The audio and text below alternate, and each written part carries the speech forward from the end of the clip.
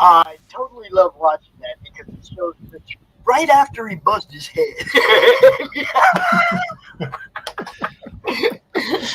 Yeah, I'm going to redo that for next month and pull out some new ones from the last 2 months, pull out some new screenshots to add to it. Because Rich got his hair back. You know, we can't be showing that bald Rich no more. No. Welcome everyone to CRoM Con 16. I'm here with my partner Rich. You know, hangs out with me on Monday Madness. The Richness has his own show starting on Tuesday. All that, right? And our usual Sunday host for the opening panel, Glenn Fleming. Hello, Glenn Fleming. Hello, And everybody. Hello, Mr. everybody. Okay. Comic himself, Mr. I Got It All, Yeah. Dave Houston. Texas Dave. Hello, Texas Dave. How are you? I'm okay. David, Oh, darn, you don't sound like you from Texas. That don't sound right. No. What you it mean doesn't. by that? That don't make no sense to me. Well, there is a reason for it, Rich. There is a reason. See, Is it because you from Texas, that part of Texas that has that classic British accent like all of us do, or what? No. What it's about is it's part of my email address, yeah? Now, the reason why it's part of my email address is because of my surname, which I think Glenn knows. Yep. Houston. So, Dave Houston. So if you know my surname, Houston's in Texas, so Texas Dave. I kind of got that. Yeah. Oh, my God. But sometimes I do have to have things explained to me, 2 + 0, It's all right. how to breathe, it's stuff like that. Sometimes it takes a little bit of a turn. How to unmic your mic. Yeah, Unmute your mic. exactly. How to put my mic on the right way. Yeah, that's another thing. Holy shit. But I decided to put my other name on this time rather than just Dave H. I thought Texas Dave sounded better, to be fair. Texas Dave sound fine to me. I'll tell you that right now. Yeah. So what's in the boxes, Dave? What have you got up there now? What can we see there? You got Hulk. Hulk. All my boxes behind me, yeah. And Look at all I've got my books behind me there, and I've dug out a few new things to show you during the next hour. Some new bits of books and different things I've been acquiring. Yeah. Have I asked you this before, Dave? Have you got any original artwork? No. Sorry. Right. That's all right. I've no original artwork whatsoever, unfortunately. I think I'll Will's give you some here. of mine. Yeah. Cheers, guys. Hi, Will. Hello, Will. How are you? How are you doing? Okay. Yeah, okay. Just okay. Yeah, Just okay. I'm pretty sure we said something about this live yesterday about, my son testing positive. I just want to let everybody know the second opinion said, he's negative. So it's all good in the hood. Not going to go any more into it than that. Yeah. It's good news, bad news type thing. But yeah, he's not sick, like I said. Thank you. Apparently, Your son's not sick. Thank God. Yes, apparently that's somebody used the app. So apparently somebody used the app and it pinged or something. It pings over here, doesn't it? Allegedly, I don't know. I don't have one. And it said you were positive. Oh, they'd been standing next to somebody or something, and but the person who was asking the question was in South Africa. Allegedly, that's the story I heard. You using an app to talk to people from South Africa? Yeah. Wow. So, Contact tracing. yeah. What's going on? I won't do it. What's going on? But It's anyway. crazy. But yeah, it's all good though. My son is healthy, just like I basically figure. I mean, come on, he's the healthiest person I know. So I was It's because the rest of the people all look like us. So no, I mean actually no, like actually met, actually know, actually hang out with. I mean, dude, he's like Captain America and shit, all cut, all Nicely done. He's like a gym rat, super healthy, does, drinks the protein shakes every day, goes to the gym. I was just like, I don't get it. This is like, nah, let's not go there. Comics Unlimited, number 7. Yeah, number 7 out now. Posted this morning. Ready now. Dave's just ordered his. That link. Drop me that link in the private chat so I can. Okay. I've never met this bloke from Texas over here, though. I think you have, Will. Texas Dave, my arse.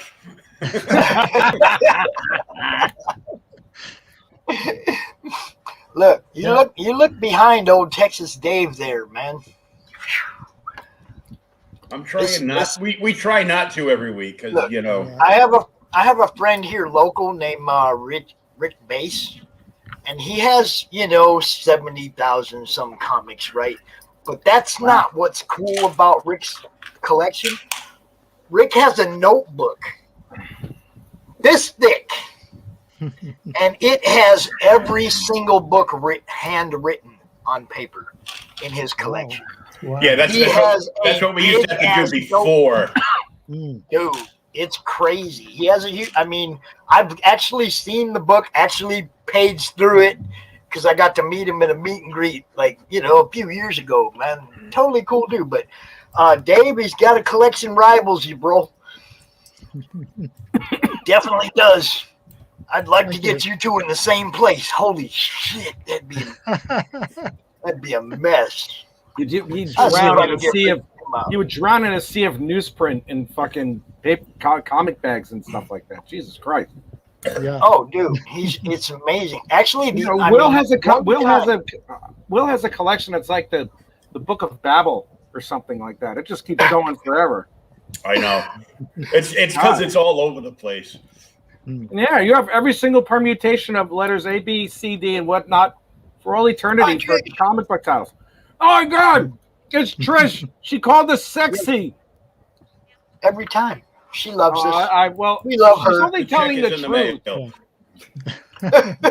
I mean, maybe she sees two of me because when she says sexy guys, there must be like 2 pictures of me up there somewhere. That's what I'm saying. It's like because that's a plural thing. Hey, check out the shirt, y'all. Time for new glasses. Pops. What? Madness Comic Network. Yes, that's awesome. Hold up. Check out the back. Can you see that? Yeah. You see that? Yeah. You see that?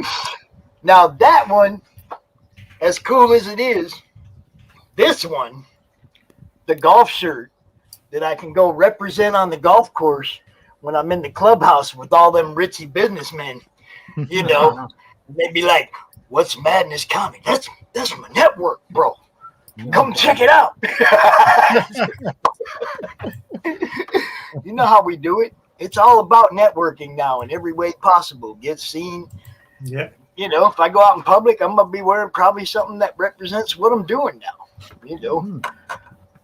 And the CRoM Con shirts are available through Dale Robb in the Comic Related Madness D's Custom Tees. If you like the shirt I was wearing yesterday, you can get those.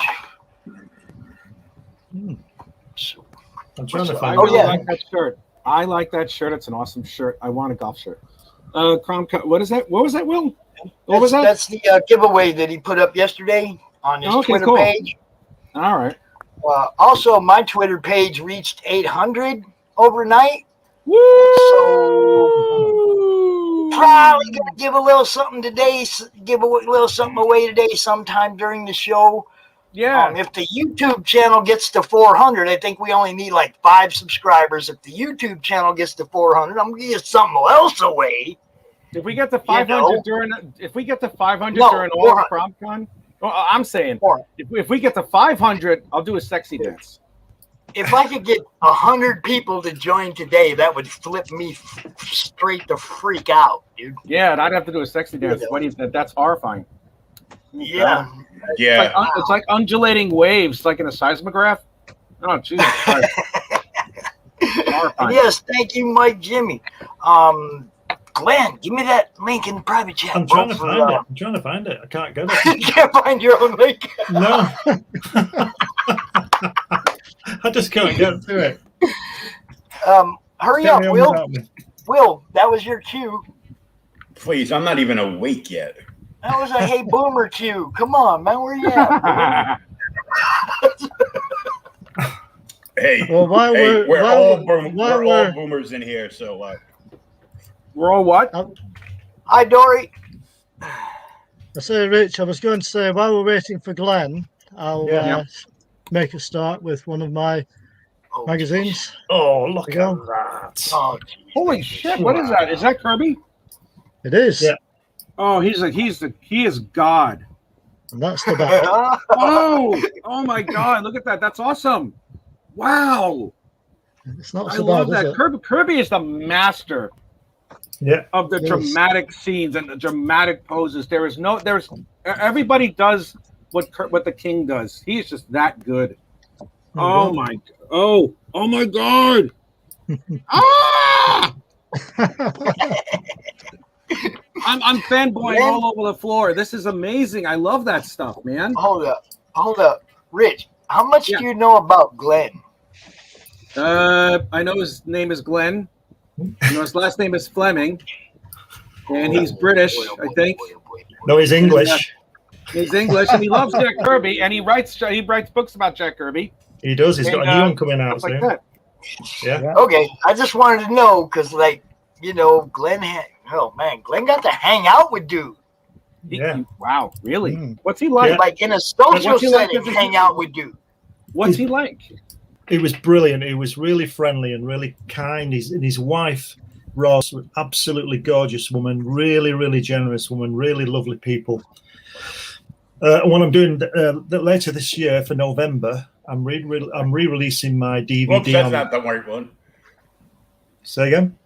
Never mind. Yeah, that was really What are that was you doing? obnoxious, Will. Can you not interrupt, Squirrel? Anyway, please continue, Glenn. Before I'm we get re-rele- interrupted once again by Will. I'm re-releasing my documentary about him that Dave came to the premiere a few years ago.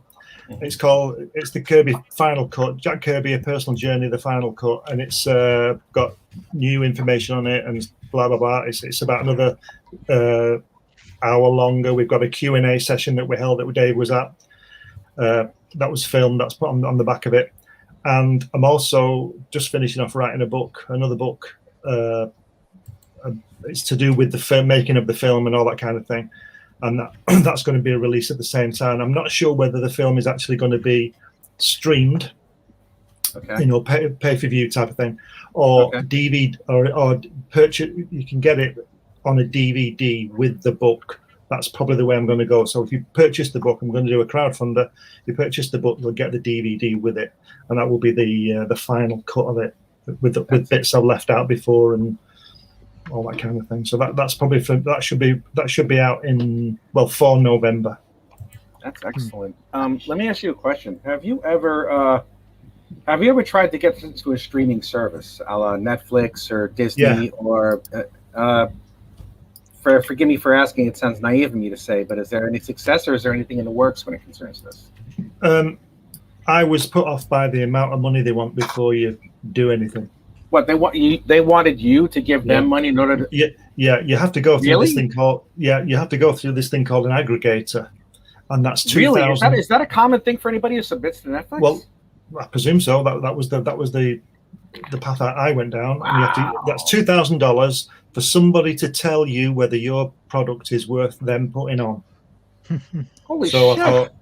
I thought, forget it. Crazy, Is that isn't as it? strenuous as cans or something? Well, Oh my God, that's crazy. That's quite a bit of money for someone to tell you no in case they're an asshole about it. that's right. Yeah.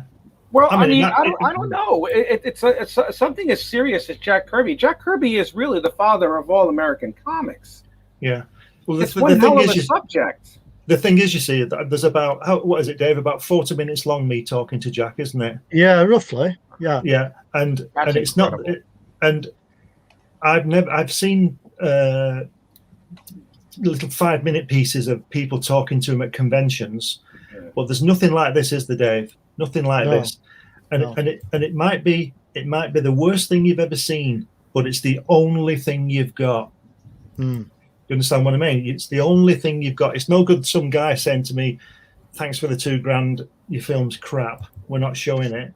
Because if they're not going to show mine, they're not going to show anybody's. Because nobody, as far as I know, I've never seen them. Nobody was there filming and doing all this kind of thing. as far as I know.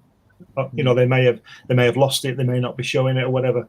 But apart from the Kirby family, who I would hope have film of him, you know, at family parties and things, this is the only film I've seen of Jack in his studio. You captured him in his studio? I was there. No, not while he was working. No. No. He's just talking about his life. He's talking about the one story he told us about when he was 15 and he flew upside down in a biplane over New York City. I'm not surprised. He didn't fly he wasn't flying the plane, but it was his friend, and they flew over the top of the Empire State Building. He was probably doing something with one of the stewardesses in the back or something like that when the plane was flying upside down. It was a 2-seater plane. Oh, then he was fine. Yeah. So there's enough just room things for like stewardesses then. Yeah. Just things like that, yeah. And like I say, they want money to look at it, and I'm just thinking when I got that information, I thought I think I'll be an aggregator and spend. That's incredible. What is an aggregator or a third party, or is he? Are they hired exclusively by Netflix? I didn't get that far. I just saw that and I thought, no, forget it. I would imagine they're probably Netflix people, but like I said, I could watch 8 hour-long films in a day and charge $2,000 each. I'll do that job, I think. God. You know, and if I like it, yes, and if I don't, no. It's chances are they don't watch the damn things unless it has some sort of like studio name or involves I don't know, some mutated, unnaturally looking Hollywood star, whatever it is, sent by aliens or some crap. Payoffs. Yes, thank you. Yeah. That too. And secrets that Jeffrey Epstein did not kill himself. What was I going to say? Well, there was something I did want to ask. As a fanboy, I have to ask this: did he draw anything in front of you when you were visiting him? No. Is he very private? Was he very private with that? Was that something that he had? No. What it was, I mean, when I first went to see him in 1988, he was 71 and he'd retired. Yeah. So I didn't ask him anything like that. I didn't ask him about Marvel, about Stan Lee, about any. I didn't. Wow. I went with an open mind as to. I didn't want to put him on the spot for anything because I was in his house eating lunch with him and his wife, and I didn't want to piss him off by saying, "What do you think of Stan Lee? What do you think of Marvel?" So that would have been rude. Wow, that's So what I did was the second time I went, the first time I went, the camcorder broke. Mm-hmm. The camcorder I had broke, and I've got about another 5 or 6 minutes that worked that I'm putting on the final cut that wasn't on the original of us outside around his pool. And you captured the essence of the man instead of just what he's known for. Yeah, that's right. That's fantastic. And then the second time I went, I took a camcorder that wasn't going to break, hopefully. Oh my God. And my friend Bob from California filmed it, and as Dave knows, he goes walkabout occasionally and films the wall because he gets very bored. He gets bored easily. Does our Bob? He's not. If I was Jack Kirby, I'd be bored immediately. Also, I mean, the world that he's created. I've never been of the Stan Lee Church. I can't say that I have because it's. Fine. Stan Lee may have come up with these ideas. God rest his soul. It's no disrespect to him, but at the same time, it's just that it's like, the writer and the artist relationship. They have to be, one of unison. They do, and one cannot exist without the other. They really can't, especially when it comes to the comic books or anything. So, I mean, if Stan Lee didn't have Jack Kirby, he'd be a novelist that would sell maybe like 10 books. Well, he didn't even write his novel, did he? He didn't write really anything of any type of special substance, in my opinion. I mean, he came up with the characters, but after a while, obviously, other writers and better writers, took over the characters and did a far better job than he did. But he didn't come up with the characters, did he? He came up with he came up with the idea of what the character thought of what the characters could be, and Jack Kirby put them to pen and paper and gave them life, if you want to put it that way. I think he used his interpretation of the idea, yeah. Oh yeah, well he improved on anything that Stan Lee might have put down easily. And I will admit wholeheartedly, I am biased being a comic book artist before I decided to write some crap. Being an artist, it's like that's how the artist really should get more credit than the writer does in a lot of it. If Stan Lee came up with the Fantastic Four, as you say, then he obviously read Challenges of the Unknown, didn't he, Dave? Yeah, I'm thinking that. And that was 3 years. That was 2 years before Fantastic Four.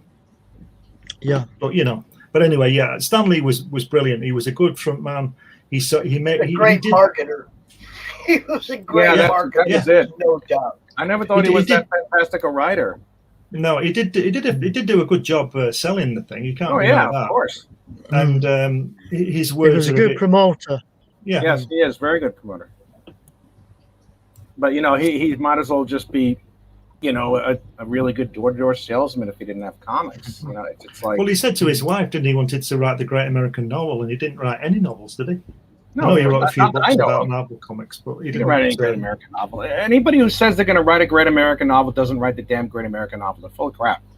You don't say it, and then you just write the damn thing. It's the truth. You write it, and that somebody else says it is. That's how that works. Yes, you don't get to decide what fans do. He's right. He's absolutely correct. If anybody else says that what you wrote is a Great American Novel, then that's when it's a Great American Novel. Yeah. That's why I never talk about how amazing and fucking fantastic my comic book is or anything, because that's never happened. But actually, I actually really don't believe that, to be honest with you. But did you think? I mean, how much? Now you spend all the time with Mr. Kirby. I refuse to say Jack.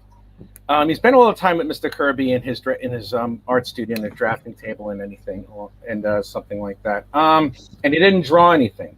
Do you think that something like that might have had an impact when it came to trying to bring it to a streaming service or any other type of channel or anything? Because when you think Jack Kirby, you think comics immediately. Yeah, but they haven't seen it to see that he doesn't. I know, but it's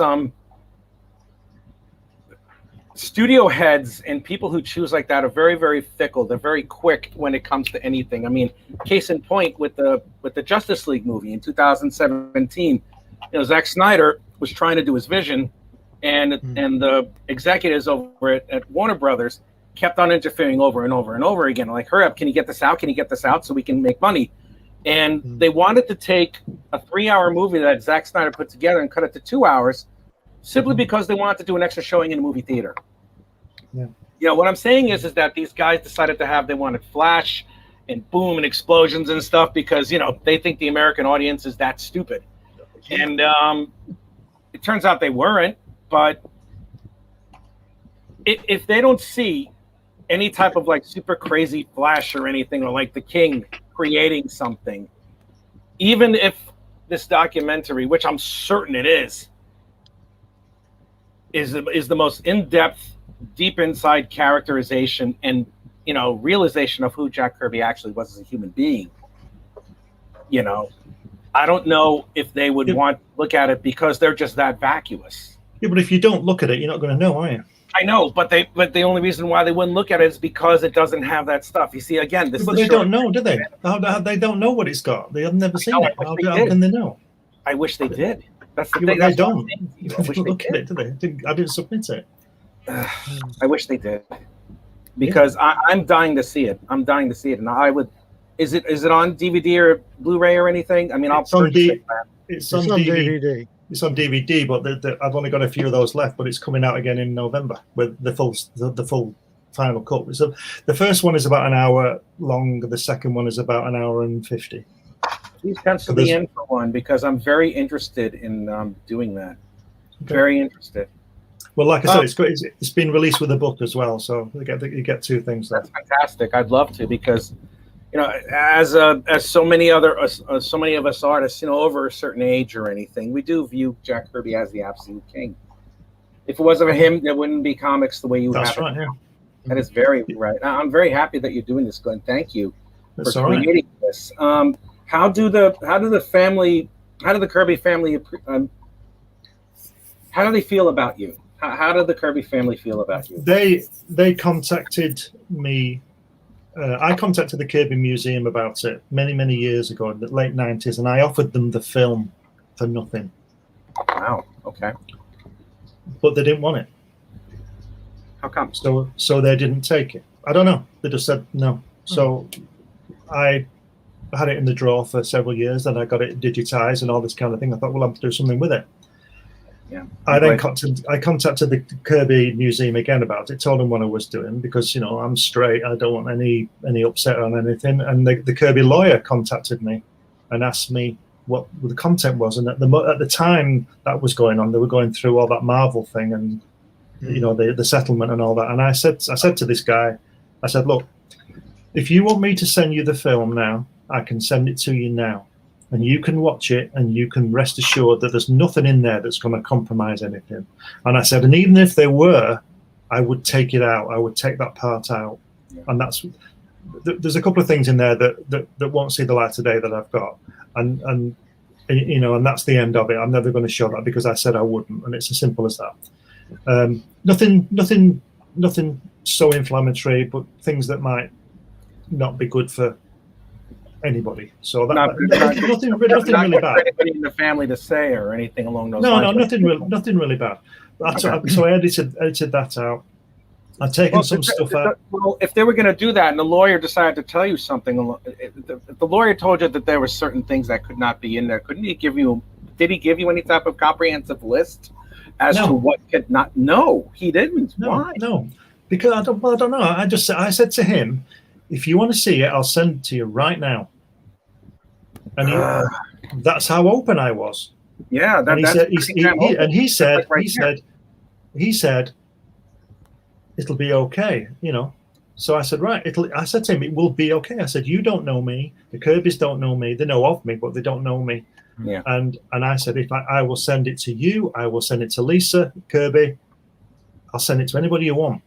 There's nothing on it that will cause any problem with anybody because we didn't talk about that side of it only for a second, and it wasn't that bad.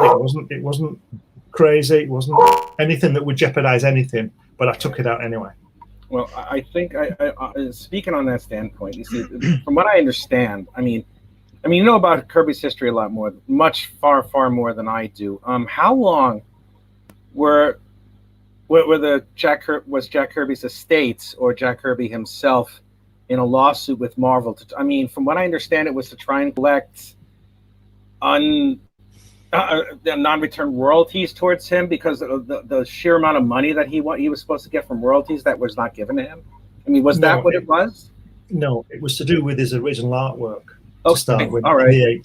Forgive me. Thank you for correcting me. You're making me smarter as I go along. Thank you. Well, he wanted his artwork back. Everybody was getting their artwork back, and he had in the 60s. He drew something like 10,000 pages. Good God! And he got something 10,000? And he got something like 2,500 back. And he had to sign a special release, and that was on the back of the. The document that let's say, I don't know, John Buscema would sign to get his Thor pages back. But there was no copyright claim, you see, from John Buscema and those people because they were Jack's and Stan's Marvel's copyrights. And it turned into that. And then of course, I think Jack and Roz died, and then in the turn of the century was when the Kirby family went to get this recognition and thing, get his name on the thing and all this kind of thing. And the settlement was the settlement. I don't know what it was. I don't think anybody does. I think it's all, the rumor mill is a couple of million. Well, non-disclosure. I don't know what it was. It's I don't know either. That could be just tall tales from anybody who claims to be Jack Kirby. That all I heard was a couple million. But which even let's say that it was for argument's sake, that's a pittance. Because all that artwork is definitely more than a couple $1 million. I mean, Jesus Christ. Yeah. Well, he only got 2,000 odd, give or take, pages out of the 10,000 pages that he did. Yeah. What did he work on in the 60s? I mean, I know it was Fantastic Four. It was X-Men too, correct? Everything. Avengers, X-Men. Yeah, Thor. Good God. Thor. He did everything. He was doing at least two and a half books a month. He was doing Fantastic Four, 22 pages. He was doing Thor and Tales of Asgard, which added up to about 24 pages, I think, a month. He was also doing a 12-page Captain America. So he's doing 50, 60 pages a month because covers. He was doing layouts where people were drawing on top of. He was doing Nick Fury, John Severin drew on top of that, Jim Steranko, these people. He was doing everything. He was doing everything. And that's incredible. The speed that this man must have had and the precision. Well, he was some days he was doing 4 and 5 pages a day. That's incredible. That's ridiculous. 4 or 5 pages a day. Wow. He was doing a book a week at one point. A book a week.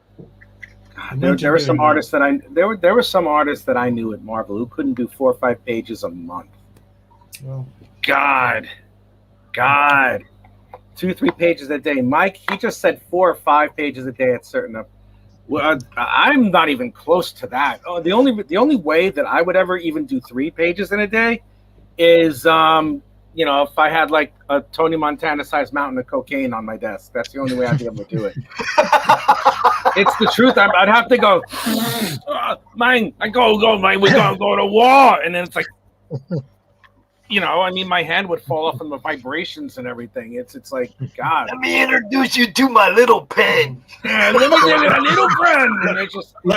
Let me just put this out there, just in case anybody's listening. On the final cut out in November, there is still nothing there that anybody should be worried about, because that's not what I'm about. It's not about that. I didn't talk to him when I went the second time and with the camera. I decided that I wasn't going to mention anything about anything to do with that. And when I was leaving the kitchen, having had some pizza with them to go to the studio, Roz pulled me back and said to me, "You're not going to be talking about that stuff, are you?" And I said, "No." And she wasn't asking me, she was telling me, So, but I already made my mind you up. listen to the wife of God. Yeah, you do. What you'll see on the film is that Jack likes to talk and tell his stories. So I didn't go with any questions. I just let him talk.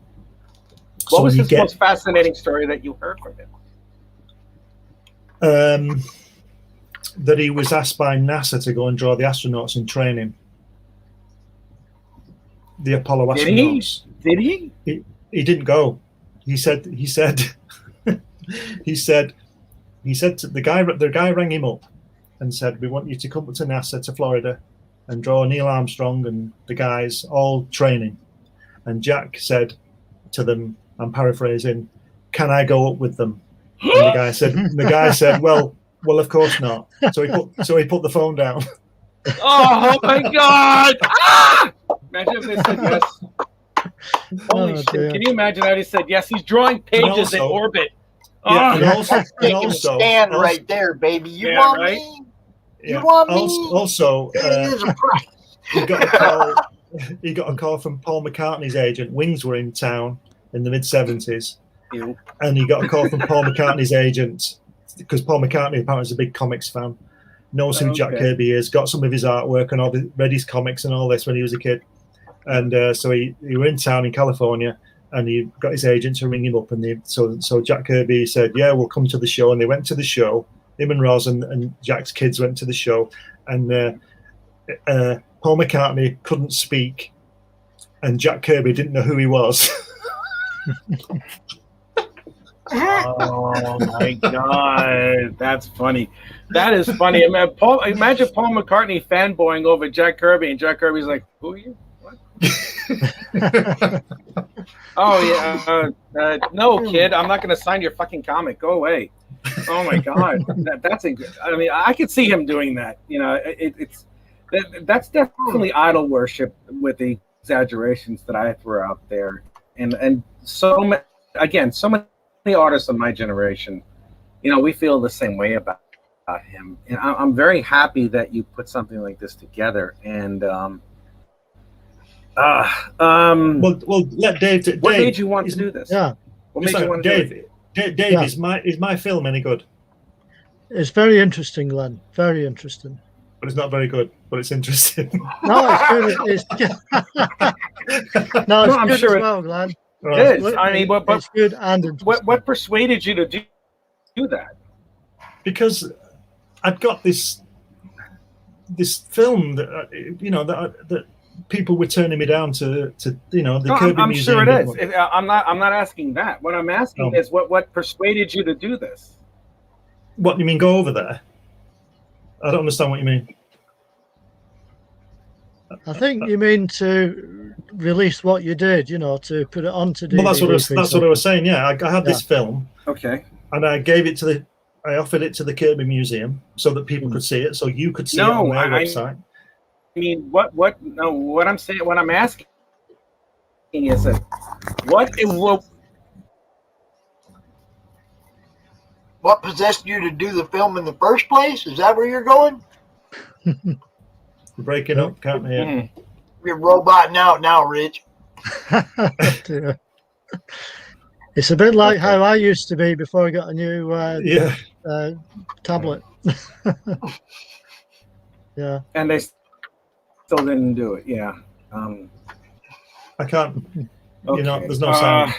God, Pops, do you have anything to add? I was just asking, Rich. Are you really asking? Good questions. I'm not of good questions right You're now. lagging out. You're totally right. Yeah, there you go. See, you were lagging out, Rick. I don't know if you're still watching, but let's assume that's what he was asking. What made you want to go interview and make this film with Jack in the first? Right. Yeah. I'll answer that this way. I'll answer that with a question. Who wouldn't want to meet one of their boyhood idols? Who wouldn't want to do that? So what I did. One couple were cool and a couple weren't, but okay. Well, it's all in the film. So watch the film. That's the best way to do it, isn't it, David? I tell you on there, don't I? Yeah, I tell the whole story there as to what was going on, why I did it, when I did it, and how I did it. The whole thing is there. So if you look at the film, hello. Hi. If you look at the film, you'll see. Yeah. All right, excellent.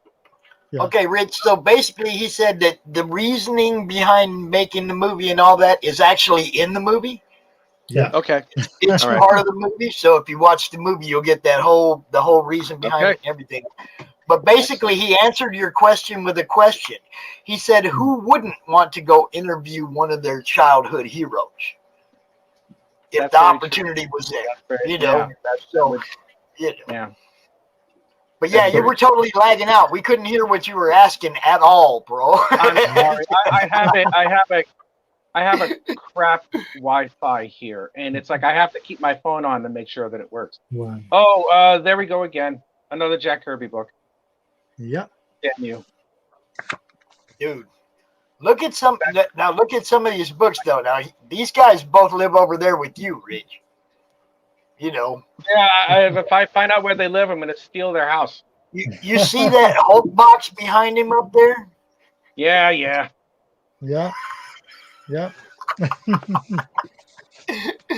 Look at that. Wow. Oh fuck me. I give up. Holy shit. I quit. That's it. I'll never do that. I'm done.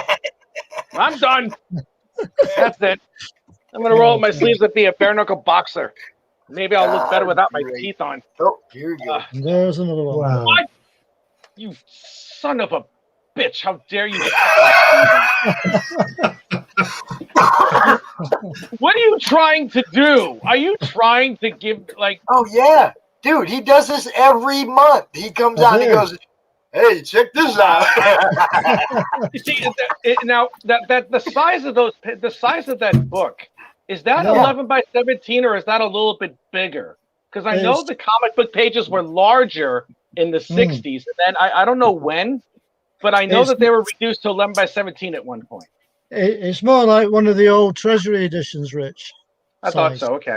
Yeah. All right. Okay. Yeah. Rich, you need one of these. You need one of these.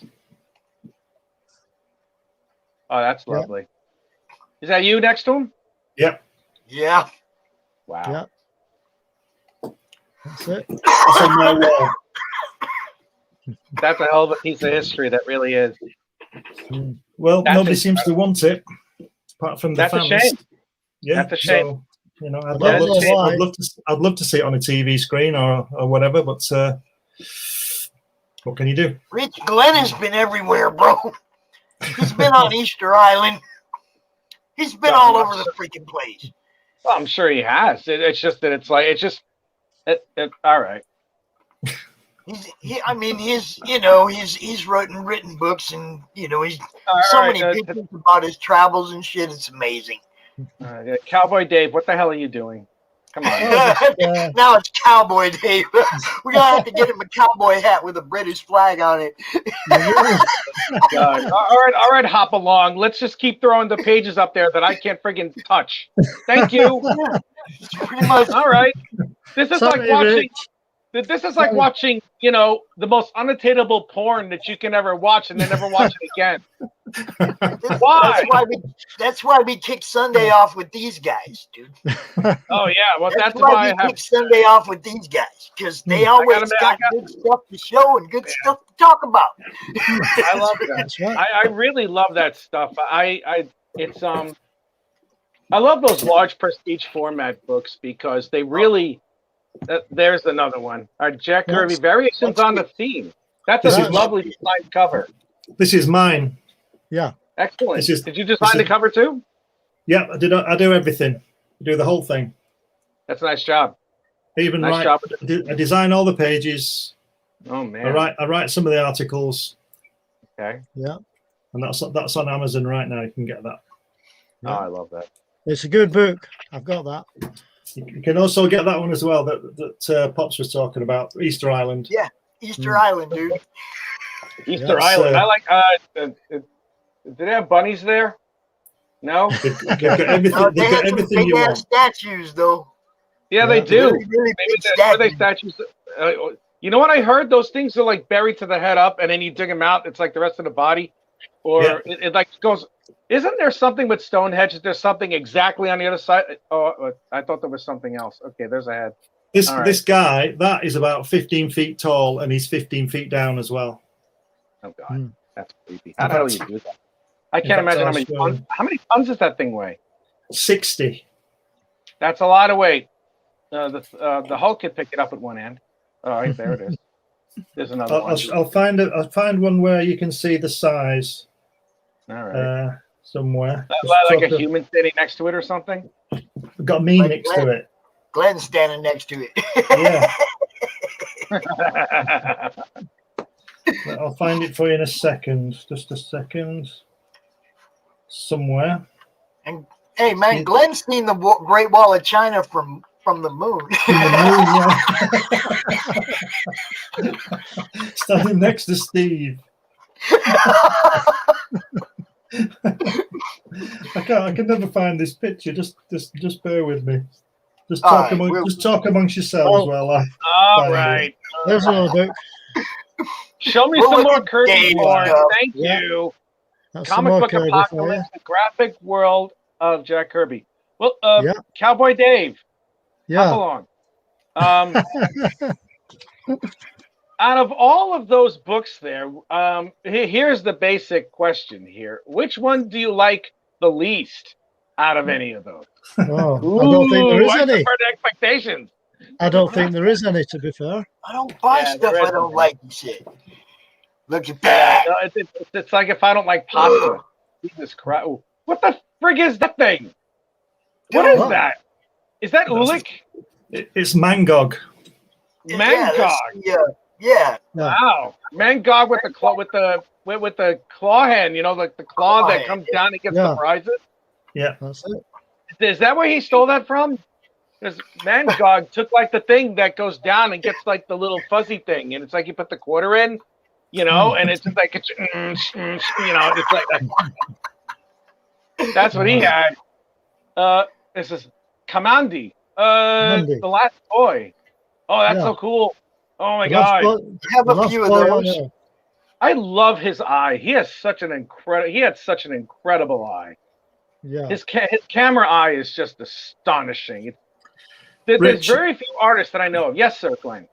This guy that I'm going to show you now is the same height below the ground when Dave's showing that. But this guy I'm going to show you is the same below the ground, and I'm on it. You'll see how big that can be. I wonder if Cowboy Dave ever feels like a dirty old man when he flashes that shit to me all the time. Look at that. That's wow. Yeah. Holy God! Look and look it goes that far underground too. Mm. Yeah, it's like it could fit like 100 of you, or maybe like 200 of Jack Kirby because he's so short. That one is 30 feet high and it weighs 60 tons. Wow. That's ridiculous. But 30 height and Yeah, that's just insane. Oh my God!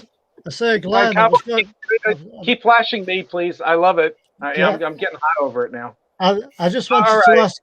I just wanted to ask Glenn if you were aware of this book, Glenn. No, I'm not. No. Right, it's a very good book. This one too. It's got lots of different examples of his artwork. You were sending it to me, Dave. No, I wasn't. Wow, look at that. Are you kidding? I wouldn't send that damn book to anybody. I'm like, yeah, sure, I'll give it to you. Rich, shush, Why? Rich, we're all trying to get on Dave's will. Be quiet. Well, what does anything I say have to influence who he puts on the will? You might want to get on that will too. I don't want to get on it, okay? I'm just saying right now I don't want to inherit any shit because I really like my clever quips and my playful insults. And I'm just too busy looking at all this lovely stuff. I know, it's amazing. We all want to go. We all just want to go hang out at Dave's house. See, we all need to hang out at Dave's house. You live over there. You could actually do that. That's right, and you don't. You don't. I know. So I get the chance. You can actually go hang if out I choose with to, Dave. if Dave Houston or Glenn decide to get together with me and have a few pints, I can do that. You cannot, because you are across a pond. Yeah, see, you can do that. You could go to Dave's house and look at this stuff. Provided Dave invited me. Dave, if you invite me over your house, I will make the best fucking lasagna you've ever had in your goddamn life. And then you guys have video looking through some stuff. You guys can do a show. Look at this. Look how insane that is. Maybe. You know what I'll do? I'll try.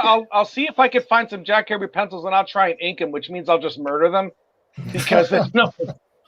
Well, wait. Let me ask you a question. Who do you think? I call it Dave's house hangout. Wow, fuck it, it's like a bloody train. Yeah, let's all invite ourselves to Dave's house. Let's all invite ourselves to Dave's house and forget about how he feels about it. You guys all go to Dave's house and have a party and then video it. Yeah, and then we're gonna send it to you, Pops, and we're gonna be like, hey man, go live. If we had a party at Dave's, we wouldn't be able to get in for comics. We'd be in the street. Not room for 4 people in there. Because Dave will let me in because I'll bring the collected works of Rob Liefeld, and he'll love that shit. Mike say, bring your BYOB, it won't cost you a penny. Marvel pinups. Oh my God, I was at Marvel when they did Marvel pinups, but it was an entirely different thing. And holy Christ, that there was one of Captain America lying on the beach with his big old butt sticking up and everything and looking over his shoulder like, yeah, it says enter as well as exit. Just like that was the strangest fucking thing I ever heard. I know. Put up that sign. Put up that warning there, Pops. I want to read it in my British accent. That's fucking fantastic. I love that Baxter building in the background. My God. It's good, isn't it? Well, those colors, the opinions expressed in the following broadcast are not necessarily those of CRoM Con comic-related madness. It's staff, contributors, and sponsors. Viewer discretion is advised. Excellent. John Buscema, that isn't it? It is, yeah. That's John Buscema? Yeah. Yeah. Oh, he's amazing. Oh my God. He is so good. I miss so many. I almost regret being born as late as I did, because if I was born 10 years earlier, I would get to see the masters like this in real print. Galactus not eating Earth. Says fuck that shit out the planet-wide. All right, whatever. There you go. Wow, look at that. You just I in my knew head when you'd I read see it, some of Rich. these. That's why I put it up there. Yeah, I know. I know. That's why you put it up there. Keep doing that, and I'm going to read all the crazy shit. And at the end of it, I'll be like, "Oh my fucking god!" There you go. Woo! Look at that cheesecake. Give me some of that Yeah. nastiness, Crystal. Look at that. Woo! Move over, Triton. You fish face. I want to see the hot chicken yellow. Getting Yeah, all I have after to admit- hours over here. Yeah, I know, right? It's definitely after hours.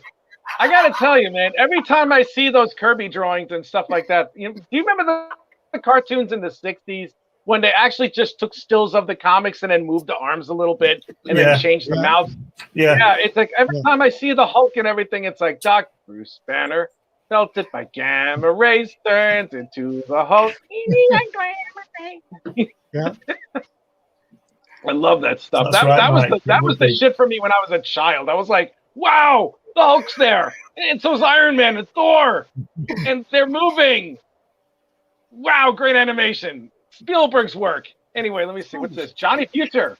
Johnny Future. Who's that? Who's the artist? Who's the artist? The artist is Louise Bermejo, something like that. Louis Bermejo. Yeah. The Mayho. Yeah. Oh, Okay. Is that an idea inspired by Jack Kirby, or is that just No. something you just no, you this just pulled it out of your pile? this is a British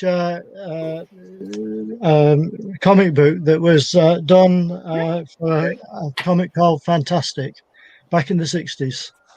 Wow. So Okay. what they That did was it was a Spanish artist that drew it every week.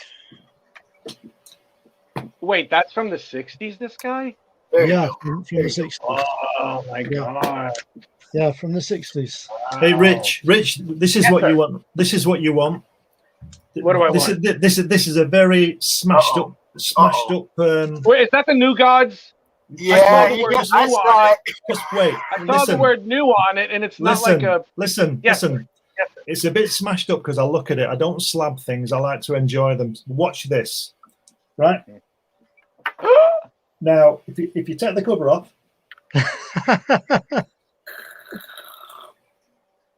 That's it. signed by the man himself. That's amazing. I want one. And I have several others as well. It's like the first commandment has been written by the finger of God. Yeah. That is the most incredible thing. You could probably buy a house for that. Probably True. not. No. Well, I'm just being exaggerating for the sake of it, because it's. I think fun. somebody once offered me $15 for it. So. What? I said, $15 and a kidney, maybe. Yeah. Give me a kidney, and maybe I'll give it to you. Put a few numbers before the front of it. I might. I know 15, like about 5 or 6 zeros after that sucker. How about this one, Rich? What's that? Oh, Star Trek. Star Trek. Okay. Yeah. Yeah. I don't know if you remember it.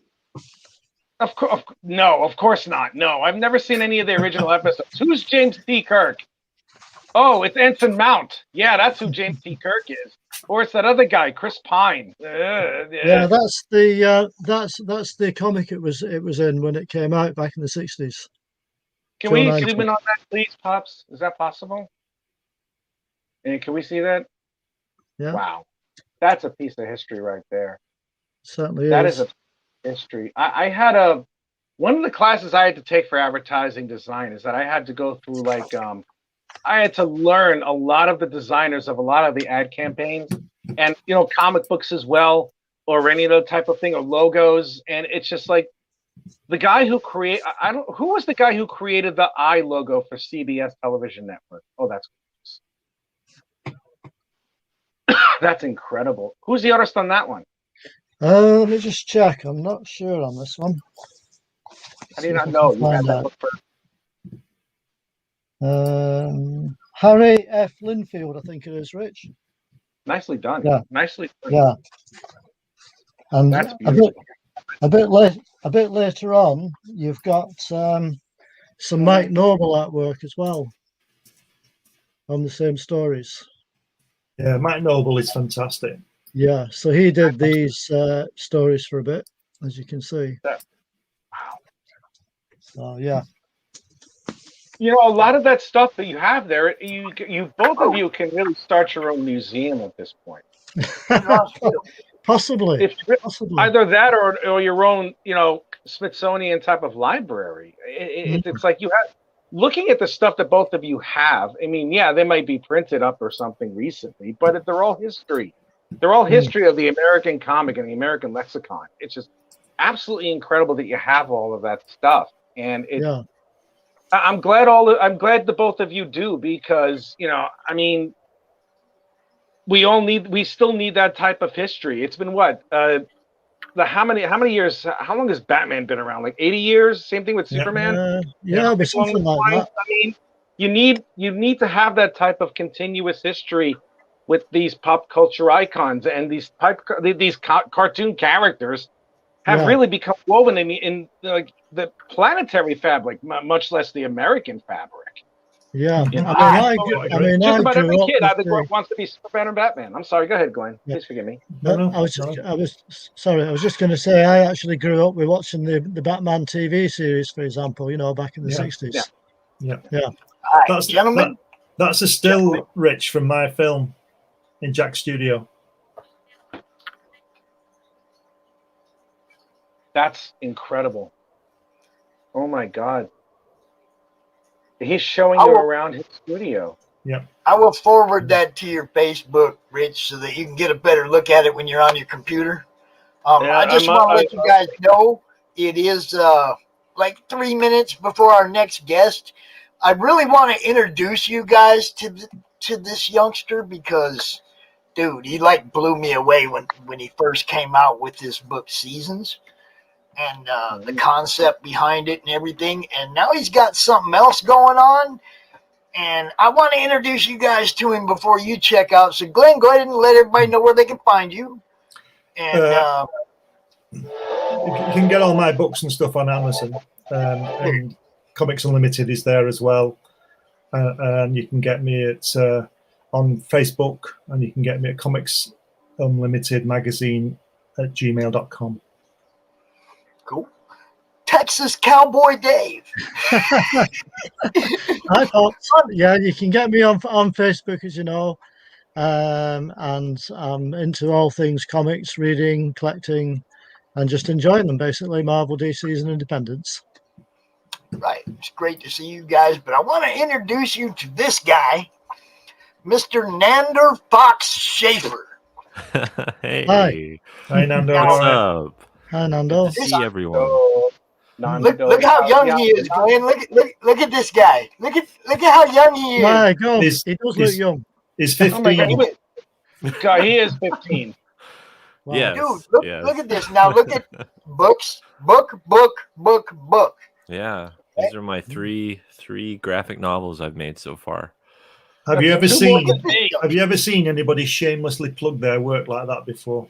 You realize we're all going to be doing that next week. Oh yeah. It's lovely, isn't it? Look how young he is. He just did his 3rd graphic novel. And I'm not talking about little books. His 3rd graphic novel. This kid blew me away when I first seen it. I was like, oh my God, it's been a few months, since I've seen it. It has been. Yeah, it's been a lot going on. Yeah. First issue. There it is. Yeah. All right. Comics Unlimited. That's Glenn's bi-monthly? Bi-monthly or monthly? Yes. Yeah, bi-monthly. Yeah. It's just out today. The number 7 is out today. Good stuff. So yeah, Nandor, dude, it's good to see you. Let me get your banner up here. Yeah, no worries. Thanks for having me. It's so good to be here. I've been wanting to come on, some of the previous ones, but I've been so busy trying to get volume 2 done, and then I've been working really hard on getting Man-Child prepped, and so I really wanted to come back like strong and not just be like, well, I'm working on stuff. No, I really coming wanted back to... strong for sure, man. Yeah. I wanted to have something really exciting to share with everyone and have it be worth everyone's time. That's great. Have you got any interiors to show us, Nando? Interior artwork? We're gonna pull it up here. Yeah, first, I I have wanted to show you that he's got a trailer on YouTube. Oh, right. Yeah. Yeah. Go ahead. I was going to go ahead and run that, dude, but I got to kill what I was showing. I got to kill you with the picture of you, Glenn, and pull up different. All these kids, they have these new things: FaceTube, UBook, InstaTwit. You know, I mean, come on, man. It's crazy. In my day, we used carrier pigeons. All right, so this is the trailer, and I got to mute myself, and then I will.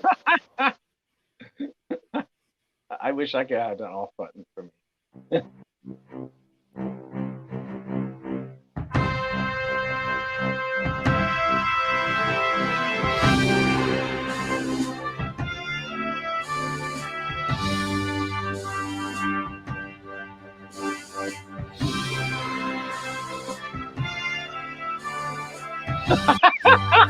Oh my God.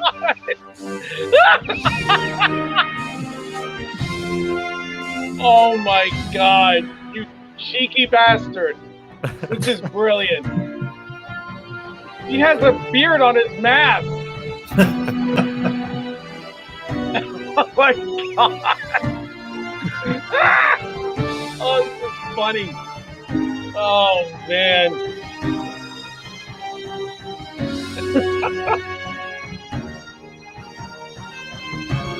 Wait, what was that guy doing in the... Oh, give me a break.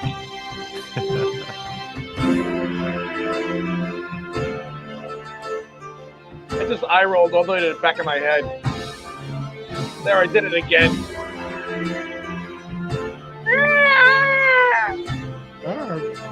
Kiss me, you fool.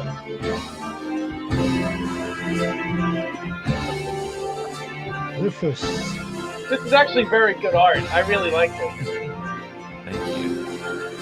You're very welcome.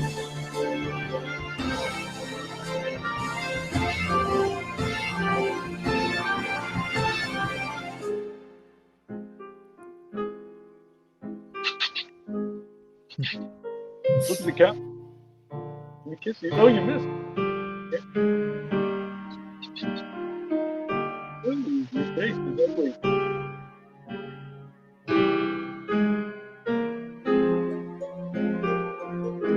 Aww.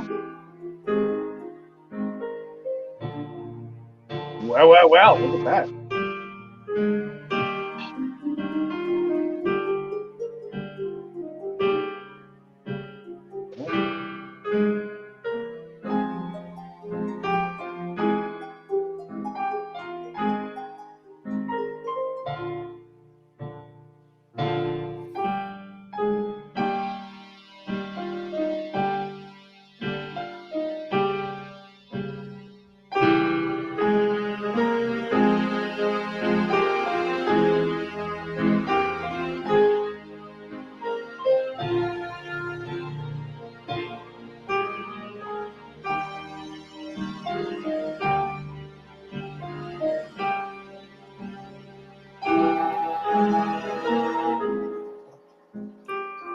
I was going to say I thought it looked like Stan Lee. Yeah, young Stan and Joan. Yeah. Oh my God, that was his wife. Yeah.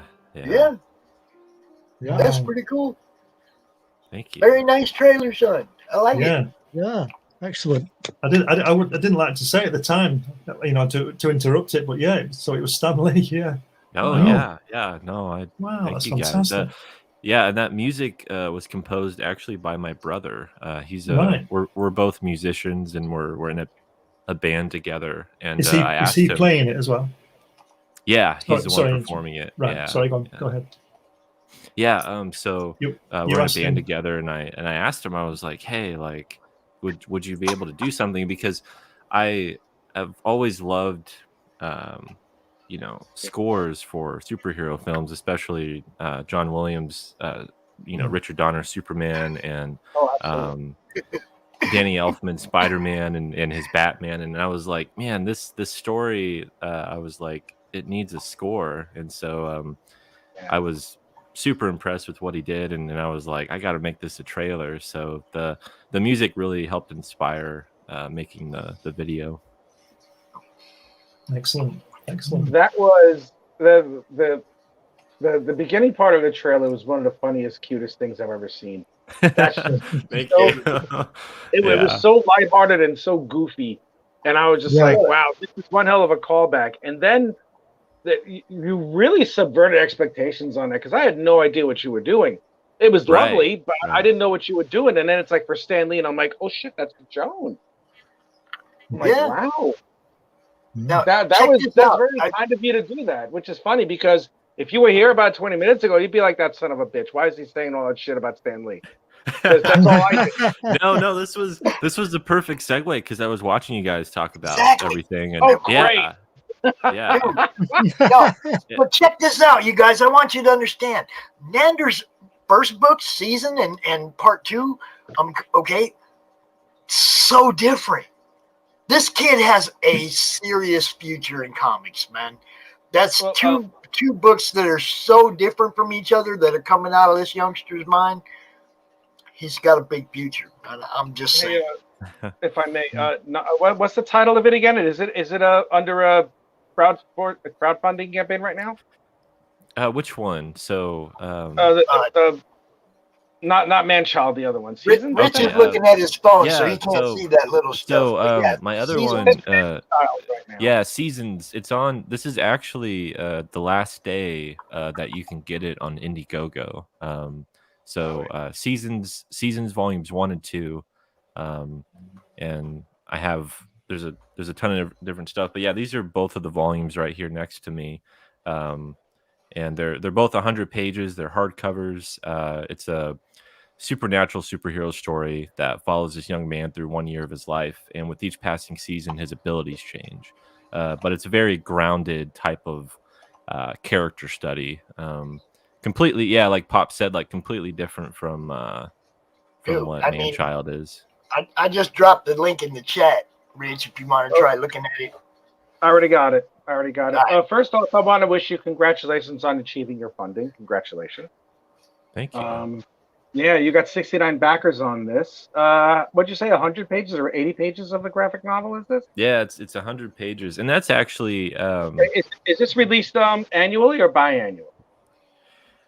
So this is actually...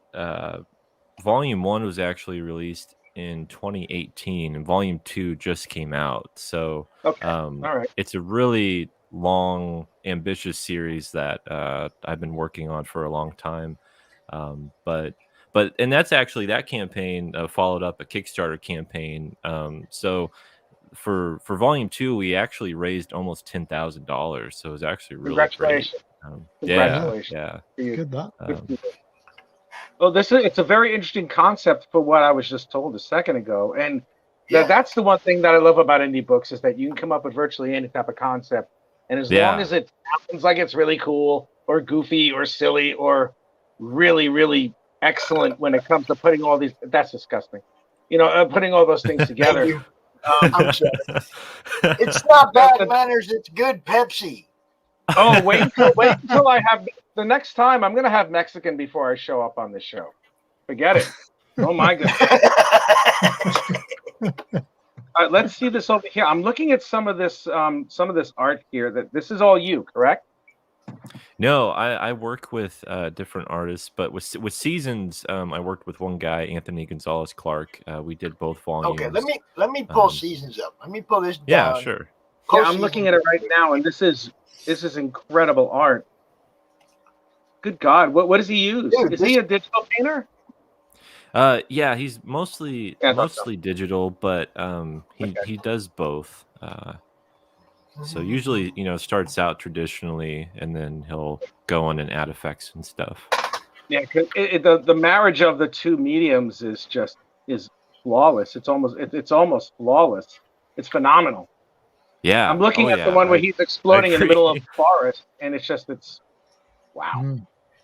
I love the fact that it's black and white too. That's just, oh God, to me that's a lot richer than color in a lot of ways. Yeah, it's so cool because this is a really great point that I love to point out with the books is the first volume is completely black and white, and the second volume we introduce some color, and we're going to introduce more and more color as we go. But it's it's meant to symbolize or give off the idea of this main character and how his life is becoming more enriched and richer because it's about him trying to find out who he's meant to be. And so you get to see how that is, and the art itself shows it. So like that page right there, we have some color, and but we only put it on really, really specific points and really important moments for the character.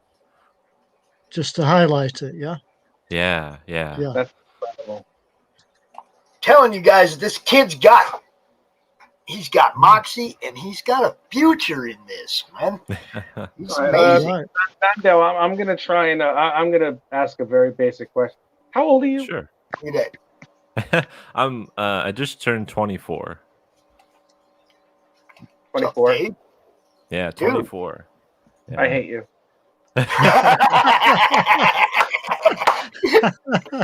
It's not bragging. It's just facts. Which Hey, translates to Has he really reached puberty yet? respects the hell out of you. God.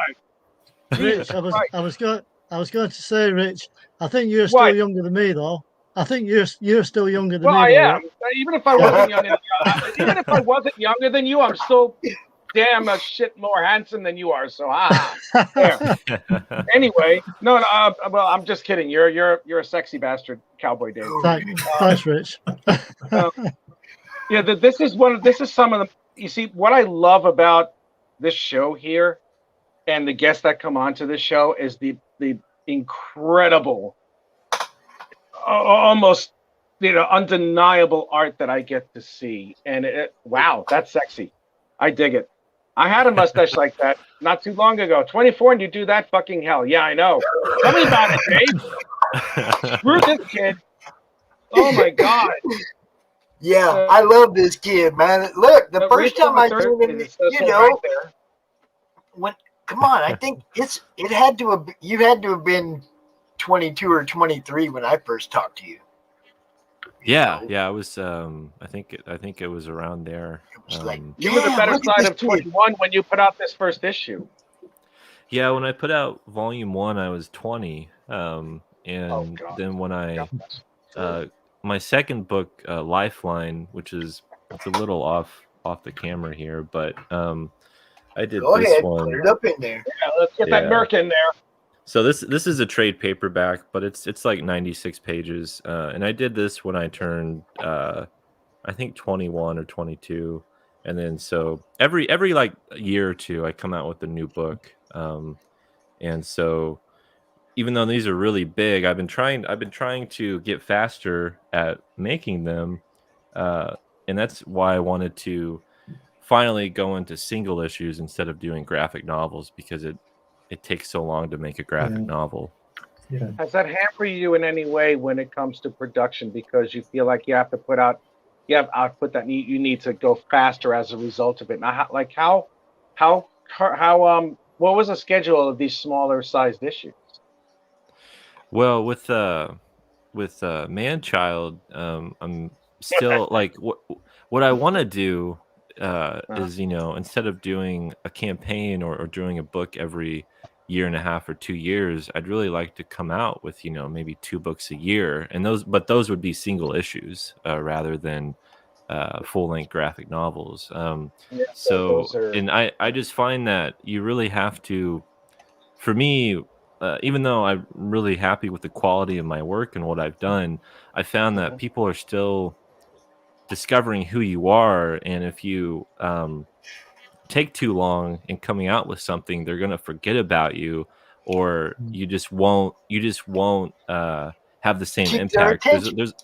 There's a lot of creators that I've seen that they keep doing things consistently, and I want to do that, but the problem is the method I've been doing graphic novels, it just takes a longer amount of time, and it's a lot easier, and I think better marketing to be like, hey, like I'm coming out with this issue, it's only 20 pages, instead of being like, well, in a year or 2 from now you'll see my next book.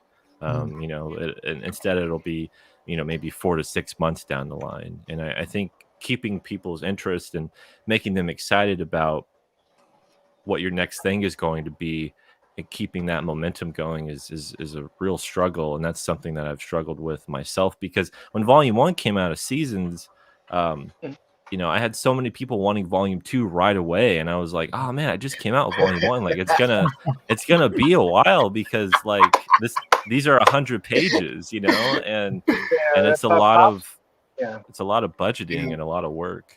Yeah, it is. I am very, very well versed in that. Trust me. Well, I had mine, and as soon as I put it out, everyone who purchased it was like, "Hey, when are you gonna get number 2 in? Because we want to see it. We can't wait." And I'm like, "Oh, God damn it!" So it's like I decided to put another one out, and my eyes being too big for my own stomach, I had another 10 pages of content, and I'm doing all the stuff, and it's like I almost had a breakdown. It's not easy. It's not easy at all. It's you get to a point where it's either you do it all yourself, and then you make sure you do one every 4 months and you reduce the page size, or you do one every other month and you make sure you hire a letterer to work along in conjunction with the artist that you're working with, and make sure that they're on a schedule. And if you're relying on someone else, I mean, not that anybody is going to like welter anything on a deadline, but you know, acts of God, you know, something terrible could happen, or just like, hey, I can't do it anymore for a while. It's sometimes that's hard to keep up. You know, it's not easy. My hat's off to you for trying. Well, not trying, for doing it. You know, so it's like my hat's off to you, because it's not an easy thing. Publishing is not an easy thing. It's not. The dreaded deadline doom. I'll be completely honest with you guys. When I first encountered Nandor, I was blown away, and I had him on CRoM Con, and you know, I mean, tried to get him on. I think he went on Indie Bolt and stuff, and you know, I mean, it was like tried to get you seen. Now look, I'm looking at this right here on this preview, and dude's got 96 people already like waiting for this. Yeah, signed up. 96 people already waiting for this. That's pretty freaking good, Nandor. You're doing all right, bro. When's it coming out? When's it coming out? Manchild is not out yet. No, yeah. So Manchild, the campaign. Oh my God! Wait a minute. The campaign it launches tomorrow. So. Woo! Sexy. Yeah. Oh my God! Where's the zapper thing? I gotta follow it. Yeah, so I'm my goal this whole time, I've been teasing this for a very long time, and I set up the pre-launch page about 3 or 4 months ago, and I was always hoping to try to hit 100 followers, and we're so close, so I'm like so excited, because that's been my initial goal, and it's been throughout the months I've been teasing more art, doing videos on my YouTube channel. I started a YouTube channel in February. And Nicely done. I've been trying to get more people excited about it, because I have so much to share. And also I want people to follow along with me, because like that's what I love about other creators, and seeing what other creators are doing is following them and seeing like them start from page 1 to page, you know, whatever, issue 1 to issue 3, issue 1 to issue 5. Like it's so exciting, and I wanted people to be there with me with it, because it's just, there's something about that I really enjoy, and I want people to feel like they're a part of it, because they are. I mean, I can't do this without them, and I want them to feel that way and know how much I appreciate them, and what I you don't feel like I deserve it all, and they give it to me, and it just means so much. Dude, man, one of the reasons I brought you out here with all these old guys is because these old guys, look, these old guys know the old guys. Oh, speak for yourself. I'm not old. Hey, what? You know the old guys. You know Keith Williams. You know some of the old guys. Be quiet. He's not old. He's immortal. That's why I call him the immortal Keith Williams. Okay, see, immortal. Damn. But you see what I'm saying? It's like these guys. I mean, like Glenn. You know, we got to hang out with Kirby, right? You know. Yeah, that's amazing. Actually find out who he was, and it was like I couldn't think of anybody better to follow their panel and hopefully interact with them than you. Yeah, hey, that was perfect. Like, you know, the absolutely age perfect. difference and everything. I love this kind of promotion and this kind. You know, you never know what's going to happen here, Nandor. I'm just saying. You might be doing something for Comics Unlimited here in the future. You never know, right? That's I would love that. I think we mentioned it a while back, didn't we, Nando? I just think that I was just so busy, but we'll sort something out. We'll sort something out for the next issue. I mean, you never know what can happen. That's what's awesome about it. You know, I love this kind of stuff, man. I could. Yeah, so do I, man. Oh my God. There's nobody I'd have rather introduced you to today than Glenn Fleming. You know, I mean, seriously, you know, it's like, and we're all going to go visit Dave someday, Nandor. Yeah. Trust me. We're all going to go hang out with Dave someday. Oh, yeah. Oh, yeah. You go put in Guinness with us. Yeah. Go put in Guinness and they get into a fist fight. You know, make sure you take down rifle fights, ugly bastards. I say, Rich. Yes, sir. Yeah. Whereabouts do you live, by the way, in the UK? Whereabouts I'm are not you? telling you. I'm not All telling right. He All right. lives Not great. I live in England. No, I live in Nottingham. I'm being an ass. I live in Nottingham. Nottingham. Nottingham. Yes. Yes. I live in a subsection of Nottingham called Cutgrave. It was an old mining town. Ah. Yeah, it's a nice place. I like it. It's a lot more quieter than New York. That's for damn sure. So you're down south. Yeah, that's right. I'm down south. Yeah, down south. Down south. Where do you live at, Nandor? Where do you live? Do you live in the north, sir? I live smack dab in the middle west of the U.S. Yeah, Missouri. Yeah. Missouri. Wow. All right. You're like right in the middle of everything. Yeah. Oh yeah. God. Oh man. Have you ever found seen another book for you, Rich? What? More and more of us British. What was that? The art of. I don't know who the hell it is. For you.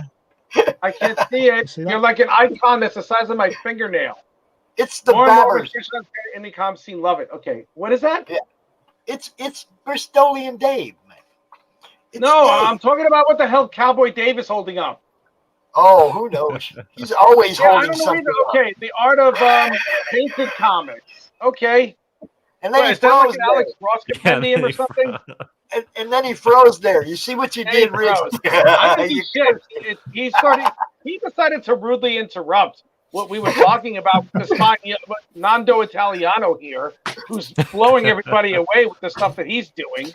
Dude, isn't it amazing? I mean, seriously. I think what Nando is putting together is one of the most amazing things that I've seen this year, and this is what I do this for, so I can see how incredible a lot of the art that's coming out is being represented now. And Nando, whether anybody realizes it or not, these two, especially Glenn and Dave Houston, they're purveyors of the art that started, the comics revolution, like in the 60s with Jack Kirby, John Buscema, those gentlemen. And it's all those luminaries who are still legendary at this time. And it's just, it's lovely to see the evolution of storytelling over the years and how it's gotten to the point of where it is now, from the classic to the edgy, to the ridiculous, to the sublime, to your stuff, which I think is ethereal. It's almost like looking at some of the art that you have, it's almost looking like a very lucid dream. It's so powerful, yet so soft and accessible. It's such good art that you have there, and you're crafting a story that's fantastic. I honestly can't wait to read it, and I hope someone sends me the link. because Man-Child is very much it is that it's a bridge between dream and reality. That's a big theme about Man-Child and that idea of looking at the complete ideal or the fantasy of it and how to reach that or what can we do to reach that and so that's awesome that I love that you're getting that from and I haven't even really talked about it, which is so cool. Like that means the art is speaking and that's what I want. It's definitely It's speaking. Man-Child is speaking in one way, because it does harken back to a time, but it also has that kind of modern venue to it, where it's like you say man-child. I mean, I'm certain that wasn't an expression used in the 60s and whatnot. Right. You have all of that, and you're taking both generations and you're putting them together without making them intrude on each other or correcting either generation, which is fantastic. Because when you mix stuff like that, sometimes one thing can supersede the other. And oh, by the way, this gentleman who just spoke, Bristolian Dave, he's part of another podcast called The Bargain Bin, and they're a bunch of really good people. Nando, if you ever go looking to go on another show, hit me up on The Bargain Bin show. Bristolian Dave's a good individual. He's a very potent interviewer, and he appreciates the same stuff that I do. So when you do this, you should be seen. You should be seen. Oh yeah, no, I want to. As of now. You really should be. Rich, you were saying before about. Sorry to interrupt you there. No, it's okay. No, you can't. You finish off. I'm already done. You finished me off. not to take away from Nando's, but I just wanted to tell you something about what Kirby said to me about my work. He said to me that I see what he sees, and he was talking about the storytelling. So I just wanted to steal Nando's thunder for a second. This is from a graphic novel I'm working on called The Amazing Mr. Kuiper.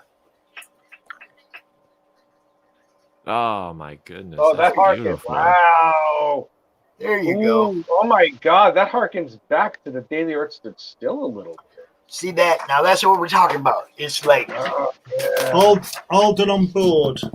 Everybody. It doesn't matter how old you are. It doesn't matter.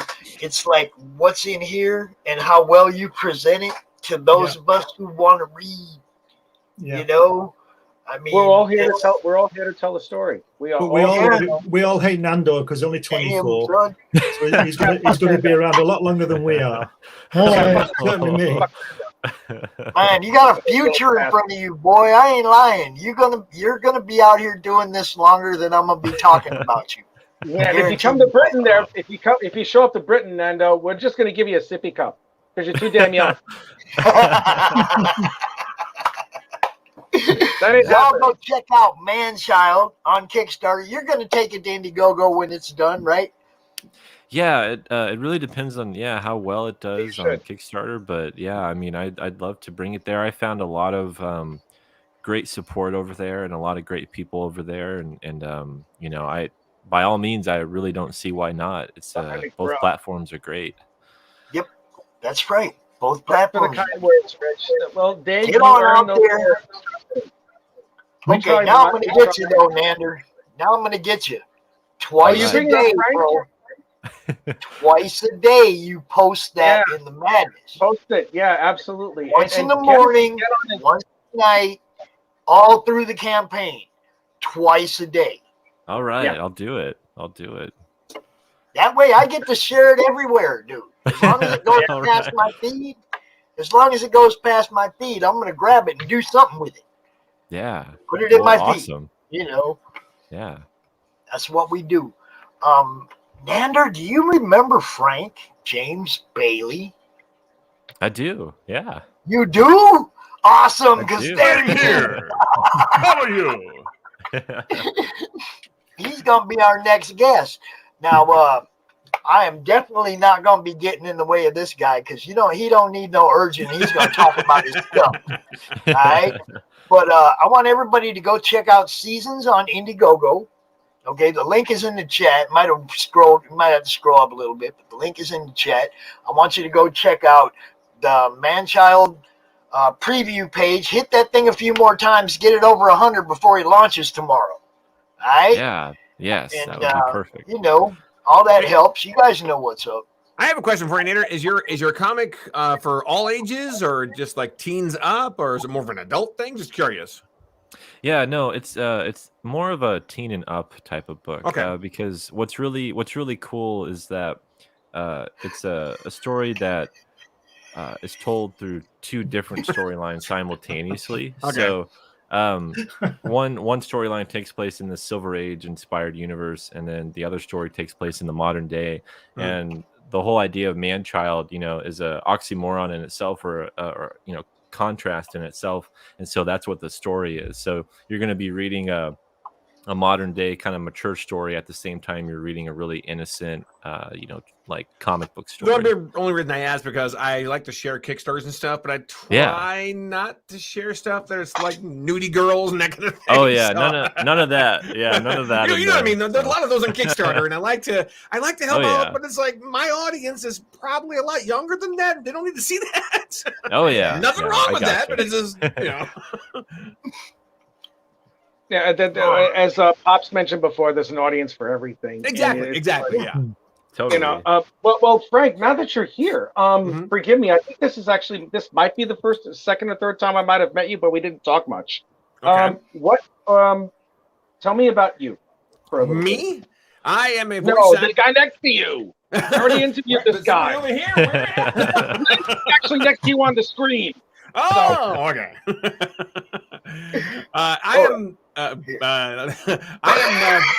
What is going on? You're flipping people now. Wait, I'm confused now. Yeah, what happened? Seems like the Brady Bunch thing,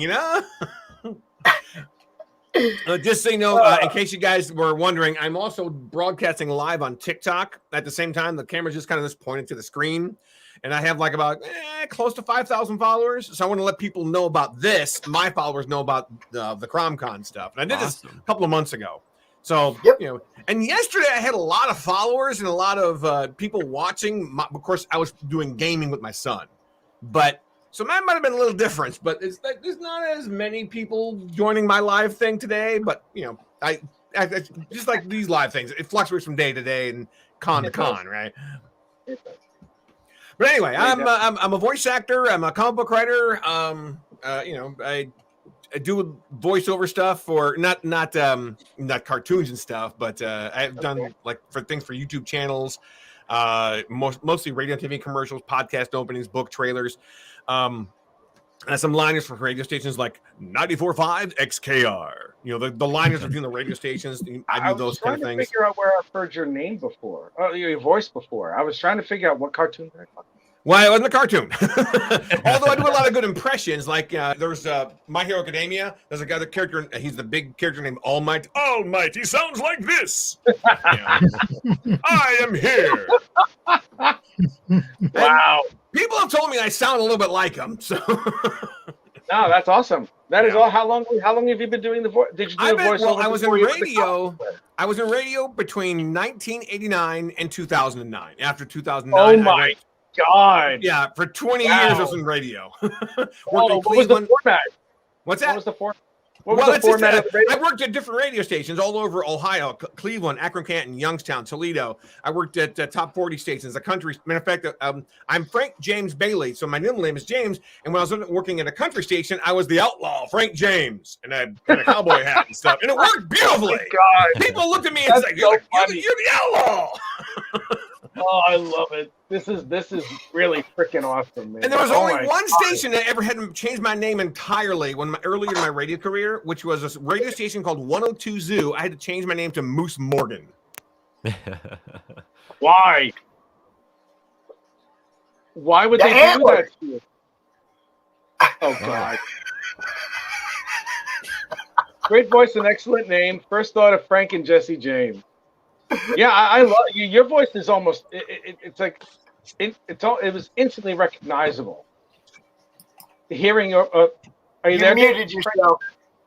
You muted. There you go. Are you there, Frank?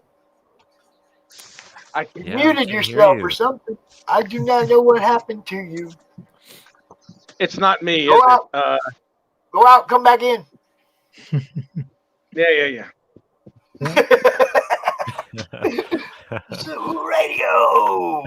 Zoo Radio. Yeah. Today. WKPH. Sorry, technical difficulties. Please stand by.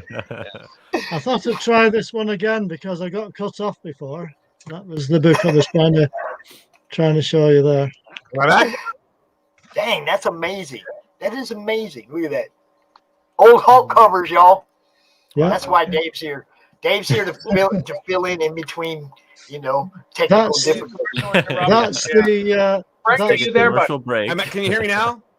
Yes, Yeah. we can. Okay. Yes, we can. Something I don't know. I heard a click and then it was gone. So I don't know what happened. Technical difficulties, right? What else can I ask you? What persuaded you to start writing? Now you write comics, correct? Yes, I write comics. I hired an artist out of India, but originally it started off as 3 illustrated novels, and I really wanted the novels to kick off, but I put color pictures in it, and it was kind of expensive to publish these things. Well, not to publish, to print.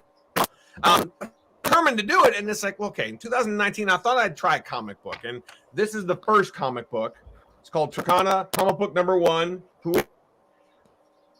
Oh, I like that. That looks like a mix of. Your mic's kicking in and out, Frank. It's gone again. Oh boy, Mike, Frank, it's kicking out again. Save your pitch. We can't hear you. We can't hear you. We can't hear you. What? You're muted again. You know how many times this has happened to me where I go into this big speech and all of a sudden no one hears a fucking thing that I say? You're muted again, Frank. I don't know. Check your plug, man. No, nothing. Oh dear. Jesus Christ, this poor guy. There is nothing worse than that. Okay. We can't hear you, Frank. I'm sorry. Well, now you're muted. No. So I tell you what, guys. Let's all just do this. Am I doing now? There you go. Back. Okay. I was about to say, blame it on CRoM. I think it's the wire. My microphone is connected to my USB port thing here, so I think it's getting worn out. But this is the first time I've had technical difficulties trying to do this. Most of the time, it runs like a smooth machine. This is the first time. All right, so check this out, Frank. I gotta go feed the dogs real quick. Let them outside. Rich gonna take over for me, but do you want me to big screen you so you can show stuff off? No, I'm good. That's fine. You'll be big screen until I get back. I'll be okay. I should be fine. All right, let's see if I can figure this out. How to make you just. Right, I'm gonna write just in case that Frank's thingy messes up. I'm gonna make a big sign. So if it's like your mic is dead. Yeah. It should be fine now because it's hard to explain. I have this USB thing. It's called an audio box USB interport, and that's what I connect my microphone to on the side. Now, when I unplug it and plug it back in, somehow it gets stuck in there, or at least there's like dust in there or something. So I had to unplug it and plug it back in. That's what fixed everything. So. All right, so here we go again. You're a voice actor. You've been doing that for quite. You were a radio DJ. Radio. The voice acting came in 2009. Okay, 2009. And how recent was your first venture into indie comics? I'd say about 2015, 2014, because that's when I got the idea for Turkana. Was about 2014, and I didn't publish until 2015, late 2015.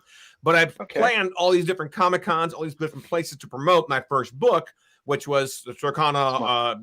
I think it's Turkana Book 1: A New Home. Again, it was just a novel, and I have it here somewhere. This is the first novel, and as you can see, it was just a book with a lot of color pictures. And I really wanted to take off, so I wrote another one. I have 3 of these illustrated novels, but they weren't selling as much as I wanted them to, and I really wanted them to sell. That's why I made the comic book, and the comic book outsold the books like 10-1. So then I continue on the comic line. So what I tell people when they come to my table at Comic Cons, I say, this is how it started. It's the same world with the same characters, new storyline, new format. So if they want to know how to go start, they have to buy the books. I don't want to start all over again, Yeah. That was the easiest way to do it. Clever. That is really. How are you finding that success? I mean, how are you finding it as a comic book writer? I mean, are you enjoying it, or is there what are the positives and negatives of what you're doing? This is a semi-recent venture that you're doing. Yeah, the positive is when kids come to see me and they like the design of the character there, that come back at me there, and and I tell them about the whole thing. Matter of fact, I'll sort of tell you the story that I tell other people, which is when my daughter was 7, which she's 14 now, but when my daughter was 7, she said, "Daddy, I don't like princesses anymore. I like superheroes." And that's where the idea came from. So that's where the whole idea of the whole thing came from. And then I elaborated and wrote the books about that. So people usually seem to like it's a good story behind that. Exactly. They're like, oh, that's like that. And so then I pitch the rest of them and that kind of stuff. People, and of course, my daughter actually cosplayed Astrakana a couple times, but now she's kind of what? That's awesome! Oh my god! Yeah, she actually put the blue suit on, cool. The blue wig and stuff. Oh, and that's so awesome, it was awesome. No, she hasn't done that since like 2019, I think, because now she's into anime. And we just went to a Comic Con recently, I think it was last weekend, where she's dressing as these anime characters, which is totally fine. I mean, she doesn't want to dress as Turkana anymore. I'm good with that, you know. Oh, but, I would just I'm trading her.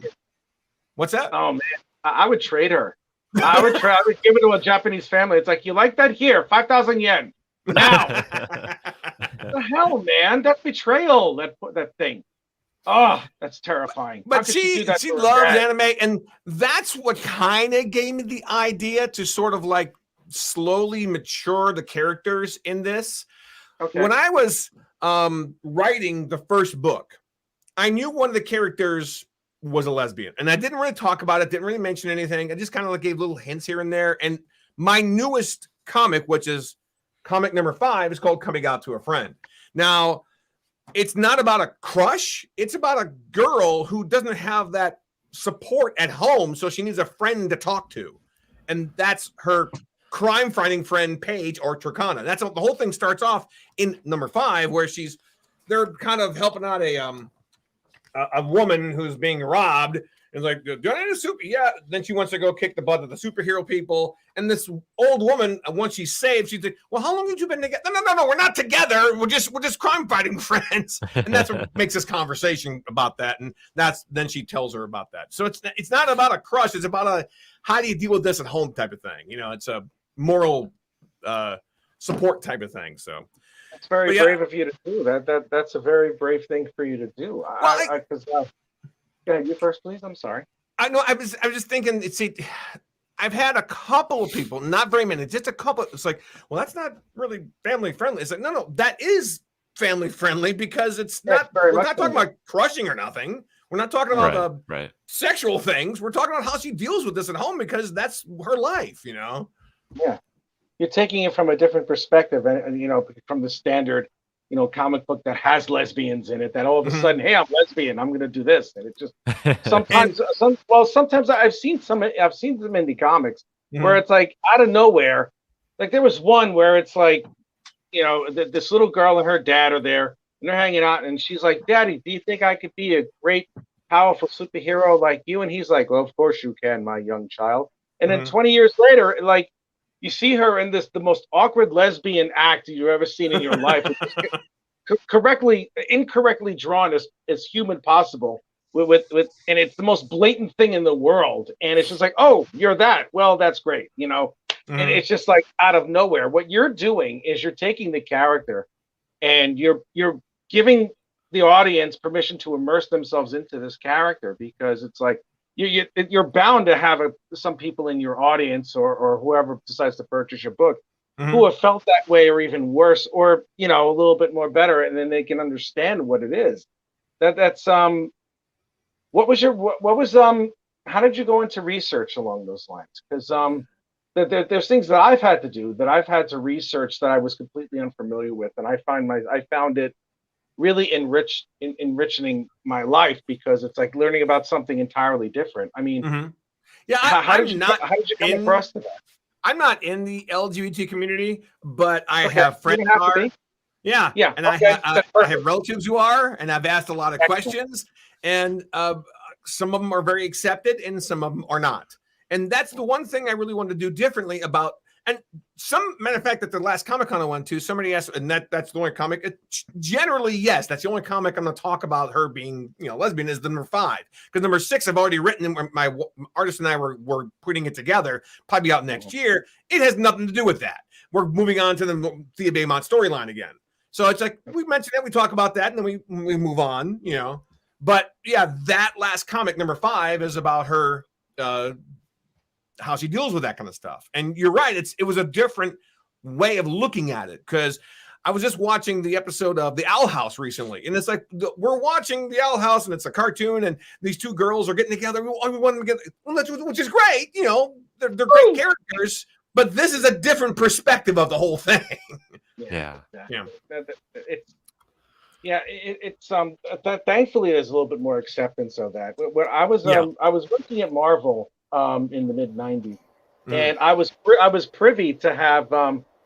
I was actually privy to when North Star, you know, one of the members of Alpha Flight, proclaimed that he was gay, but it was done in a way that he was fighting, you know, and it was like in the middle, it was like just a little bit right after the start of the AIDS crisis, where it's, you know, I mean, it's still like close to a decade later after it started, but it was still like something that was very much in the mind, in the American consciousness.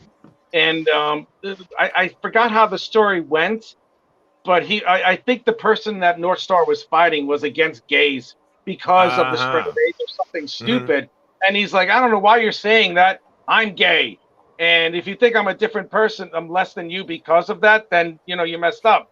And North Star wound up winning. And it was like, it was done in a way that was, it's like, okay, North Star's gay. So what?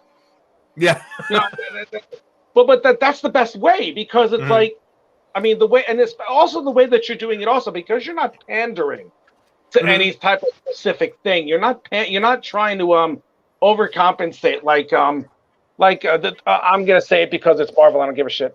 The New Warriors, the latest incantation of New Warriors, where it's like they had transgender heroes, and it's like Snowflake and Safe Space, and it's like it's the most ridiculous thing that I've seen. And it was one of the characters there was transgender, and it was such a cliched character that people in the transgender community were like, "What the fuck is this? What is this crap?" You know, it's almost insulting for something like that to happen. And it sounds like, from the way that you're trying to convey it, and the fact that you had the heart to research this, you know, it shows your skill as a writer and your bravery as a writer, because you're not afraid to tackle these types of things. Because again, there's not that many comics that I know of that have a subject like that that's honest, or presented as not that big of a deal.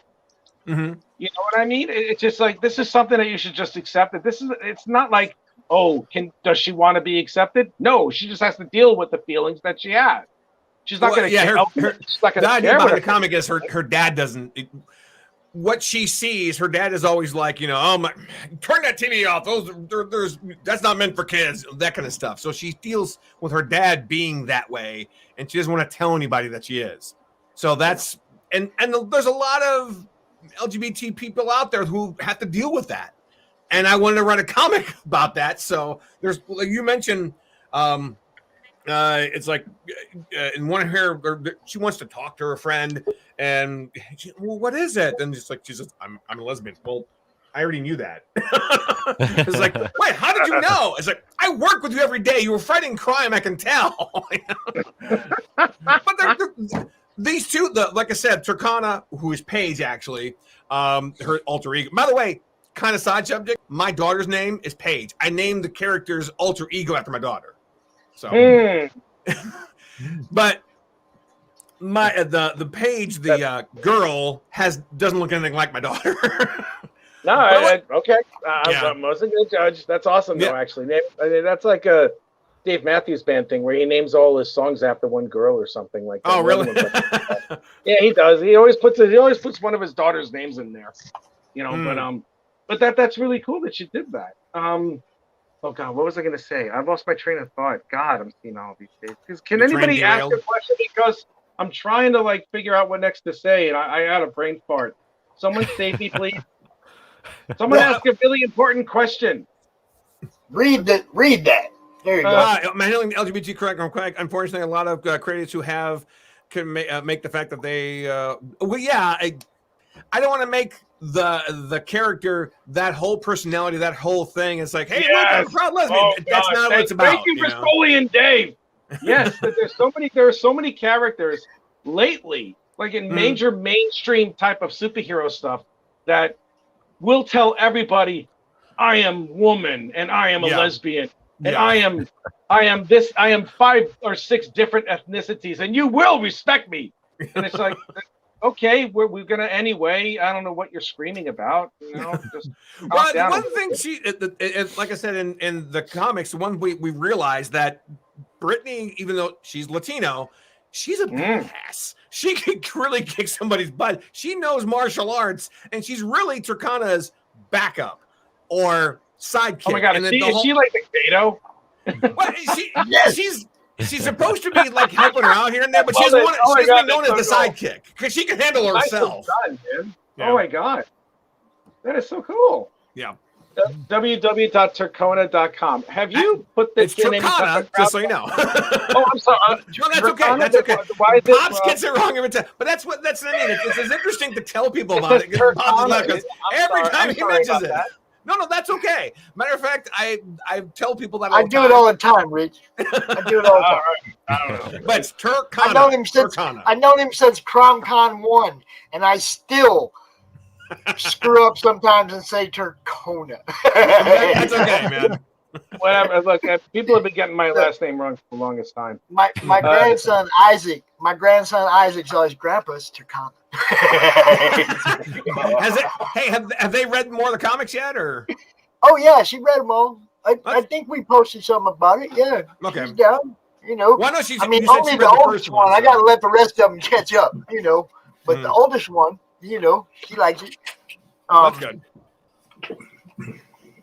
Right. What? I'm looking this up, man. Ooh, how sexist is that? Look at that. I love when men talk about women like that. Let's turn that around, guys. Let's turn that around. I have no idea why you would say anything like that. I'm not talking about women like I know exactly what they are. No. I've never had. I've been married for 15 years and I don't even know my wife all that well. All you need to know, Dory, is that we all love you. There you go. There you go. All right, let me see this. That's Turkana. awesome.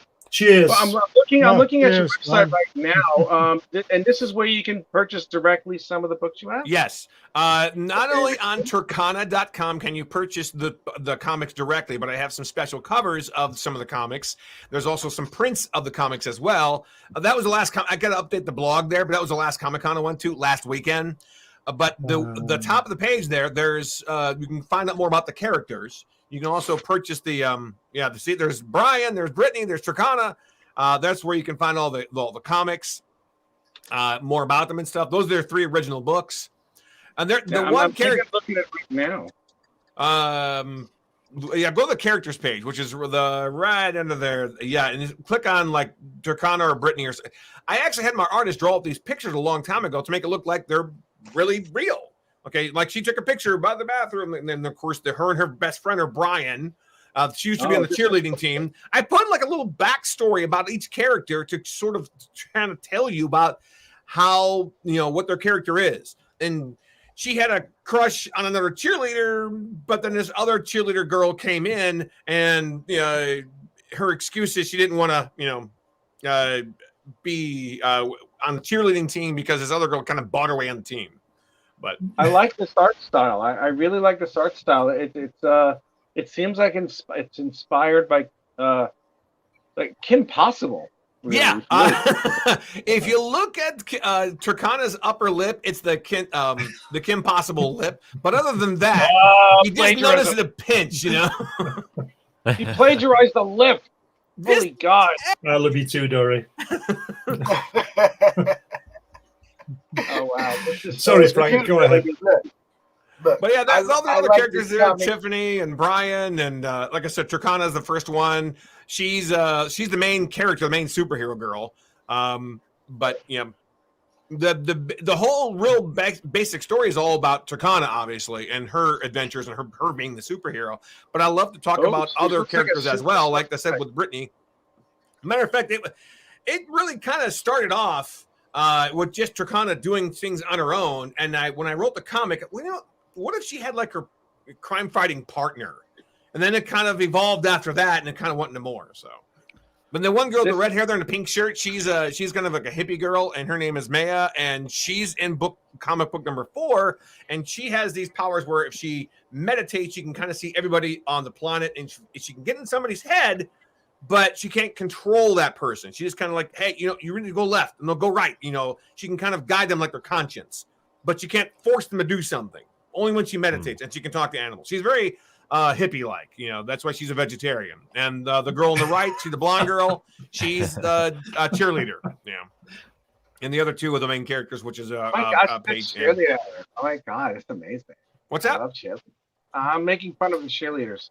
Oh. I always make Hey, can I do a fan art of Turkana? Oh yeah, that would be awesome. Matter of fact, go to click on fan art.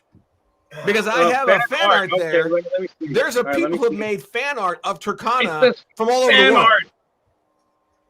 Oh my god! Bunch of fan art from a whole bunch of different people all over the world, and that blows me away. All people stuff that are from. Oh, you got some from Brazil, Vinicius, from the land of the blinds. The drawing of Whitney Garcia is also Sarah Massana from Washington. No one got that, did they? I said Venetians, and then I said blinds. Forget it. You guys suck. I didn't get that. Sorry. Too fast. Right over your head. Rich, we were just ignoring you. Oh, go fuck yourself. Did you ignore that one? These are really cool. She has a surfboard? What is that? Yeah, it's like a flying surf. Her powers come out as lightning bolts out of her fingers, and she can make constructs kind of similar to Green Lantern, but I made limits with it. The limits are the bigger the kit, the bigger it is, the faster it disappears. The smaller it is, the longer it'll stay. So a surfboard isn't really that big, so it stays for a while. She can kind of fly on it, go where she needs to go, but she can also make like a flying car thing, but that doesn't stay very long. So she can. I like this. I'm going to do this, and I'm going to do it on my YouTube channel and stuff. And that'd be incredible, man. Well, I'll get in touch with you. You're on Facebook and stuff? I'm on Facebook, Twitter, YouTube. I'm everywhere. I'm Instagram. So chances are we're probably friends or something. But anyway, check me out because we'll get together and we'll figure it out. And I'll talk to you about it after the show. Right, I got to get going. I got stuff I got to take care of. Yeah, I'm only on until 2:00, so. Okay, well, it was good meeting you. Glenn, it's always a pleasure to see you. Sorry for the fuck you. A little. I'm only kidding. I actually really like. Oh, good. I don't care either. What is it? Dave Houston. He just wanted to stab you one more time on your way out the door, Reed. There you go, Rich. Be behind my back. I love you guys. Thank you very much for seriously though. Thank you all for being great. Hey. Especially you, Glenn. I was learning a lot of stuff from Jack Kirby from what you've done. Well, you need to see my film. I actually truly envy you. Yes, and when that's available in November, please remind me so I can purchase the DVD. You'll know. Same here. I will be telling the world. Because we'll be talking about that for sure. And Pops is going to help me. Looks like the Jack Kirby documentary that you have. It's full of heart, and it really goes into the person of who he is instead of what he does. And a lot of artists, believe it or not, it's nice to be known for what we can do, but it's better to be known for who we are. Yeah, exactly. If you captured that, then I have all the respect in the world for you. Thank you. Well, all I can say is that Jack and Ross Kirby were two of the nicest people I've ever met. I'm sure they were. That's awesome. They were absolutely brilliant. That shows how good of a human being Jack Kirby was. Well ahead of the time. All right, gentlemen, I will see you all cats later. If anybody's here, I hope I'll see you again later today. Yeah. But I'll be back in a couple hours, Pops. All right. See you, Rich. See you later. Yeah. Bye. See you later. All right, before I leave, since my time is up at 2:00, I want to tell people go to Turkana.com, check out all the comics, all the characters. You can follow me anywhere on social media, which is Instagram, Facebook, Twitter, TikTok. I'm big on TikTok because people seem to really like me on TikTok, and I'm really simple to find. Just look for Frank James Bailey. That's it, Frank James Bailey. Google me, you'll be able to find me. Look, and for all of you guys that got shows, if you want a super easy interview, Oh, me? Yeah. He's like, oh yeah. It's like, what are you With their- pointing to? and they're talking different voices and everything, man. You got no problem. That's not me, no. 30 minutes is not near long enough to talk with Frank. I ain't gonna lie. So, you know, you guys on podcast, check him out, man. Frank, have a great day, bro. I am out of here. Bye-bye. See you, Frank. Cheers, Frank. Bye-bye. All right, and I better go too. But hey, Pops, thank you so much. I actually just looked at the pre-launch page and we hit 100 followers, so that's awesome. Yes. So that's because of you guys, and that just means so much to me. So thank you so much. I hope you get a few more before it launches. I'd like to get, I'd like to see you have as many as possible before that thing launches. That helps the algorithms. Totally. That helps everything, man. Oh yeah. Everybody go check that out. I'll be in touch, Nando. Okay, yeah, Glenn, definitely hit me up. Okay. And yeah, we'll get to talking. I'd love to. Yeah. Awesome. All right, you guys have a good day. I'll still be tuning in later today. So yeah, I'll see you guys later. Man-child. Go check it out. See ya. Yeah. See you guys. Good luck. Thank you. Sweet. That kid's awesome, isn't he? Yeah. Dude, that kid's got future. Yes. This guy right here. Book of Legends. Oh, this guy right here. Yes, Book of Legend. Exactly. I ain't even got it in the chat yet. See that? Boom. There you go. Boom. This guy right here. I met Michael when he was doing 6'8", right? Yeah. Yes, 6'8", and I'm back 6'8". He sent me 6'8". He sent me that one next to it too, Neotheric. And let me tell you something about Neotheric. Before we get into Book of Legends, that book is awesome. It's freaking awesome. He sent it to me. They're in Mylar. It's like I was blown away, man. The whole presentation, the shipping, everything, and then the extra book. Michael, you're awesome. I'm looking forward to your success on this one, bro. And me too. Yeah. It's not coming easy. Go ahead and introduce yourself. I've done, fanboyed for a minute. Go ahead and introduce yourself to everybody, and then we will pull that dude up. All right. Hey guys, my name is Michael T. Gonzalez. So I do have an imprint called Rainy Road Comics, the website rainyroadmedia.com. I've been trying to get into comics since I was a kid, literally. Like I sent springboards to Marvel when I was 11 years old. And they even got a rejection letter from Stan Lee. And then after that, I kept going until like my early 20s and tried to get in, sent submissions like to Dark Horse and all that kind of stuff. And things didn't work out. So I kind of steered more towards film and video, tried that for a little while. And then I was living in China for about 10 years. And while I was there, I found out about things like, Kickstarter and Comixology, where you could, put your stuff out there and it didn't really cost much because everything's digital. So I figured, well, let me give it one more shot and see if I can, get something done. So this was the first book, this 6'8". It's a supernatural horror comic. Originally, it was just supposed to be a one-shot book, but I've since developed it into, you see it says chapter 1 because we do intend to do chapter 2, chapter 3, chapter 4, chapter 5, and those will be multiple issues per chapter. And I do send everything out in Mylars because I want it, to that extra little bit so people know. This art is by Alan Burns. Wow. And this printed version has a special epilogue that's not in the original digital version. That right there is by Emilio Utrera, and that kind of sets up what you would see in the following chapters. Quiet, boy. Pop, you're muted. He is now. So that book in 2018.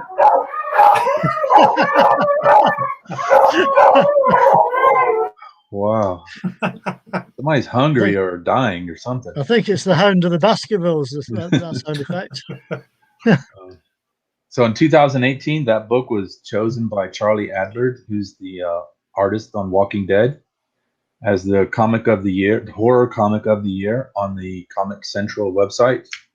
You'll see that on the back of the thing. And so I had that digitally for a while, and I just wanted to, obviously, you know, originally I always wanted to have a print version. I'm not really that big of a fan of digital, so I want to have, you know, tangible things. So I'd used that one as my first Kickstarter to get things rolling.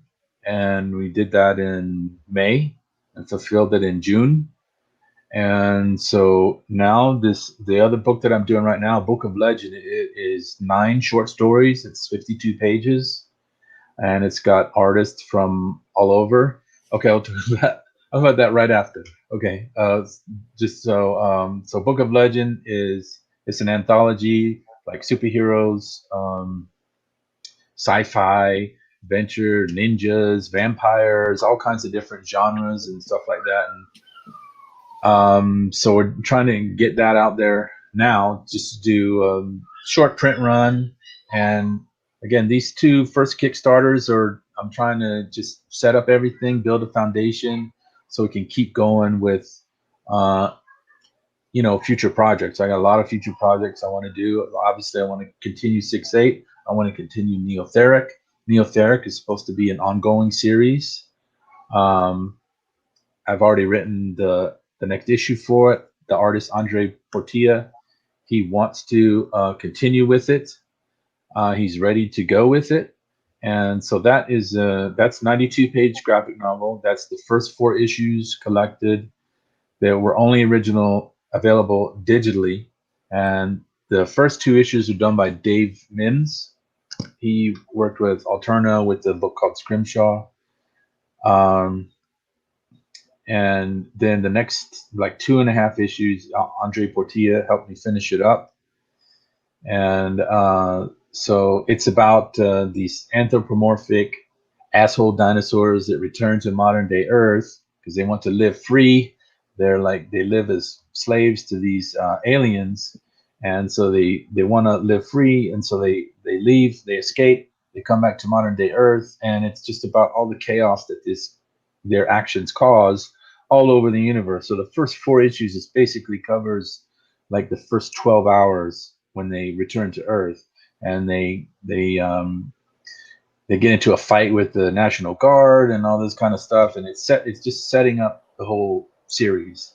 Which this piece right here, this page right here with Nan the T-Rex, right? Yes, there's a T-Rex. Nan the T-Rex. This page right here, the original page, is available in the CRoM Con support drawing.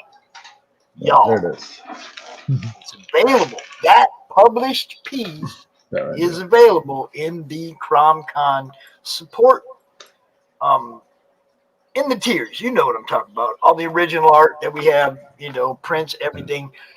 But this book is freaking awesome, y'all. And while you're checking out the other stuff, you check out this one too. Yeah, so those books are all available as add-ons on this current campaign. I have extra copies of each of those books, so people can get those with the Book of Legend. And Book of Legend, again, is finished, is completed. I'm just trying to get money to have it printed. And then the other thing I just wanted to, I'll just go over a couple things. So you can get it for $15. It's just the book. If you want just the book, is $15. That includes shipping to the USA. And we also have a PDF version. If you're outside of the USA, if you want a PDF version, you get a PDF, only $5. And we also have a superfan tier, which basically is the book. It'll come with the backing boards that come with the book. Will have these. There are 5 different versions. These are character sketches that also have a backstory and a synopsis of some of the short stories. And so That's cool. That's unique. I've never seen nobody do that before. This is printed right on the backing board. And so all of this stuff is something you will only get on this. It's not in the book. It's not on my website or anything. It's just right here. And this is some character sketches from some of the characters that are in the book.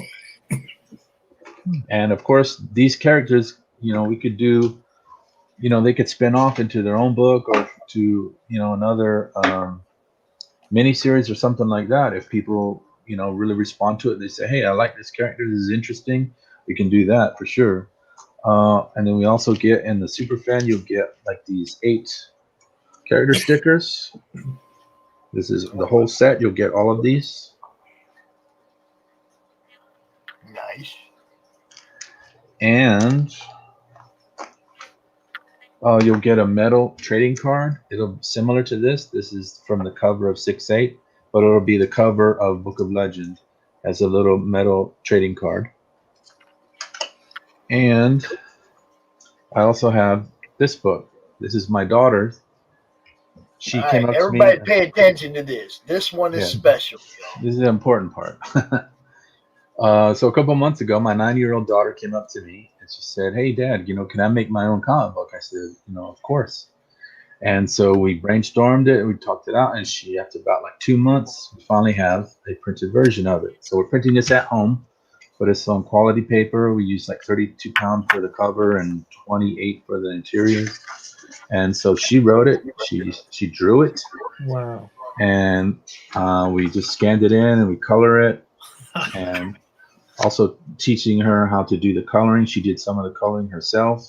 Wow. I did the lettering. Good. And it's this one. This first one is 12 pages. And it's kind of like I don't know if anybody's familiar, if you have kids or grandkids, with Geronimo Stilton or Dogman, these kind of things. It's very similar, just like a child's sort of like adventure comedy kind of thing. And we also printed out these little trading cards. They're kind of like Pokemon style trading cards. That's awesome. That will come with each book. So the concept of the book is that these characters there are all around the world. There are these objects like this that have like special powers that give you special abilities or something. And these characters have to secure these objects before the bad guys get their hands on them. And so that's what each story is about. So it's basically sort of like a morality tale, like you have this object, you can either be used for good or evil. And so that's kind of the whole thing. And so that's why we wanted to do like a trading card, like a Pokemon style trading card for each book, because each book will be about one of these objects. And so that'll go with it. And as part of this, I just found out about there is a charity called Comic Book for Kids that they send comics to kids that are in cancer, centers and hospitals.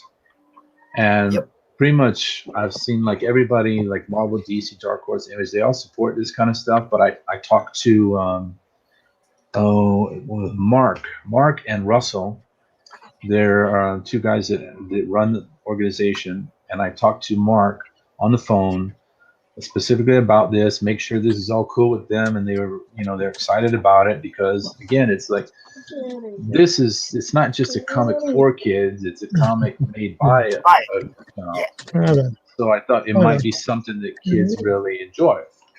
So what I decided to do was that for every copy that people back on our campaign, we will match that and send a copy to this organization. And no matter what happens with the campaign, I'll still be sending them a bunch of these too. Nice. But I think it would be a great thing. It will help expand their reach. If more people back, I could donate more and stuff like that. So again. And obviously, if you want to go to their website, it's Comic Books for Kids. You'll also type in cb4k.org. They also have a version where they help out the troops. They send books to troops. And so I'll be sending them copies of Neotheric as well. So they do for kids and for troops. And so I just wanted to mention that to people. So yeah, we got about like 5 days left. We haven't, hit our goal yet. We did hit it, and then someone backed out. You're close. We're gonna get there. No problem, bro. So yeah, and again, this is these campaigns were just to help establish a foundation for what we're going to do in the future. I've got a lot of projects I want to. Right now, I'm working with Ian Wariento, who did the artwork for Mighty Mascots from Alterna, and he's already done the first 6 pages. I have an artist named Anton Bandy. He's done the coloring. I don't have anything right now because it's all digital to show, but we got a lot of stuff that we want to do. So, but we need support from people, and so hopefully people will check this out, and if they like it, and back it. Dude, definitely. That's wonderful. Check it out. First off, you get to buy a book that a kid made and just make a kid feel so awesome. And then the kid that made the book, they're going to take some of them books and send them to other kids, and that's going to make the little girl feel even more awesome. You guys, look, this book is well worth it without, the extra feel good that can come along with backing it. But geez, go get some of that feel good, man.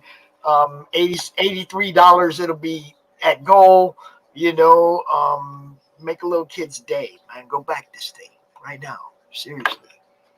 Yeah, I'm a little kid too, so make me feel good. Why is your daughter not on the show? She's in the other room playing with my son. If you want to see her, she can come in here and It's okay. It's okay. Don't disturb her. There will come a time when she's out here promoting, no doubt. Well, we won't push that on her too soon. We already, as of right now, we already have plans for 9 books in the same series, and she's already worked on. She's already done most of the art for the second book, so she needs to finish it. She's 9 years old, so it's a little hard to, keep her on task. Right. But yeah, we talk about it all the time and trying to help her, focus on the book and just make it. And, like I said, I'm trying to teach her how to do. So eventually she can do everything herself. She'll do the entire book herself, coloring, lettering, putting it all together. And, but yeah. So all of a sudden you're redundant. Yeah. Don't give it all away. Yeah, you're right. Maybe I should think twice about that. Yeah. That's brilliant. That's fantastic. That's the best part. Is it okay if I go ahead and play this trailer? Yeah. Absolutely. Yeah. I don't think I've played it anywhere yet. Let's see if I can do this. It's quick too, only 44 seconds.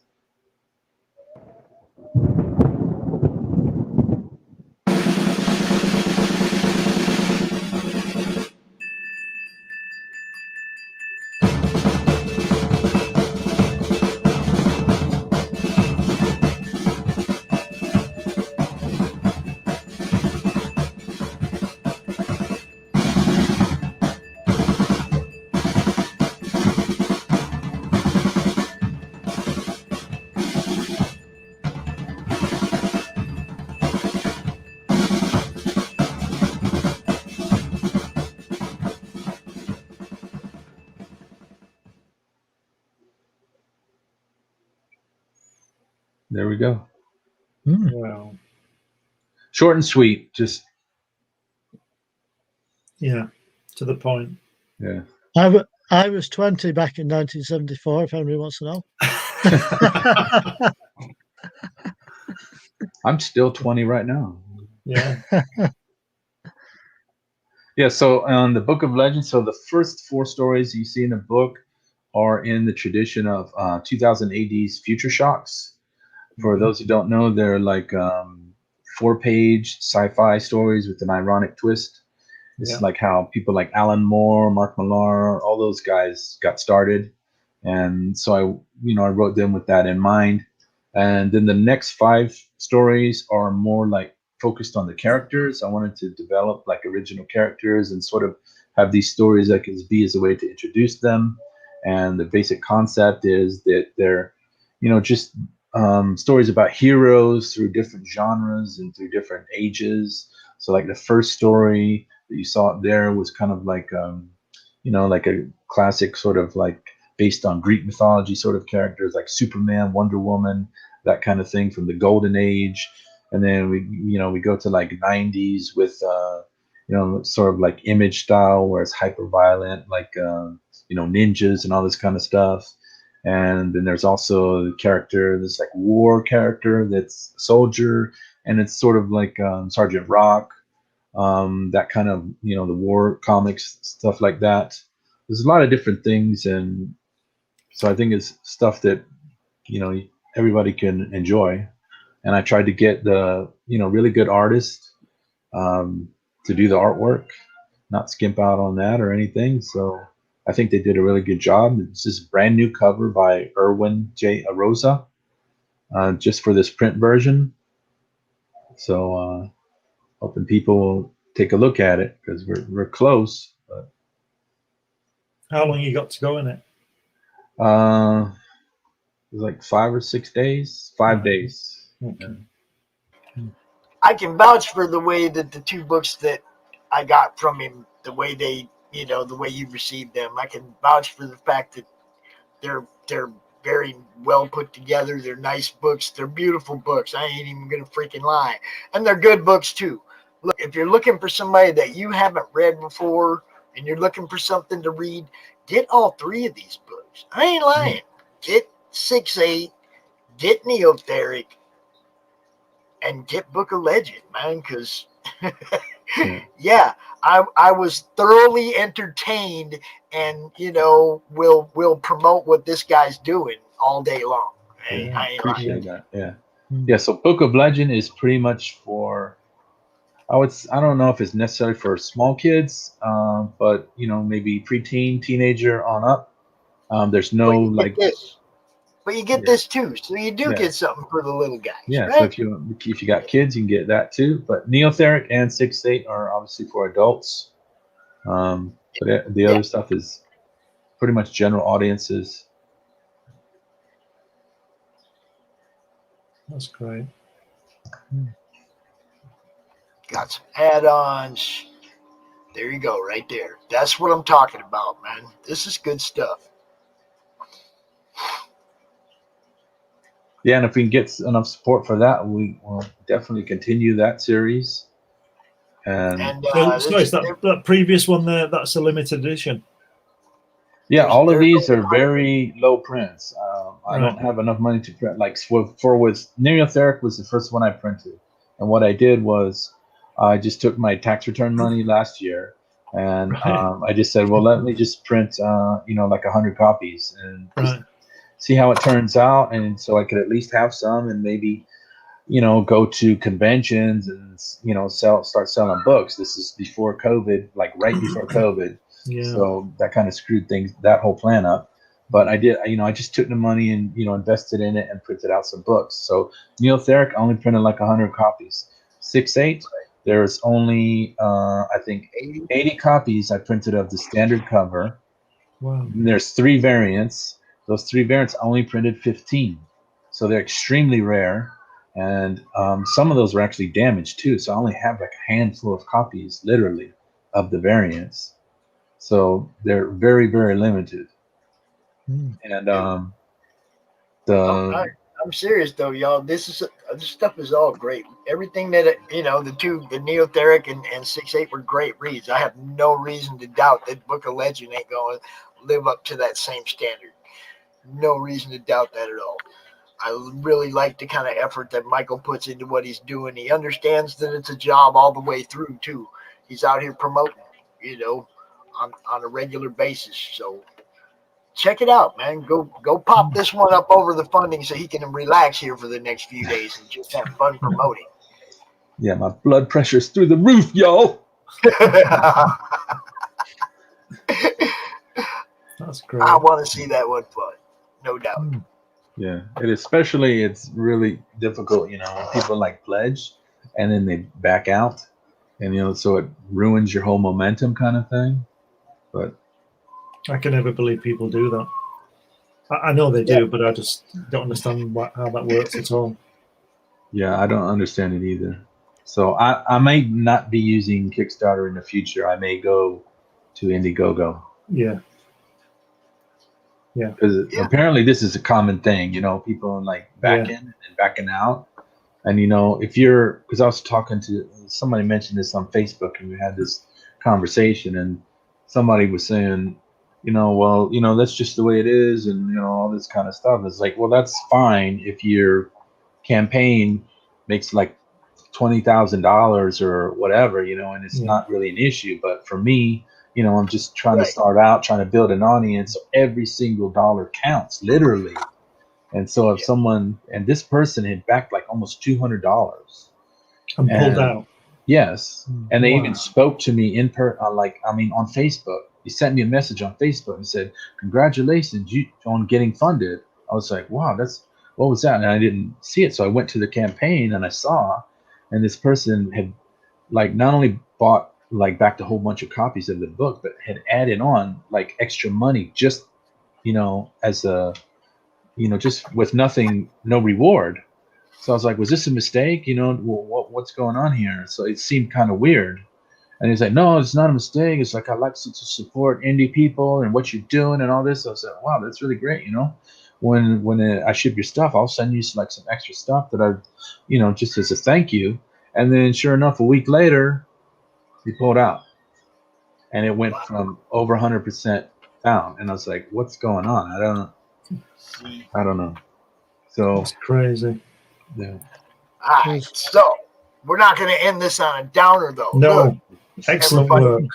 Look, go back. Yeah. Go check this out. Look, was it 9 stories? Yes, 9 stories, 52 pages, all in full color. First time in print. Printing in the USA with Comics Wellspring. Well, I already gave feedback on the 2 as a buyer. But I always want feedback. I want people to know. I want to know what people, because it's interesting. Because like I was saying before, like I had gone into try to get into film and video. And if you ever send screenplays and have like these people read your screenplays and send them back and give you what they call coverage, and so like they send it out to like 20, 30 people, and it's always interesting to me how people read the same thing, and get totally different, reactions from it. It's always very interesting to me. So I really like feedback. I don't even care if you like it or not. I just want to know what people thought of it and how they, take what I'm putting out, because maybe I'm doing something that people don't understand or don't like, and I can change. And Trish, he is in the madness.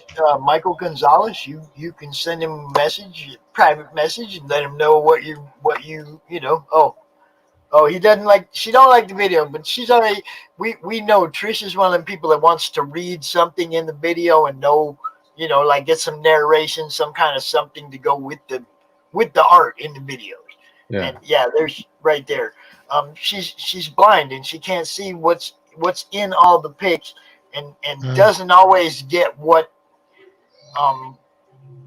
videos are portraying if there's not some nice big bold print there for her to see. Or somebody narrating something. I prefer the words because so many people I send to Indie Bolt, and most of their audience is on the radio. And they play your video, and it's great for those few of us that are watching on YouTube. But for the 100,000 people listening on the radio, they don't have a clue if there's no voiceover in the video. You see what I'm saying? So I always tell people that I'm a big fan of actual voice in it,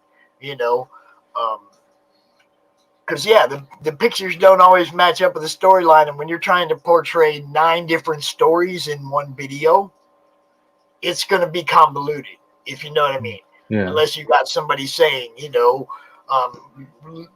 the title of each story, and then art from that story go along with him saying that.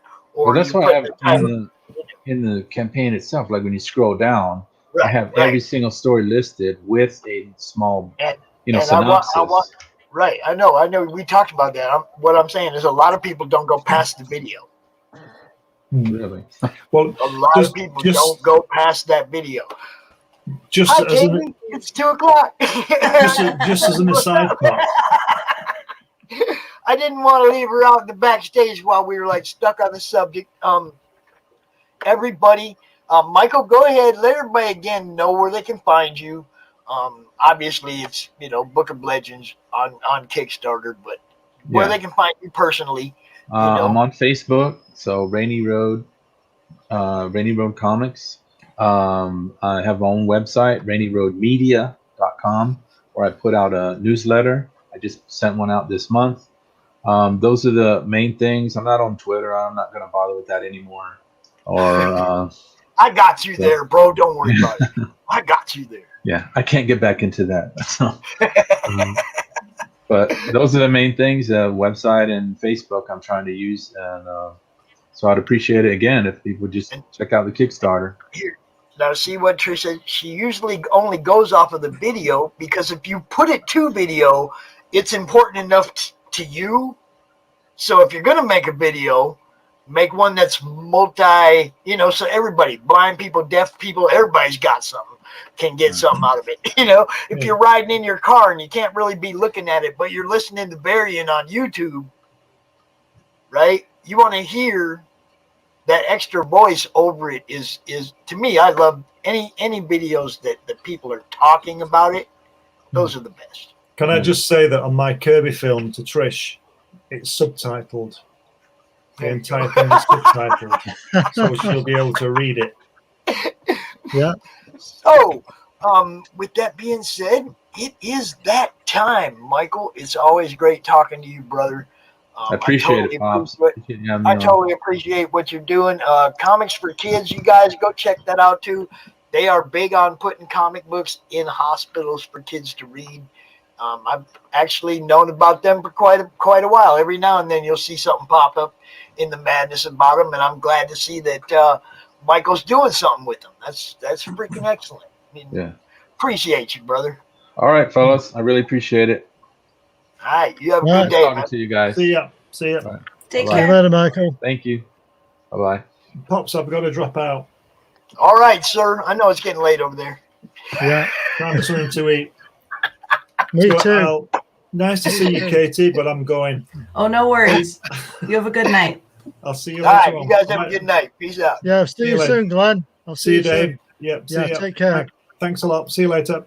Yeah, I'll see you too as well. So be nice Hi, chatting cowboy. to you, Pops. Hi, And cowboy. hi, Katie. Goodbye, Katie. Take care. I certainly will. Thanks a lot. Yeah, bye. Bye. All right. I love those guys. They're awesome. Even the ones that can't find their way out the studio. It happens to the best of us. How you doing, Katie? Doing well.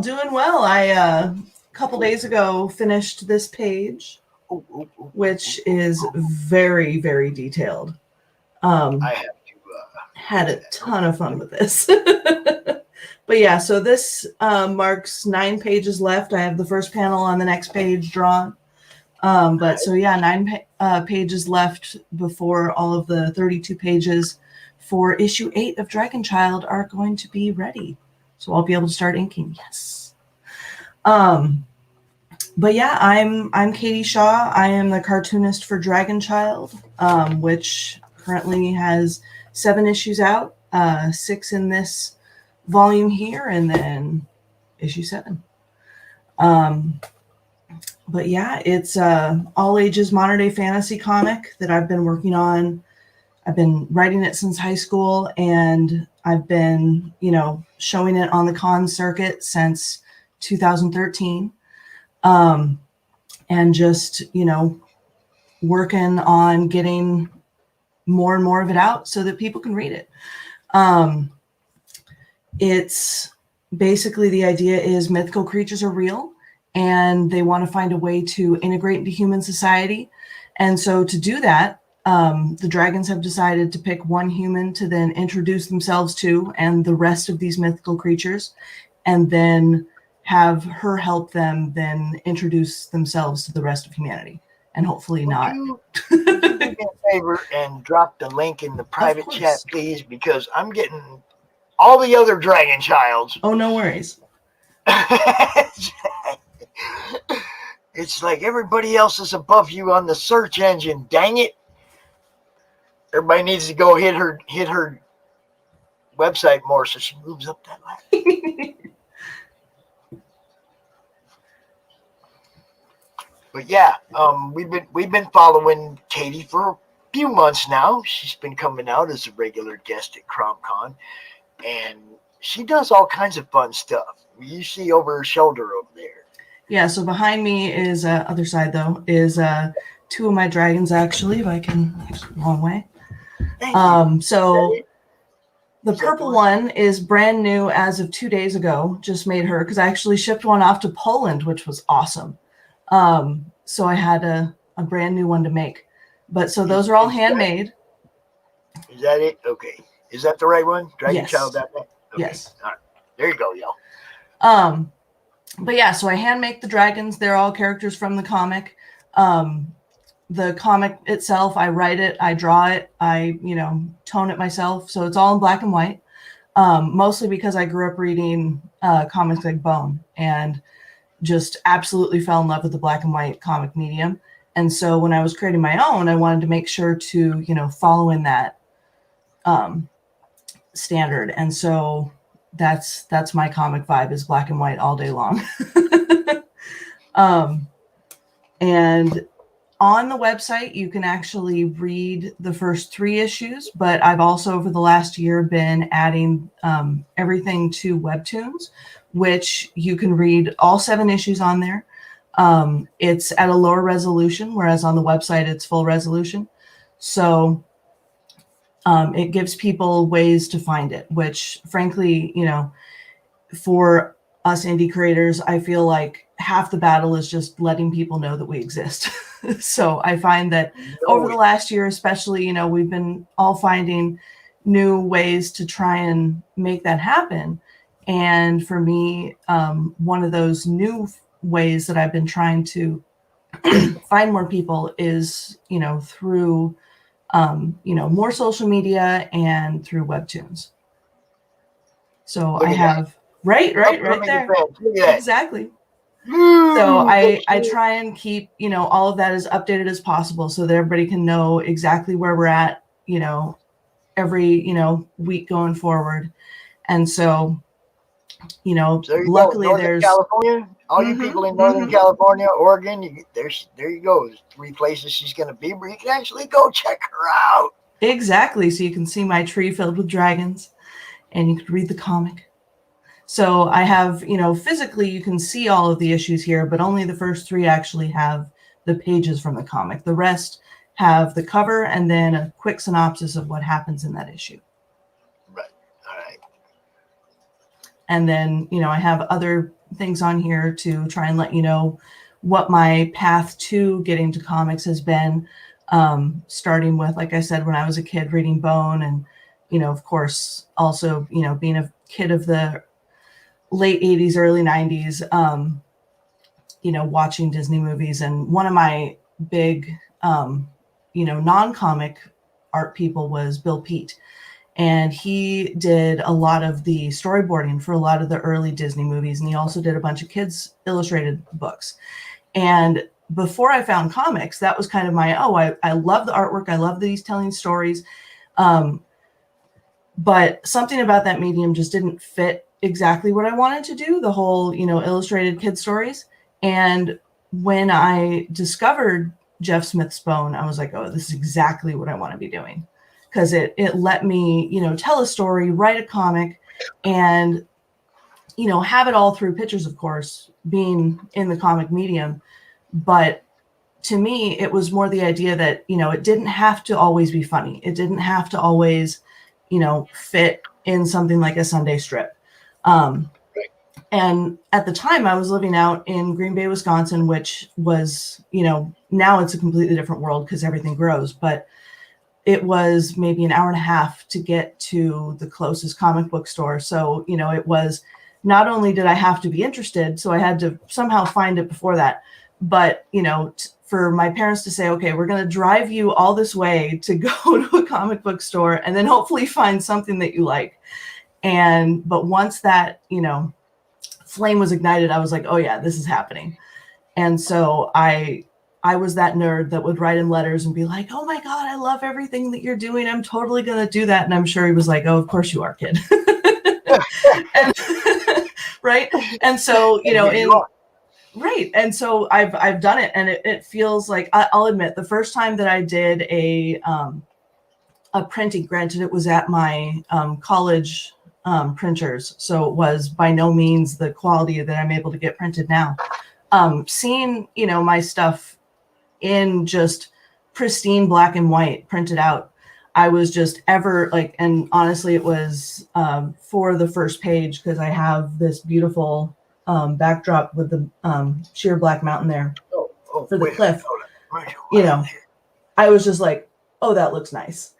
And so, the ability to see something that you have in your head for years and years and years, all of a sudden as something that's physically printed for people to enjoy, I was just ever so happy about. And, it's just, I feel like, a lot of creators will endeavor to create something that they think, follows a trend that people will be interested in. And for me, I've always thought, I'm going to create something that, nerdy little me when I was 8 would have just, loved the hell out of. And so, I find that creators need to be interested in their own work, or, they're going to be bored trying to sell it, first of all. But you have to be your first customer.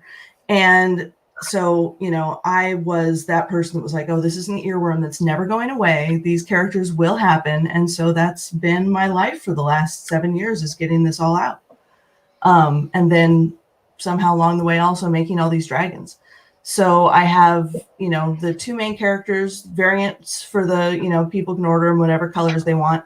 And then I have a dozen different puppets that I started making 2 years ago. And so I have a box filled with, unstuffed versions, so that when, somebody orders one, I can get those out to people, and customs of both of those things too. So if you wanted, whatever your vision, perfect dragon, is a full one, and they're big. I don't know how easily you can tell from the ones back there right now, but they're 44 inches long. And that's same for the wingspan too. So they are big. I seen her the other day playing with one. It was like she had her lap. They're pretty big, y'all. They're pretty big. Yeah, no, that's my 11 by 17 scanner that they're both sitting on. It's pretty cool. They look awesome. But yeah, so her favorite part is seeing it in print until it gets plushy. Then that becomes your favorite part. I will admit the comic still makes me more excited than the plushies, but it's a new and different, exciting way to share it with people. And I think the coolest part about having those, and really the reason that I started making them, was it's a really good way to get people engaged in it. And I literally, my intent initially was to create them for the purpose of being my booth babes. So, even if none of them ever sold, I figured at least they'll be, the one, because it was the green one first. And, so I had her sitting on the table, and until that first one sold, I was just like, well, I made it myself. How great is it? I don't know. It makes me happy, but, it's because I made my favorite character from my comic. So, and she, she's a character that I've had living in my mind space since middle school. So, So that kind of was going to take me, into the next question. Yeah. When you started doing this, when you started doing the comic books, were the toys already? Was stuff like that already in the back of your head, or were absolutely you just not? I made a it was sort of like this quick drying foam material that I made Ember's head out of, which is the green dragon. I don't even remember how long ago that was. It had to have been in high school. But, I was that kid that would just play with any sort of art. So whether it was clay or if it was, drawing, pastels, any of that stuff, I would try it out and I would see if I liked it. And so I've probably created a Dragon Child something in most every medium. It's a matter of, whether it was good or not is, up for debate. But I would at least try. And so when it came to, making the plushies and stuff, it was very much a let's give it a go. And I've always been a perfectionist. So, I mean, I made myself get good enough to be able to make them at the quality that you see them now. But that's just, there's no formal training there. That's entirely me, post one home ec class making a pillow of a whale to making those guys. I mean, between that was, making a couple of stuffed animals of like zebras and those type of things, like big Beanie Baby style stuff, basically. And I have always been a collector of stuffed animals. So like on my computer right now, I have this little guy, little Yakul from Princess Mononoke. And so I just, have these things around. And so I would look at, stuffed animals that I like and, look at things about the way that they were made that work, and then design my own pattern and made it happen. So it's entirely just me going, okay, let's brute force this until it works. And obviously it turned out well. What year did you print Dragon Child #1? That was 2013, which would have been, I want to say, I can look at the back of it, but yeah, October 2013. Okay, my next question would be, are these all first print? Are you going to do a second printing? Or so each time that so everything started out as a 100 issue set print. And then for issue 1, I'm on my 3rd printing. And the fun enough as well, the volume 1 is on its 2nd printing. But everything's just, because I've up to this point been all just, self-published, everything's, not crowdfunded yet. That's my goal with issue 8, but that's definitely not what's been in the past. Right. So, I just do small 100, print runs. You're going to make sure you have a catch-up tier. Of course. With all the print and or PDF. Yes. Available, right? Because the overseas people's, till we get that shipping thing completely figured out, it's like, oh yeah, no, absolutely. Right? But I was gonna say, because who I am as leg collector, first thing I want to know is, are there any of them first print #1 still hidden somewhere? There are.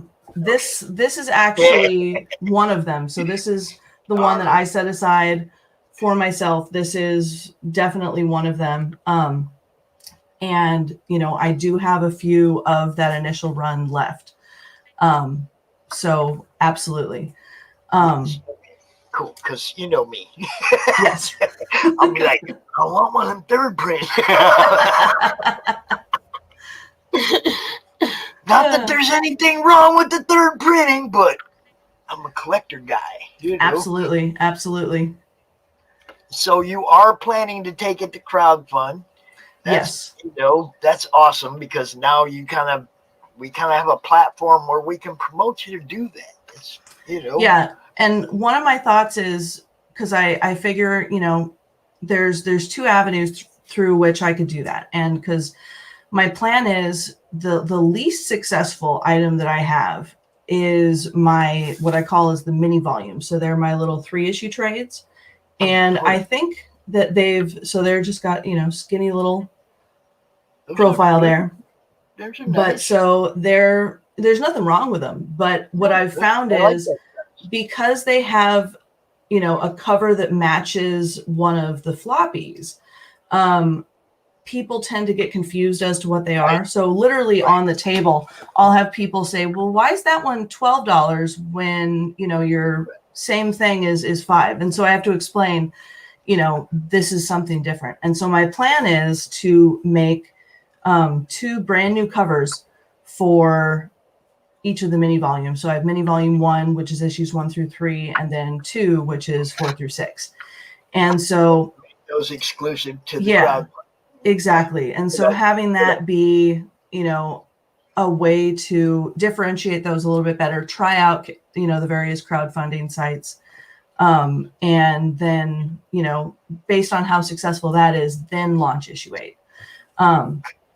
So I don't know if that is something that people would be interested in.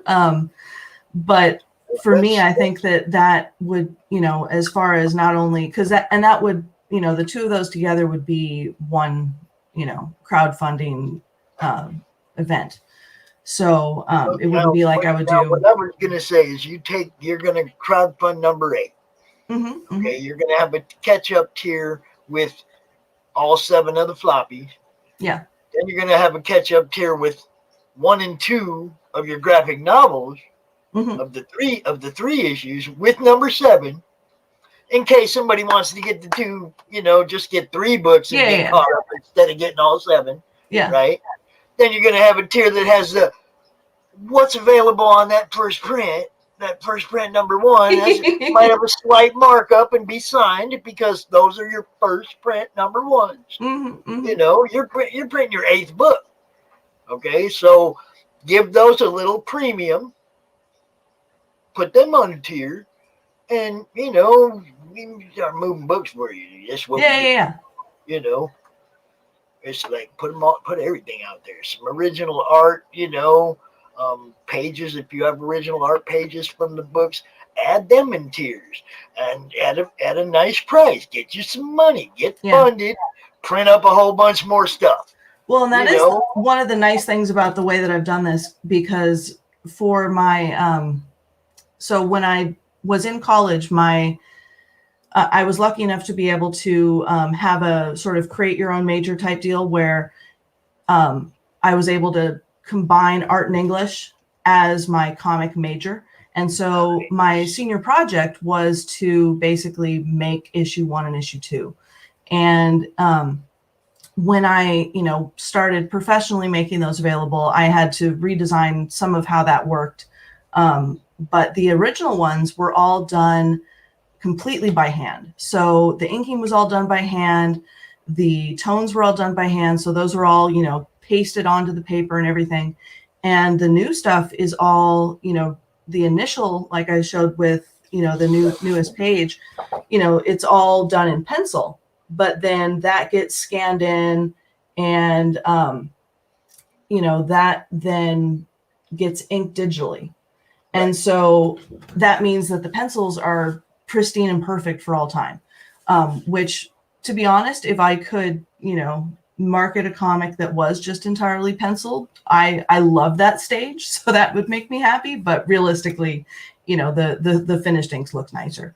So, but those pencils right there, see, those that's a original art page. No, exactly, and that's what I'm saying, right? Is that those exist, as well as even the original inked ones that I did back in college, which are I'd like to buy that stuff. Yeah. So that could be a fun thing to include possibly.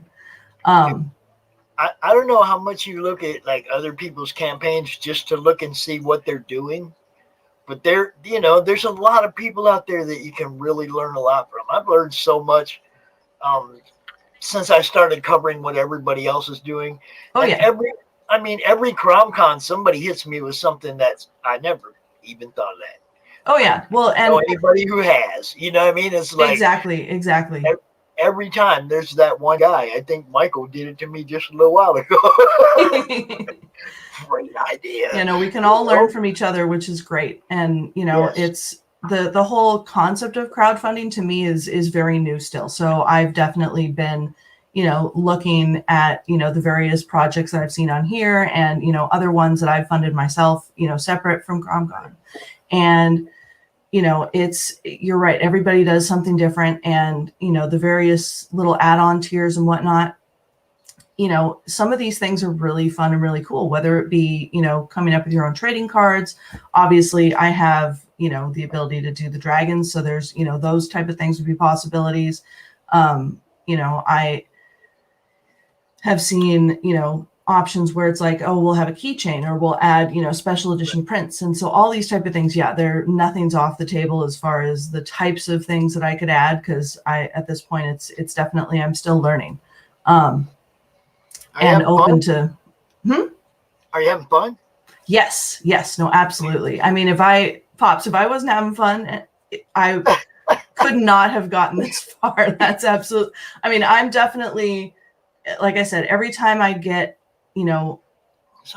even a page done, or, once I, get the comic in my hand, just joy, and it's because, again, this is literally a childhood dream that I'm making happen. And that's just so exciting.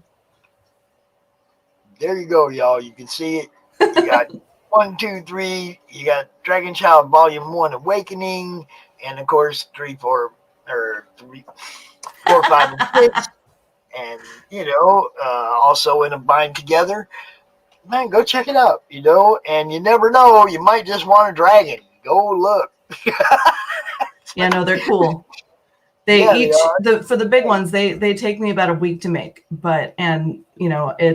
I'm coming up with new ways all the time to, protect myself from my own craftsmanship, because the final process, I'll tell you, it takes to stuff one of those things takes about 5 hours, and it's a full body workout to do that, because I'll literally have the sides of my fingers be worn raw from just pulling the thread, trying to, physically finish everything up. It's madness. Totally worth it. But, I'll be the first to admit that for the next day, my hands are worthless because they're so sore. Right. But, there's nothing quite like, I mean, like I said, the comic still makes me happier, but, seeing one of my own characters as something that I can physically touch, is very rewarding and makes me happy. So that's there's a reason that I made them. Not only do they make me happy, but, hopefully they can make you guys happy too, if you like dragons. Well, we do. Yay! It's, guess you had to kill that. What happened there? Jeez. I hate when that happens. I get another screen pops open and it's like there's volume on it. Shut up. But, it's beautiful. I every time you come out, I get to see a little something extra, and you're killing it. And all the best to you. Thank you. And all y'all go check this out. Just come on, man. You guys know what's up. You know why I'm here. I'm here to get y'all to go look at everybody's stuff. So here's something else to go look at. Check it out. I can't wait till this comes to crowdfund, though. I really can't. I'm looking forward to it. No, it'll be exciting. And, it's hopefully going to happen, in, I would say, the next 2 months. So as soon as in a couple of weeks, when this is all done getting drawn, it's the only other drawing that I'll have to do is that cover.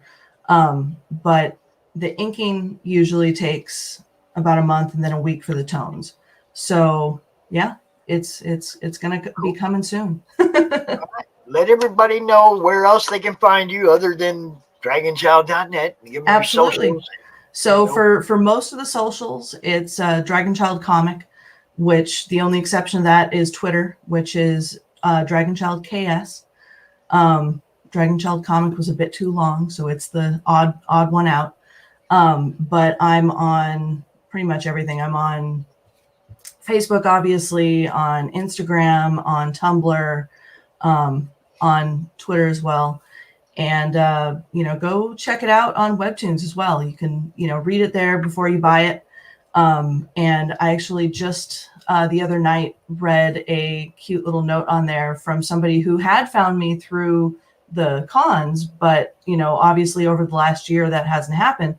So, they're like, oh, I found you on Webtoons. That's so cool. And so things like that, where, it's fans from all the different avenues, finding you on different mediums is always exciting. So Yeah, I'm kind of looking forward to walking the floor at Grand Rapids Comic Con after doing this for a year and a half. Oh, absolutely. No, just to see how many people recognize me, you know, because hey, I've been out here for a while, but I have this bag full of pins that I got from Trish.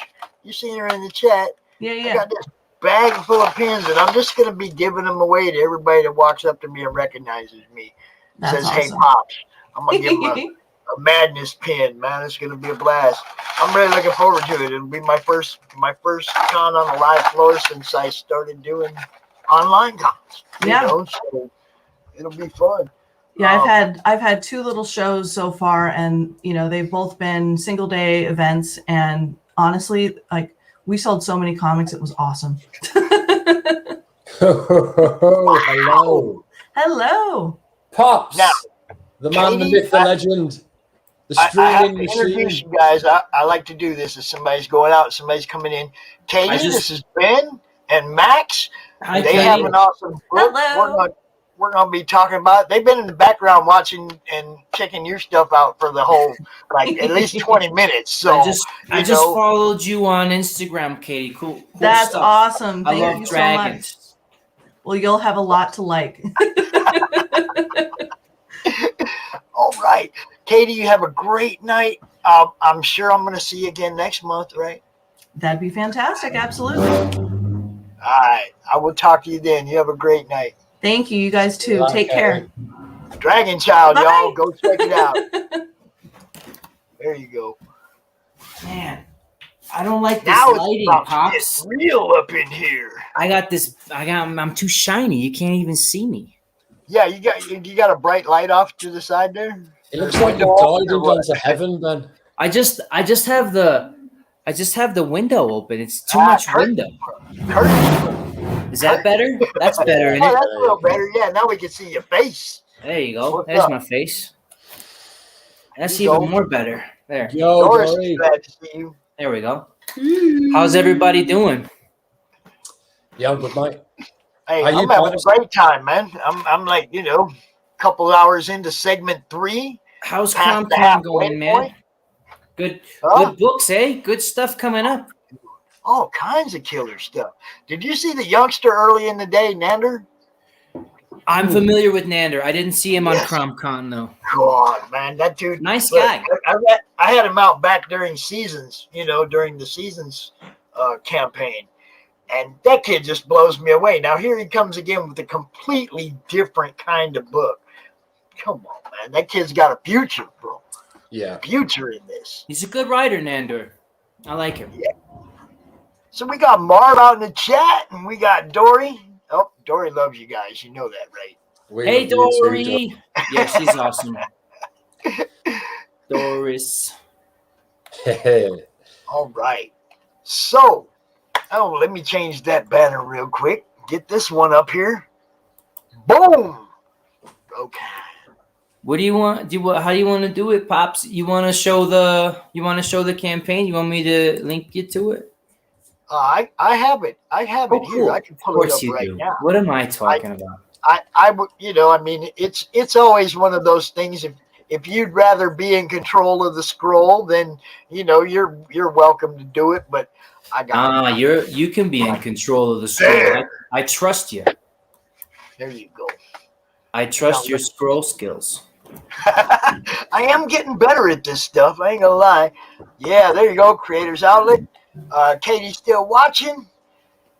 Oh, nice. Who are Thanks, those? Katie. Who's that Yeah, guy? why are you I don't hanging know. yourself? Very meta. You got this guy in the chat and on the screen. How's that? I was hailing back. You get 2 That was bends a for the price of response. one. That was a response hail. So yeah, man, you guys know we love this thing. We had you out, you know, Rich gushed all over it. We totally love this. Why don't you go ahead, introduce yourselves, give everybody a little feel for who you are, and then we'll tear this thing down again. Yeah, I'm Ben. I'm the writer of Rokon. I wrote a novel. It's called Rokon. I'm editing it, and then I modified it, tweaked it, transformed the story a little bit to make it a comic book. And the idea of the comic book is a warrior from this magical fantasy world where there's these two castes, this cast of warriors and this cast of wizards. And he's a wizard and he gets exiled and he has to learn how to be a warrior, but he knows how to use magic. So basically that's sort of the in-universe built-in mechanism that I have a superhero, the first superhero in this fantasy environment, because he's a warrior that uses magic. Magic equals superpower. So basically, we like to say Con is part fantasy, part superhero, and all metal. So it's like a heavy metal kind of retro, kind of psychedelic vibe, which you'll see in the art. And the idea is to put a superhero character of our own creation into that fantasy, fighting with swords and sandals, killing dragons kind of environment. And Well, I'm you know. Max, and I draw the little boxes.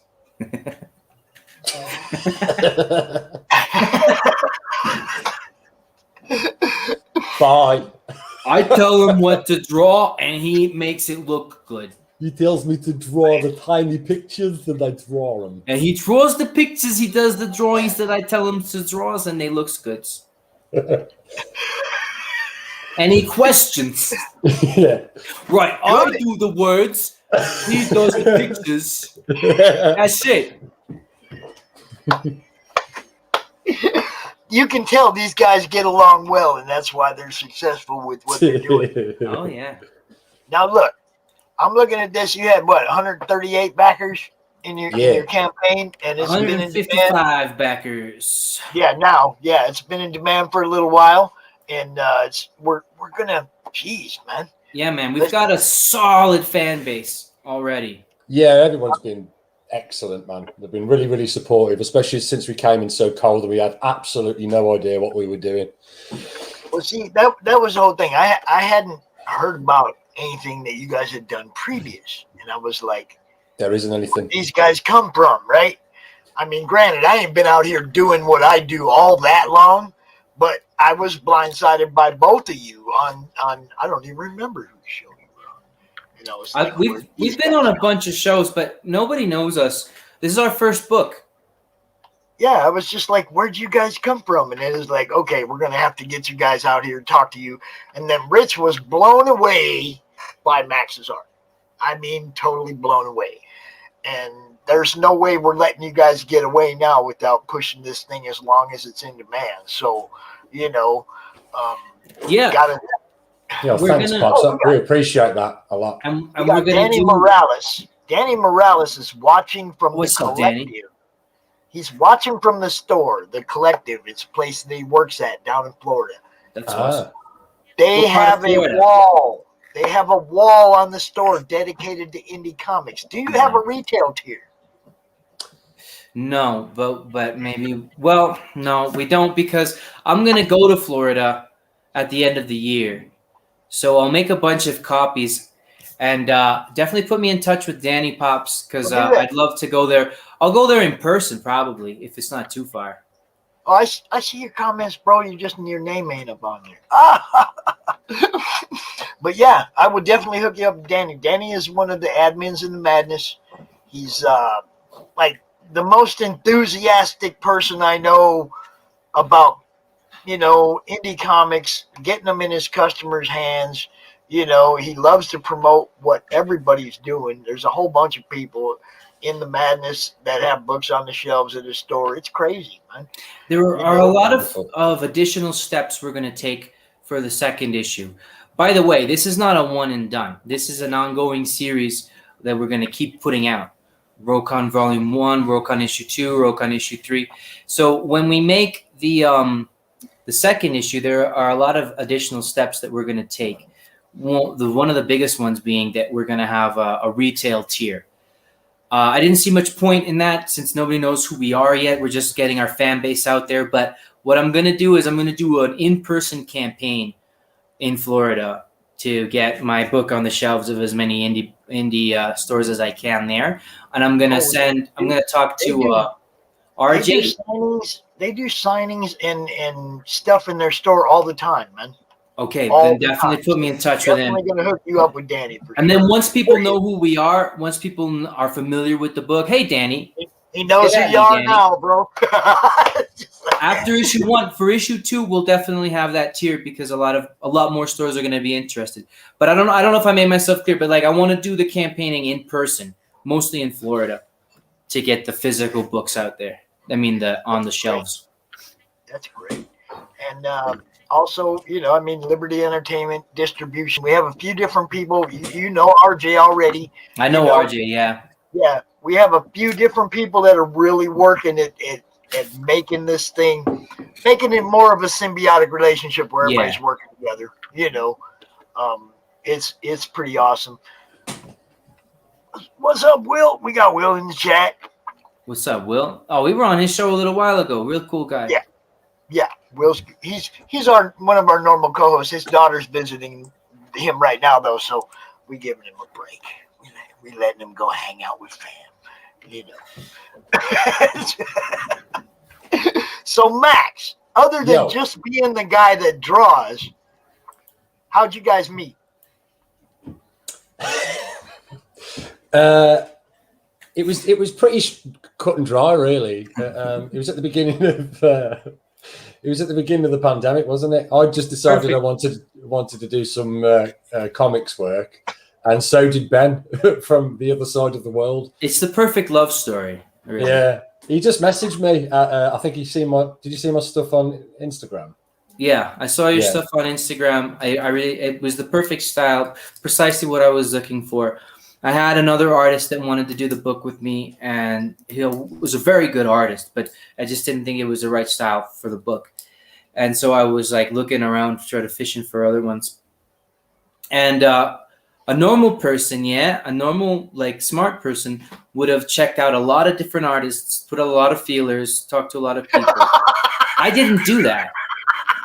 I found Max on Instagram, and I said, right, this is the guy. And I messaged him just like out of nowhere. And I said, listen, I've got a really cool story. Take a look at this manuscript. I'd love it if you illustrated it and we made it a comic. And he said, yeah, I'm looking for a story to draw. Perfect timing. That's awesome. Yeah, that was it, really. Just got on with it, didn't we? Actually, he wrote me back and he was like, holy cow, I was about to write you. And say I'm looking for a writer to make a story. No way, man. Yeah. Yeah, that's it, really. Acevedo. Yes. Yeah, we got the Preston. We agreed on the aesthetic. I think we're on board with the same aesthetic, which was I wanted to be able to like hand paint the whole comic because of mainly because of the sort of artists that I fan over. Because I'm from England, so I was brought up with sort of 2000 AD and Slain and stuff, and they're sort of well known for having a lot of hand painted versions of Slain.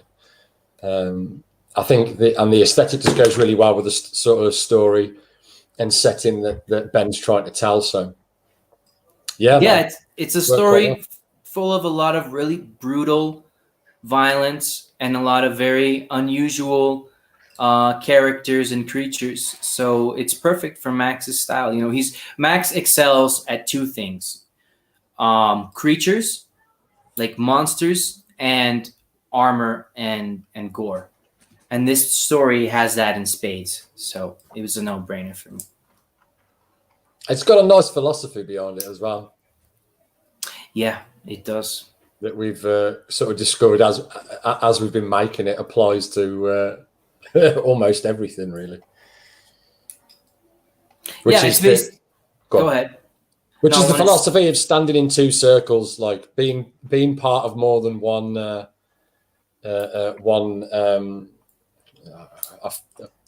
ideology, for want of a better word. That's a great word. Yeah, taking the better parts of each and making something better. Yeah, it's the whole thing of the yin yang. Yeah, You know, the idea of that there's like dialectics where opposites or seeming opposites are actually together. It's a weird thing, but like basically the point that we're trying to make is that Rokon is the best wizard because he's also a warrior. And conversely, he's the best warrior because he's also a wizard. So the whole mentality of separating these things is a bad idea. It's actually better to have both of them together. It's kind of like when you're going to compete in sports, you want to be calm. You know what I mean?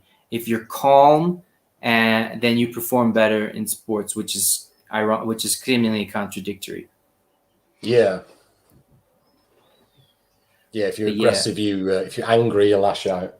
Exactly. I like the way you put it, Max. Standing in two circles. That's cool. One foot in each circle. Yeah. That's it. This is all so amazing, though. You guys know that. Y'all know that we already like it. What I don't understand is why ain't more people on this one. We need more. More. The in demand. Look, I seen somebody the other day. They've had their in demand up for about 9 months, and during that time, their sales tripled. Right. Don't pull down your in demand until until you actually release book 2, and then make sure you have your catch up tier so people can still get book 1. But leave that in demand up until you're ready for the next book for sure. So well, go ahead. Is there not a limit to, like an upper limit to how long you can leave things in demand for them? I have never heard of it, but the thing is, there's no reason to have the first campaign going once the second campaign is going as well. So we'll leave it. What Pops is saying is, because a lot of people, like, once they fulfill, they take down the campaign. Yeah. And that's not necessary, because we can leave it up even while we're getting ready to launch the second campaign. Okay. Which is a really good piece of advice, actually. Yeah, it makes sense. Comic Chat Authority. This is another guy that you guys need to get with. Cool. Okay. Hey, Comic Chat Authority. Another guy. These guys do. Dude does. He has a great interview show. Big following. Good to see you, bro. Thanks for tuning in. What can I say? Cool, man. Get at us. Contact us on Twitter and Instagram. We'll talk. We have a lot to talk about. What I'm thinking, Pops. You know what I'm thinking, Pops? I'm gonna do 2 prints of issue 1, and I'm gonna make the first printing of it, all of them numbered by hand. Like I'm gonna have like the squares that you can write the number. So I'll do 001, 002, right? Right. And then I'm not going to do that on the second printing. So like if you catch up to Rokon later, well, on the second campaign, and you buy both issues, you won't get a numbered limited edition first printing. So, dude, that's a great idea. That's what I'm saying. Everybody, it's like make something about that first printing number 1. Exactly. Collectible. Keep everybody interested so that you do have, that reason people are buying the second and third and fourth printing after those are gone. So Trish in the chat, right? She's saying you kickstart it, then Indiegogo, then demand until your next issue. I'm not quite sure I understand the idea of going on Kickstarter first. Like, what's the fundamental difference between the two that makes that viable? It depends on your audience first. Okay. It depends on your audience. Like I've always just been open with both Indiegogo and Kickstarter. I've seen some people do Kickstarter do well, but then there's those people that just don't use Kickstarter, that only use Indiegogo, that want that book too. So then they go over to Indiegogo, they relaunch a campaign, pick up all those customers, and then go in demand for everybody after the fact who missed out. Right. And you don't get all the cool, extra stuff. Once it's in demand, you might get some of those extras, but you're not getting that first print numbered one. Okay, you're not getting. You see what I'm saying? It's like there's some of those, maybe the bookmarks or whatever, that only came with that. You know, with that first campaign, and then everybody after just gets the book or whatever. Exactly. You know what I mean? You know, those 150, however many copies we've sold of this issue of this book, all those people are gonna have their numbered book, hand numbered by me. A lot of them signed by me if you paid for that tier, or signed by Max, and then a lot of people. A lot of people are going to be fans of Rokon in the future. But if you don't get it on the ground floor, you don't get that limited edition first issue that you'll be able to claim to your friends like, hey, I knew about Rokon. I believed in it before the first issue from day one. Exactly. I believe in Rokon. Yeah, exactly. I was here since day one.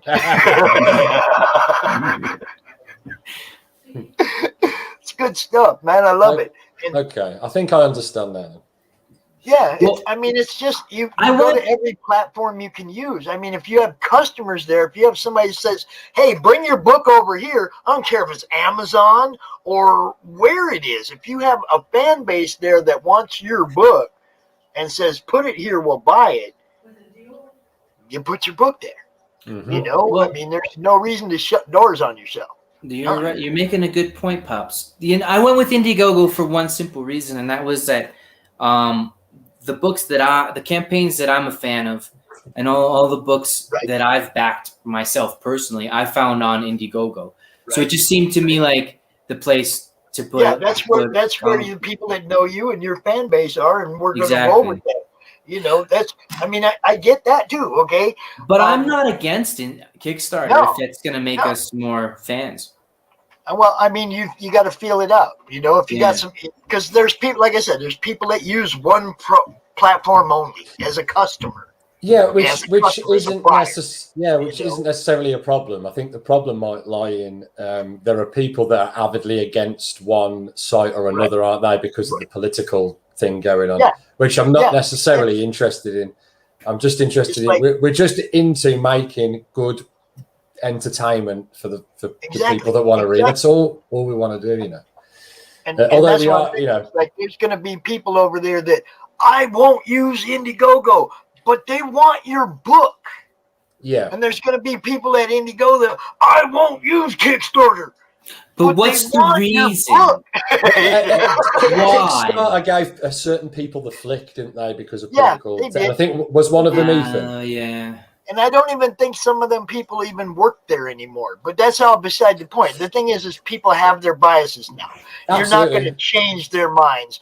But like I said, if some people come to you and go, man, I just don't buy on Indiegogo. If you put that book on Kickstarter, I'd pick it up. If you hear that personally, then, you know, you might consider doing a Kickstarter campaign. Well, I don't know how many of those people there are, but if maybe there are a lot. Maybe I'm missing That's what I'm saying. If some people start hitting you up and saying, man, I'd buy that, except it's on Indiegogo. If you ever hear that, then by all means, go wherever that other platform is and sell some books. You know what I mean? Well, if that's the case, let us know. I haven't heard that so far. Yeah, I mean that wouldn't be me. I mean viewers in the comments. Yeah, that's what I'm saying. It's like they'll usually let you know if they really want your book, but they're just anti that platform. They'll let you know. They'll say, "Yo, man," you know. And if not, they'll buy it where it is, right? You know, they can't hold it against you because that's where you went first. I wonder what the future is for us and for people like us, because I mean, I don't know. Once we get this ball moving, and once we're putting these issues out consistently, and we have like a time frame that we know how long it takes us. Once that's the case, I see us potentially moving off of. You got two totally different opinions right here in the, and for good reason, each one. Okay, Trish says she doesn't use Indiegogo because it takes the money out right away and she gets paid bi-weekly. And at the same time, Dora said, I'm not anti-Kickstarter, but I am pro take my money right now. You see that, and that's the divide is more on that than it is any political stuff. I'm telling you, when I order a Kickstarter, I have to remember they're not going to take this money for 3 weeks or a month from now, right? But when I order an Indiegogo book, I know they're going to take the money right now, and I don't have to worry about remembering 3 weeks from now that it kind of makes it into my card. It kind of makes more sense. That is more what the difference is than anything else. And I thank you, ladies, for both bringing that out just as plain as day. Neither one of them are anti the other because of political stuff. They both have reasons why they use the one they use. Okay, so it's mostly not a political thing. It's mostly just logistically how it works. Yeah. See, Indiegogo makes sense because, like, ostensibly, the creators are using that money to pay for the expenses to make the book, so they need it right away. That makes sense to me. Well, let's do. I have an idea. How about Doris and Trish? You guys come on our show on Max Headshroom YouTube and debate. Debate Indiegogo versus Kickstarter. I don't think that's a debate, though. I think that's just a when you have your money thing. You know what I mean? It's like Trish knows her money's 2 weeks out. So if she orders something they're gonna get your money 2 weeks out, she's okay, right? Pops, I'm trying to drum up unnecessary beef between Trish. Have Doris on your show for her art. Have Doris on your show for her art, and have Trish on your show for the book that she has coming out here real soon. And maybe somebody in the comments will happen to bring up the issue. Maybe we'll talk about it. You know, I'll do it. I don't know. I can't control the comments. I'll do it. But yeah, Trish, what do you mean by that? What do you mean by cross promo with other creators? That's like expand. You got two people that do voodoo books, right? Two different people that are doing a voodoo book. Yeah. So they take their two characters and they cross promote them, right? One guy says, "Hey man, if you like my book, you're gonna love Dude's book." He's doing the same thing, right? So they're promoting each other, but at the same time, I've seen that same scenario where they took the two characters and put them on a connecting cover. Yeah, where the one guy was on one book and the other guy was on the other book, but the background connected. Well, we are going to do that after RoCon issue 4. He's going to do a crossover, which I'm already writing the script of this other character called the Immortal Asadi, which my friend created. So they'll do issues 4. So basically, the 5th issue for both books is the crossover. And the cover will have RoCon and the Immortal Asadi on the same cover. You know, like in comic books, you know, where they do the Superman and the Batman. Yeah, doing the punch with each other. They're simultaneously punching each other at the same. They're both getting punched like this. Someone screenshot that. So, anyways, we've got these two playing cards that you're right on right here for the two characters. So we're about $160 short of having those paid for and made. So it would be really swell and terrific if we cross that line soon and we could start to have Phoenix make those two playing cards. I think the art came out really, really great for those two. Beautiful. What we'd like to do is every issue do 2 cards, so you can get a collection of all the characters from the RoCon universe. That's the idea. What you think, Pops? I'm loving it, dude. You know I love it. I'm awesome. Sitting here and I'm like I'm halfway in between trying to didn't I send Rusty the link? Where you at, Rusty? I thought I sent him the link. Oh, I didn't. Jeez. Or I sent it to the wrong Rusty. I've done that before. I've definitely done that before. Rusty, here comes Link, bro. Are you ready? You ready, Rusty? Do you guys know Rusty Gilligan? No, I don't know him yet. Oh, see, this is another one. This is another guy that you guys need to know. He's getting all this stuff is good. So yeah, everybody go check out RoCon. Whatever you prefer, Whatever you want. pronunciation, Pops. Okay. You get that Rodan, you know, if you're an old Godzilla fan when you were a kid, you know, it's like, do you remember that movie? Oh, you guys probably ain't that old, huh? Rusty, he remembers. What's up, Rusty? Rusty Gilligan, how you doing? Okay, how are you guys doing? I'm really good. Good. All the better for seeing you. We were talking to Ben and Max about RoCon and having a good time. And cool. Man, 30 minutes is never long enough. That's the only thing I hate about my con. In order to get everybody in, I have to, you know, it's short time slots, and it's never long, mate. You're doing a good job, mate. You're doing fine, man. Pops, before we sign off, let me just tell you, we really appreciate everything you're doing for CG, for independent comics, for all of us. CRoM Con is such an awesome idea. I mean, not for nothing. The time that it take you to organize this, not to mention the time you've been going for close to 4 hours straight now. And you did yesterday as well. I mean, all the time that you put in to interview all these people, to give us exposure so that we can all get to know each other and get to know the fans that we need. We love you, man. And we love what you do. And thank you. I appreciate it. Well, you guys do, man. It's like I said, people like. Go ahead, Mike. I haven't forgotten about your CRoM picture, man. I'm on it. Oh, I got you. I never rush. I never rush talent, bro. I never rush talent.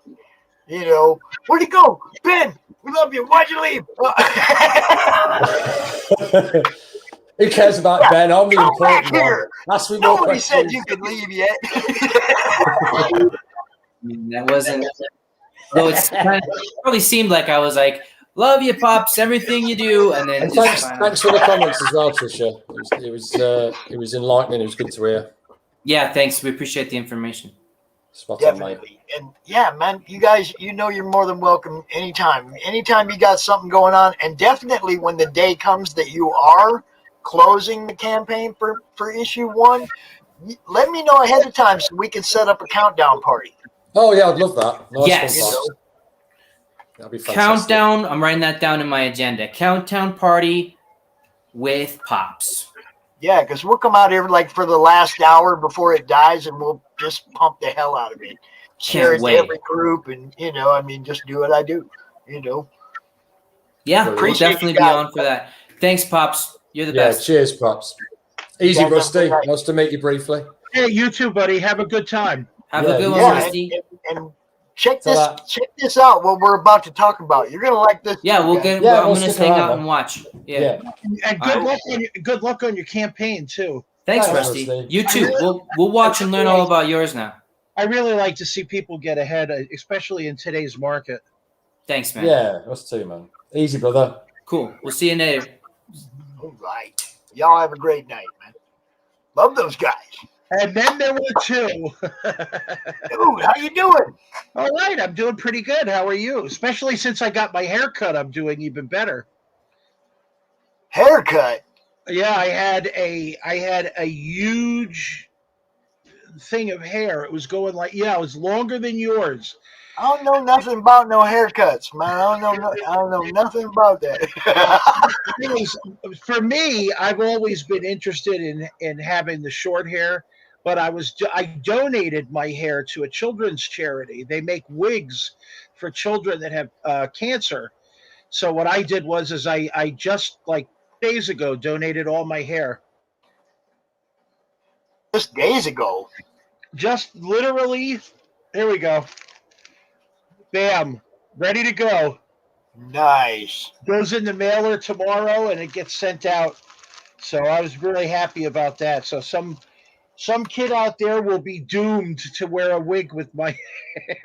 No, dude, that's not doomed. That's awesome. Well, I enjoy it at least anyway. I mean, it's a it's a passive thing to do. It's not like I have to put any work into it or anything. So Right. I'm just so scared of scissors, man. I ain't gonna lie. I even like for the longest time when I lived in Phoenix, I had one lady that cut my hair. Yeah. One. It's the only one I trust go near my head with the scissors, right? And then it took me like 8 years to find somebody else. I finally found somebody up here in Michigan that I trust, But even then, it's like I hardly ever get to go see her because she's way in a different town. Oh, Yeah. Ain't nobody around here I know I ain't trusting. Great clips ain't getting my hair, bro. That just For me, I don't think I seriously, I don't think I've seen a barber or a stylist in more than 5 or 6 years. Everything's all home cuts. Yeah. So, but anyway, my hair isn't a subject.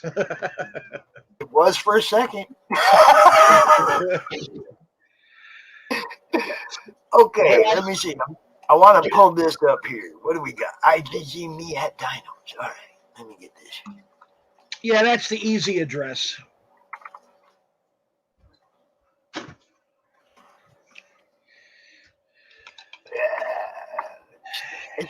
Slash over there.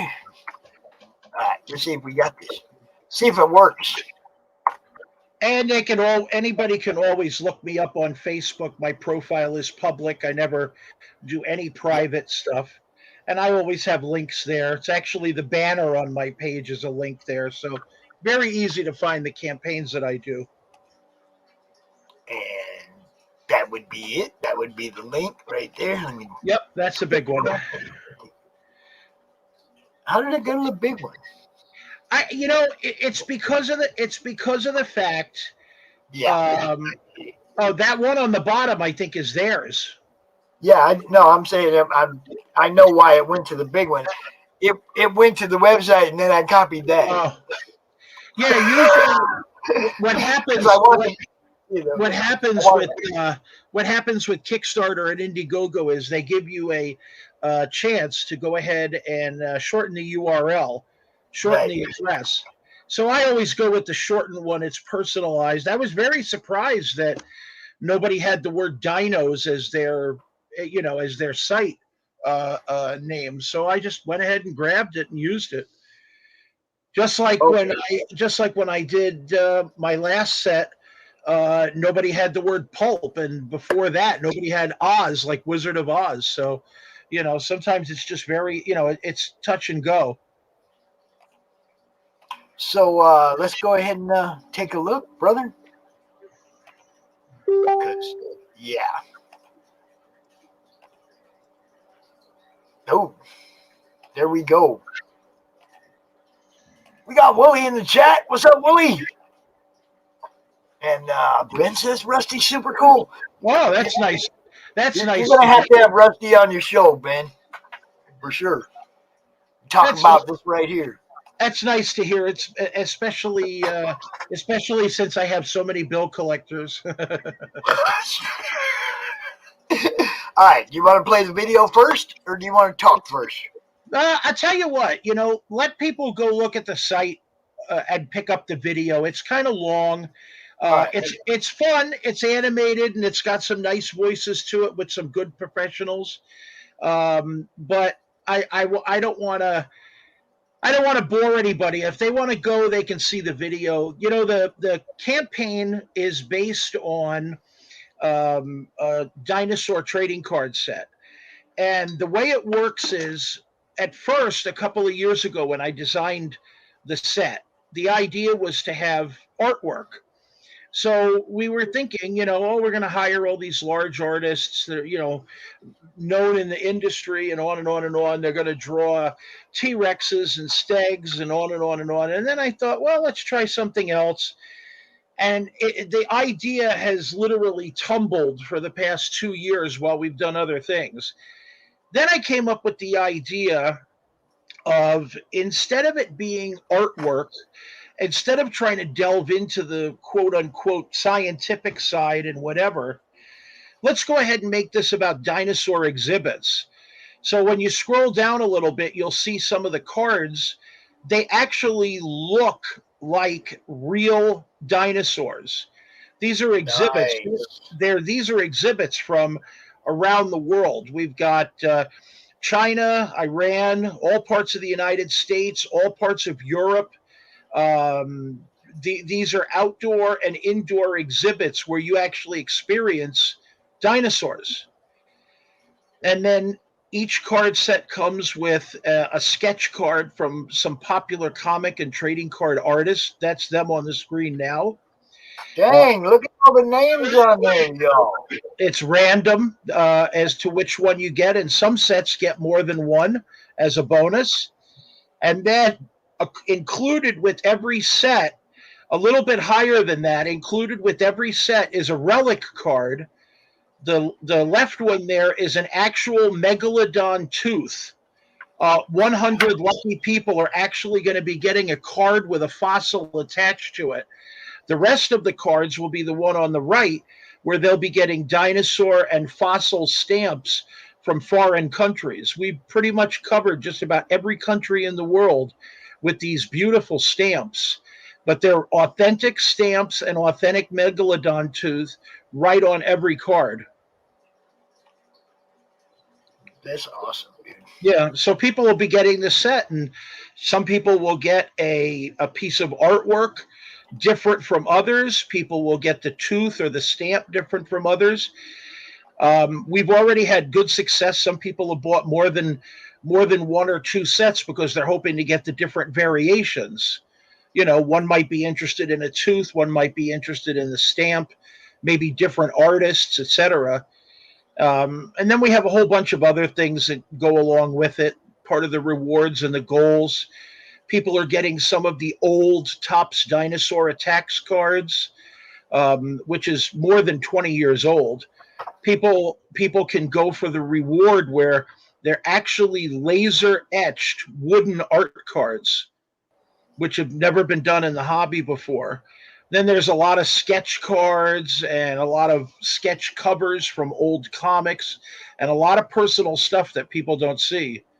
So we're trying really, really hard to make this a very special campaign for people.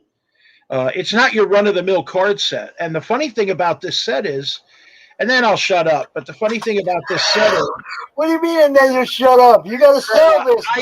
I don't want to. Yeah, but I don't want to do all the talking. The funny thing about this set is we're not a store. We're not a warehouse. Once this set is printed and done, it's out the door. We're not keeping cards. We're not keeping sets. People can't continue to order after a short time. Once it's done, it's gone, and we move on to the next project. So if you don't jump on board, then you're going to miss out, which I don't want people to miss out. There you go. But you could see in the reward part there's hologram stickers, there's autographed art postcards that are mailed to people.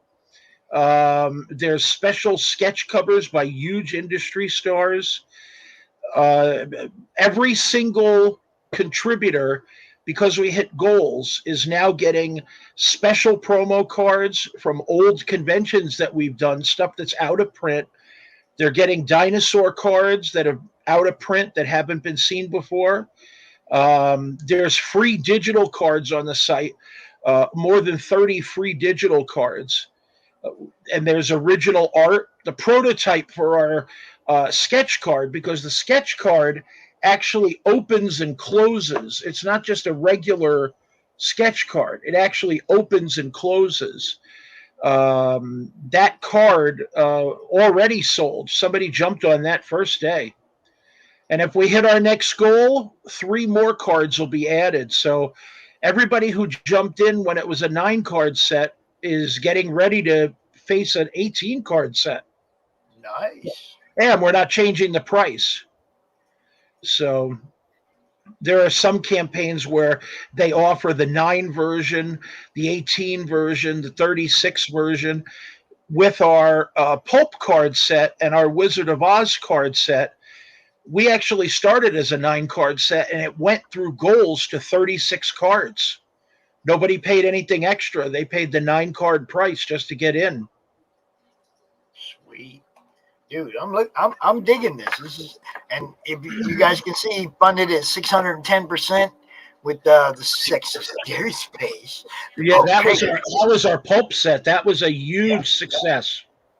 And 211% with the Oz, and Mac in Trouble. I don't know if you guys all know anything about Mac in Trouble, but you need to go check that out too. All right, because I mean, Rusty, he's been around for a while. He ain't telling y'all. He ain't telling y'all about where he came from. Well, I started in entertainment back in 78, 77. And I had done a lot of child acting before that. Then I got involved with a lot of artwork in the late 70s. One of my first jobs was to do artwork for Comics Buyer's Guide, Comic Collector News. I did some artwork for the Marvel British weeklies. My first job actually came from Stan Lee. So that was very cool. Then I did artwork for the movie Heavy Metal back in the early 80s.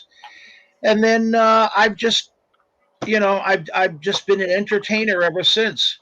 So working on comics and trading cards is my first love, but I've done comics, trading cards, wrestling. I've been on the radio. I've done plays, voice acting. I just got done doing voice acting for 2 films and 1 cartoon this year alone.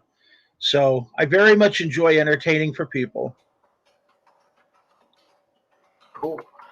Yeah, I'm talking to some people about scheduling in the background. Just don't let me interrupt your flow, man. No, it's better than you falling asleep on me. Oh no, that ain't never happening. Yeah, we have somebody that's not gonna be able to make it tonight. I'm trying to figure out a way to fill this spot in. But sometimes you gotta do this stuff on the fly, man. I could just see it now. Oh, I'm so glad this guy's talking. I really need to take a nap.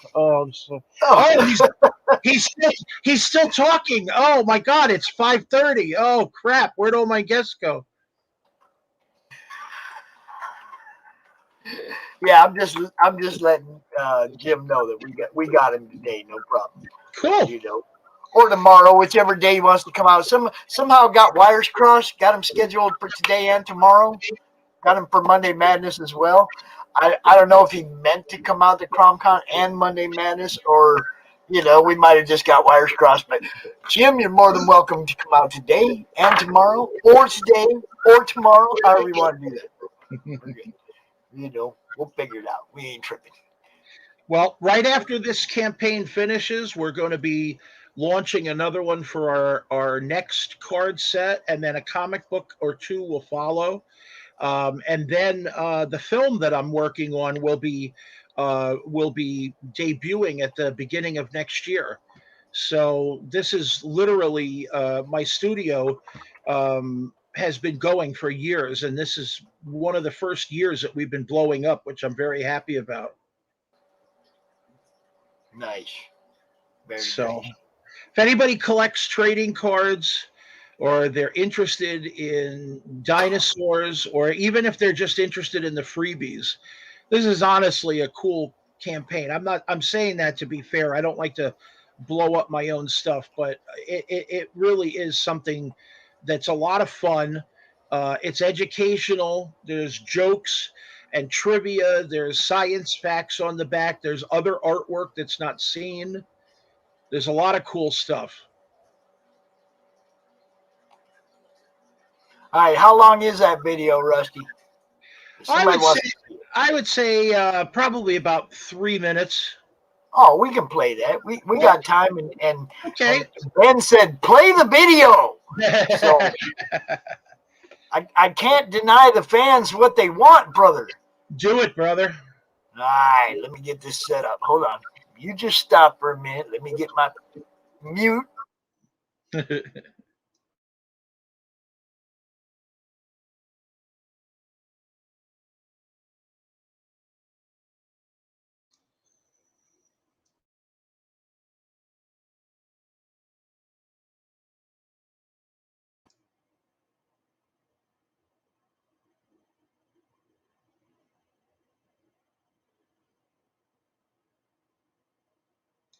Is there any sound? For some reason, the audio is not coming through.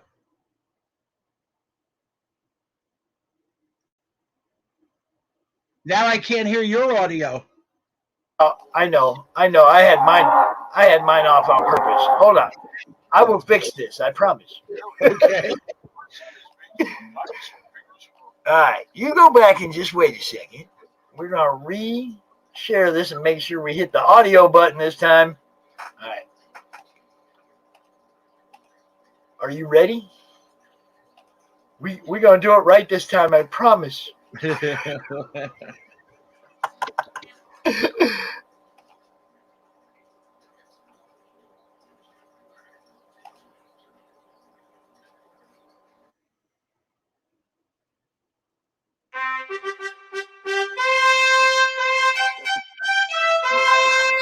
can you hear it? Hello, everyone, and welcome to our new dinosaur set, The Earth Trembles. Let me try that again. The Earth Trembles. Ooh, scary. Our set is based on dinosaur figures from around the world. Ooh, everyone loves dinosaurs. Well, where'd you come from?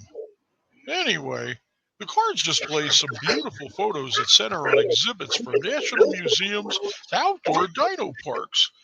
Also part of the set are these great relic cards with actual megalodon teeth and dinosaur stamps from around the world. Around? Oh, gee, I thought the world was flat. Well, there's some great add-ons as well. Is it my turn to talk? Hiya, Terry. I was just about to tell these cavemen about some of the great features in the set. Why don't you take over for me while I go eat someone?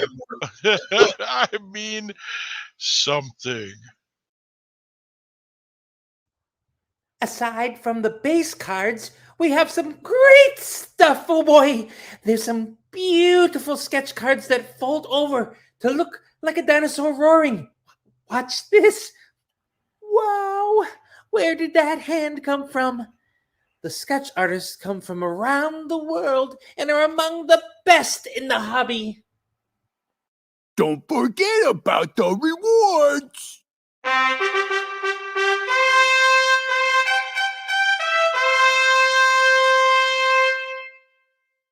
Who was that guy?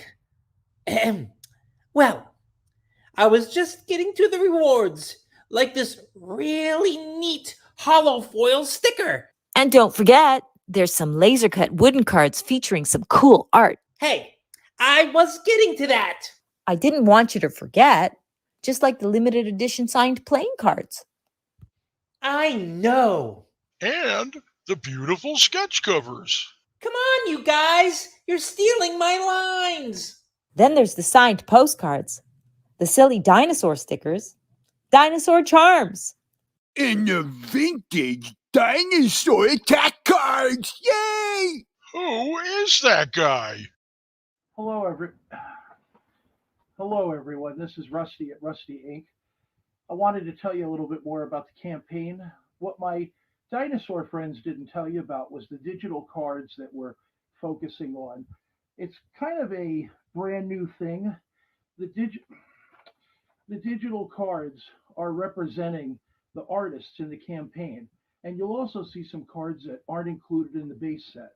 So we thank you for contributing, and we hope to see more of you in the future.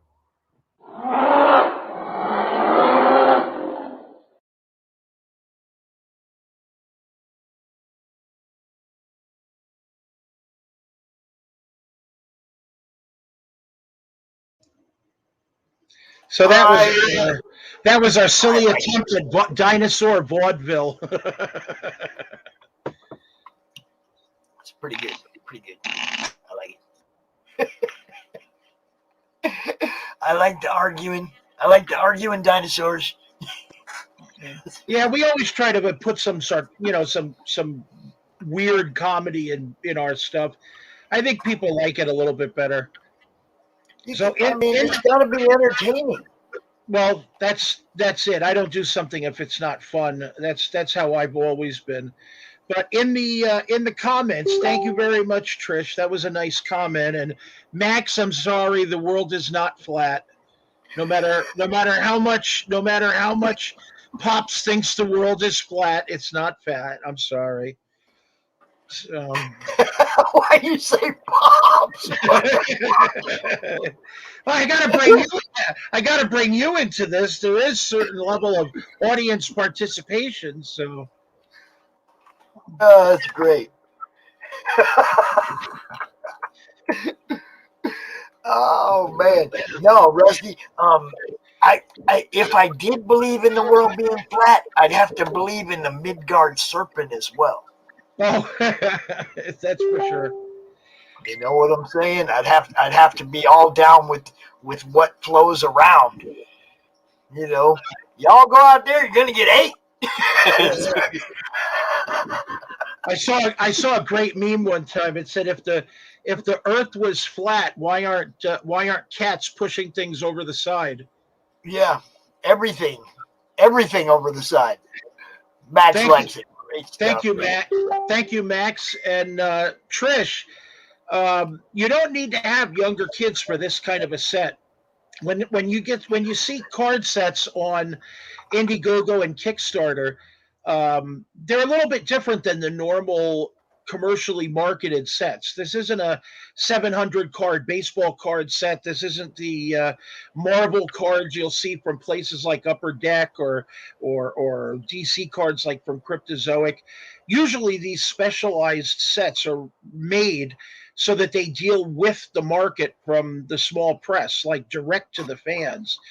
You'll find a lot more intricacies in sets like this than you would in the larger sets. The artwork is 100% authentic. So you're basically investing in a piece of artwork, as well as the fact that you'll get the relic cards. The same thing with, with the guys that preceded me and other guys that you'll see here as well. A lot of the comic stuff that they're doing in these campaigns, you can't find anywhere else. Somebody like Diamond or one of the other online distributors picks up their stuff. You won't see special covers. You won't see variants. You won't see all of the rewards and the special goals that they have. Usually, it's a dry 1-for-1. We pick up your book, we sell your book. You're one and done. You're out the door. So I always tell people these are more like investments. I usually treat campaigns like on Indiegogo like they're booths at a convention. This is my sales. This is my POP sales. This is my point of purchase. And a lot of times people make dry campaigns. I try to make everything colorful. Everything loads like a JPEG or a GIF. There's very little text. We try to make it look less like begging for money and an ad and more like a magazine article. We're here to get you in, entertain you, and go. And I think one of the problems that people have with campaigns, it goes dry after a while, and there's always a dry period. There's never a day when it goes every day. I don't care if you're a big guy or a small press guy. But the thing is that most campaigns are one and done. You go to the site, you look at the book, you say, wow, pretty girl. I don't know if I'm going to invest right now, maybe later. And until they see another ad, they don't even get reminded. We keep adding to our campaign weekly. Everything changes. We change the color of the backgrounds. We change some of the wording. We change the pictures. Sometimes the order of the names. We put up new goals, secret links we have. Like if there's any dealers or resellers out there, we have a secret reseller perk. It's a link to the campaign that only they can do, and it's a special package. They can buy 10 sets for half the price, and they get a lot of free stuff. So they can literally stock their store. You can't find something like that with Diamond. And with Diamond, if it's a certain amount, they're taking their cut. We go right directly to the consumer, and I think that the savings passes on, because this set would have probably been about $25 or $30 otherwise. So, hey, Rusty, I don't know if you know our next guest or not, but when he turns his camera back on, I'm gonna bring him out here so you can meet him. Do you know Jd Calderon? I know the name. How you doing, buddy? I'm good, man. How you been? Oh, pretty Rusty? good. Pretty good. I like your work, my friend. Thank you, sir. I appreciate that. Mr. Pops, what's up, bro? Dude, you know what I'm doing? I'm networking. JD also does a little show thing sometimes. Yeah. I do a Sunday show typically at 7:30. Usually every Sunday, I'm taking today off. I'm wrapping up my latest Kickstarter, so I'm just in the process of doing that. So I'm taking a little time to sit down with you guys and talk. So cool. Cool. That sounds pretty cool. Yeah. We're gonna show off some JD stuff here. What do you got there, Pops? What do you got there? Well, I mean, we got, you know. Oh yeah, Tall Tales. There you go. Nice. Oh, yeah. And I am right about halfway done with it. Nice. I'm right about halfway done with it. They just went back to camp and they're asking the kid what's up, and kid was like, later, I'm out. Took off. And that's right where I'm at in this book right now. And this book is entertaining. I love this. And then of course we have the wife. We got to rep the wife. Oh yeah. You know. Daphne's book. Ego Raven. Awesome book. Daphne's book. Yep. Gotta rep it. Gotta rep this stuff, man. But I wanted to make sure that you meet Rusty because you know that's one of the things I do is make sure everybody gets to know each other. Cool. You know, always that chance of that off chance network happen. You know, I mean, I love when that kind of stuff happens. You guys know that. Yeah, I always tell people all the time, I'm always around. All they got to do is look for me. I'm always looking for a chance to do inking or do artwork with somebody because I've been inking for about 40 years or so. Oh, damn. So Okay. I'm always looking for a chance to have fun with somebody. Crossovers or crossover projects. But listen, I'm going to go because I want you guys to go ahead and talk and give JD his time. Thank you very much, Pops. I'm going to emulate the last guys that were on.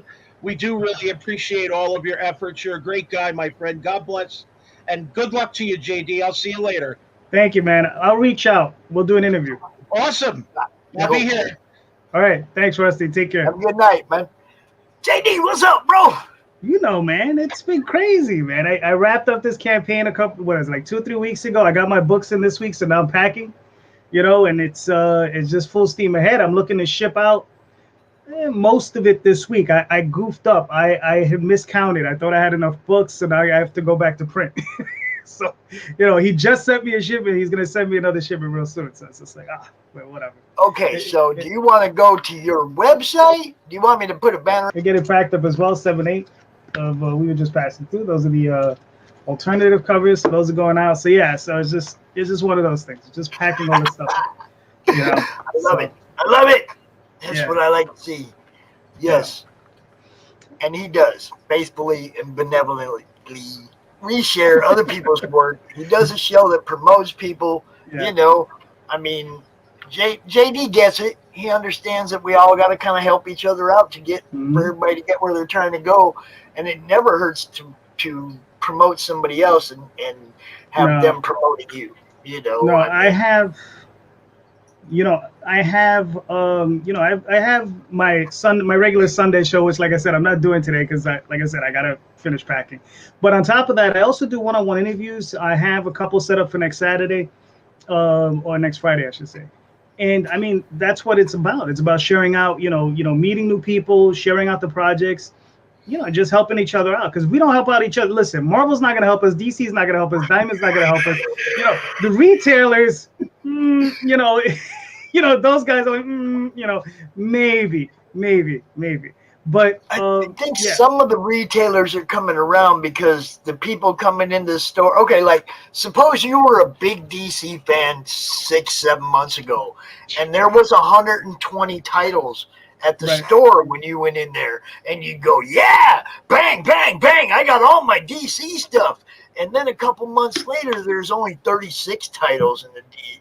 And now they're used to reading a stack of books. They're looking for more books to read. And I think the retailers are starting to get it. They got to fill that shelf space with something. Liberty Entertainment Distribution. I'm going to talk about that in a minute. So. We'll talk about that in a minute.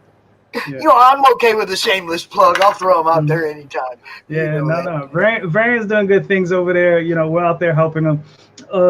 You know, well, I'm part of a group of, diverse publishers. We all came together, and we're with Liberty Entertainment, and we're doing something. I'll show those off in a minute. Yeah. But you know, it's good. But like I was saying though, it's like, you know, we have to share our work. You understand? I mean, the thing is with the retailers, here's the thing though. I was like, I know for myself when I was a kid, you know, I read a lot of Marvel and DC and I enjoyed them. I loved them. You understand? But there came a point where it's like, whenever I saw something different in the shop, I would always gravitate towards it. You know, it was Jack Kirby's Captain Victory. It was Bill Willingham's Elementals, Dynamo Joe by Doug Rice, you know, Zooniverse, you know, all these different books, a lot of crazy books. Warlock 5 by Dennis Beauvoir. Stuff like Faust really interested me when I was a kid. Tim Vigil. I mean, I wasn't a kid. I was 18. I was at least 18 years old when I got that one. So, because you couldn't be under that age to pick up Faust. But you know, it's books like that really take my interest. You know, the indie stuff. Because the thing is that, you know, as good as the Marvel and DC stuff, there's standout moments in all of those in those libraries. Right? You got Frank Miller, his run on Daredevil, his stuff on Batman. You got Walter Simonson, his run on Thor. You got John Byrne, his runs on Fantastic Four, Alpha Flight, Hulk, X-Men. You know, Superman. You know, just about anything. You know, John Byrne has done in either of those two companies is usually really good. George Perez and Marv Wolfman on Titans. You know, there's really, really good standout runs in all of those libraries. But the thing is though, you know, after a while, a lot of it becomes the same, especially when DC has 9 or 12 titles as just Batman. I'm not necessarily a big Batman fan, but you know, it is what it is. You know, but it does become for me a little stale after a while. It's just like, how many of these same stories can I read? Rich billionaire gets in his car, goes beats up on a guy who's mugging a woman. All right, fine. You know, there's some dude with some clown paint on his face running around killing people. Angry, brooding billionaire. Right. What are you angry about? Look, I every time I see somebody who's got a lot of money, they're usually pretty happy unless they have lawsuits to deal with. Right. Even then, they got a legal team. If you're a billionaire, you got a legal team. It's a dudes, just deal with that. You don't even have to I'm gonna go play golf. You got this. Yeah, right. I'm gonna go play golf. You guys got this, right? Exactly. You know, come on, those guys don't got nothing to worry about. You know, I get it. It says your parents got shot in an alley, so you're mad. Okay. But mommy and daddy issues, you know, I mean, come on, you know, there are people with worse issues that get over it a lot easier than this guy. So. You know, and then to the next level when he's an adult and a dark, brooding adult that beats people up. Right. He's the guy that's going to adopt a kid. Right. Exactly. So he could raise the kid to grow up and beat people up too. You know, come on. Raise a doctor. You know. Raise someone who's gonna heal people. Don't go. You know. You know, at least put him in an MMA cage. I don't know. At least he's fighting someone who's willing to fight him. Yeah, I mean, you have the money to put him anywhere, right? Exactly. It doesn't have to be that, you know. But hey, this is the thing. It's all fiction. It's all fantasy, right? So we're all just having fun with it. But you know, there comes a point where you want to see something different. You want to see, you know, I don't know, some crazy sci-fi adventure, which DC and Marvel give you a little bit of, but it doesn't necessarily like hit that spot that some of us want. Some of us want fantasy, and then there's different levels of fantasy. You got high fantasy, dark fantasy, you got, you know, urban fantasy, so on and so forth. Depends what you want. They hit a little bit on it. How old were you when you first read the Redwall books? 13. Because I know you did. I see the influence all over the place. 13, 14, maybe 12, 13, 14, somewhere in that area. Yeah. Somewhere in that area. Yeah. But I mean, I was reading a lot of stuff though, man. I was reading Asimov. You know, I was reading Harlan Ellison. I was reading Heinlein. I was reading all sorts of stuff. That's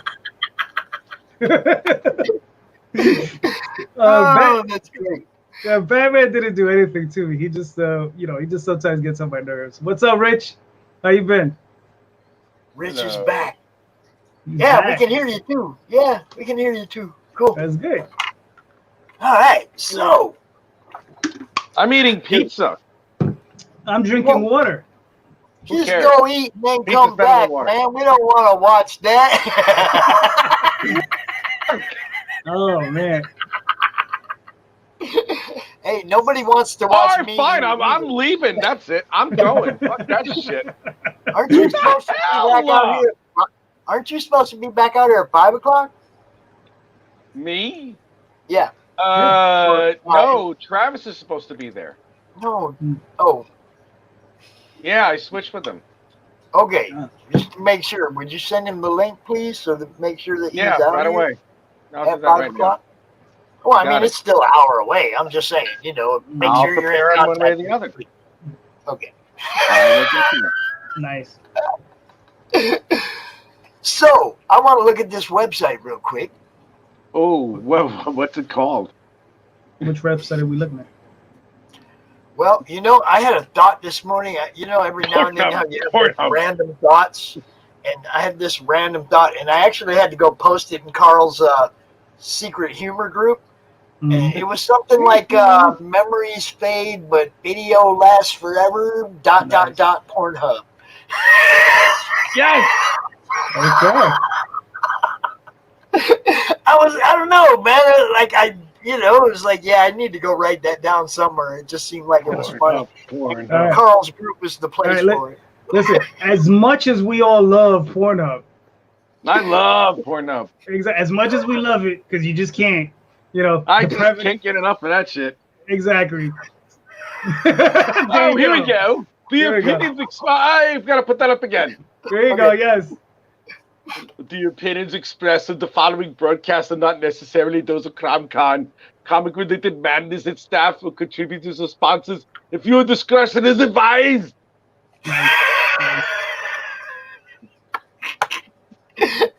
There you go, y'all.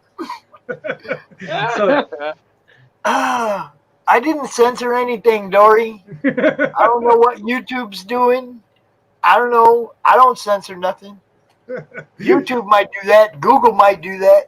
Yeah. One of my mods might do that, but I'm busy in the show. I ain't going. Yeah. I think Oh, the reason. God, I really got to keep my mouth shut. Well, I think the reason Pornhub doesn't ever get edited out of any of these is because they pay enough money to the right people to not get edited out. That could be. But I didn't write anything about it. What needs to be edited out of Pornhub? I don't know. I just think that we're mentioning it. That's all. Oh, all right. I just think we're mentioning. But anyway, we brought up the Oswald Chronicles. That's what we're going to talk about. The Oswald Chronicles, right? Nice little mouse. Nothing porny about it. It's all fun and games. If someone loses an You eye, want you to get see the shit in gallery? Yeah, well, they lose more than just an eye. They lose, you got heads, limbs, all sorts of body parts get lost, but it's just, all part of the story. So, Wow. Okay, that's my gallery. It's all various artists I've hired over the years. Now, Daphne does the art, right? No. The main artwork, like if you go back to the original page, to the homepage. Okay. All right, that artwork is done by Jd Gonzalez. She's an artist. I've been with her 12, 13 years now. She's out of Chile. We met online. Okay. We just hit it off, and we just started working with one another. So, yeah, Daphne does the artwork on Tall Tales. She does some occasional artwork on the Oswald Chronicles. Like, if you want. She did these pieces here. Hold up. Let me put that up there. Hold up. Okay. Like she did those two pieces right there. Those are colored by Liz Buenaventura. She's out of the Philippines. She's an incredible colorist. Let's see. Right, she also did this one. Pops, what's so damn funny? Oh, that looks gorgeous. That's funny right there. and she I'll be happy I have that private access link when the time comes. That's what I was laughing about. There you go. So yeah, so Daphne does occasionally do some artwork for the Oswald Chronicles, but it's primarily Jd Gonzalez. Once in a while, I'll pick up I'm working with another artist. His name is Aurelio Tillis. I'm working with him. There you go.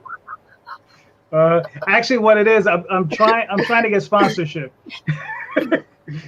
Trying to get sponsorship. That's what it is. Those sponsorship dollars go a long way. So. Yeah, whatever we got to do, you know it. Exactly. Well, the joke is that if you look at my mouse, he goes through most of his adventures naked. So, you know. Wow, really? Exactly, just like Bugs Bunny. Bugs Bunny is naked in most of his adventures. Have you noticed? Evidently, Bugs Bunny has like no genitalia, and not it's like exactly. Which is funny because rabbits are known for continuously effing. Right. To have kids. What do they have, like litters of like 100 at a pop, and it's just like, where's this nuts? I mean, wait, what? Right. It's not anatomically correct.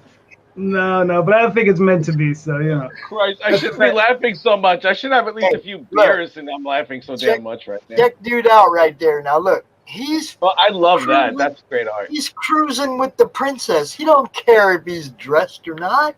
Right. Exactly. Well, I wouldn't give a shit either. I'd be like, all right, let's You go. know what I'm saying?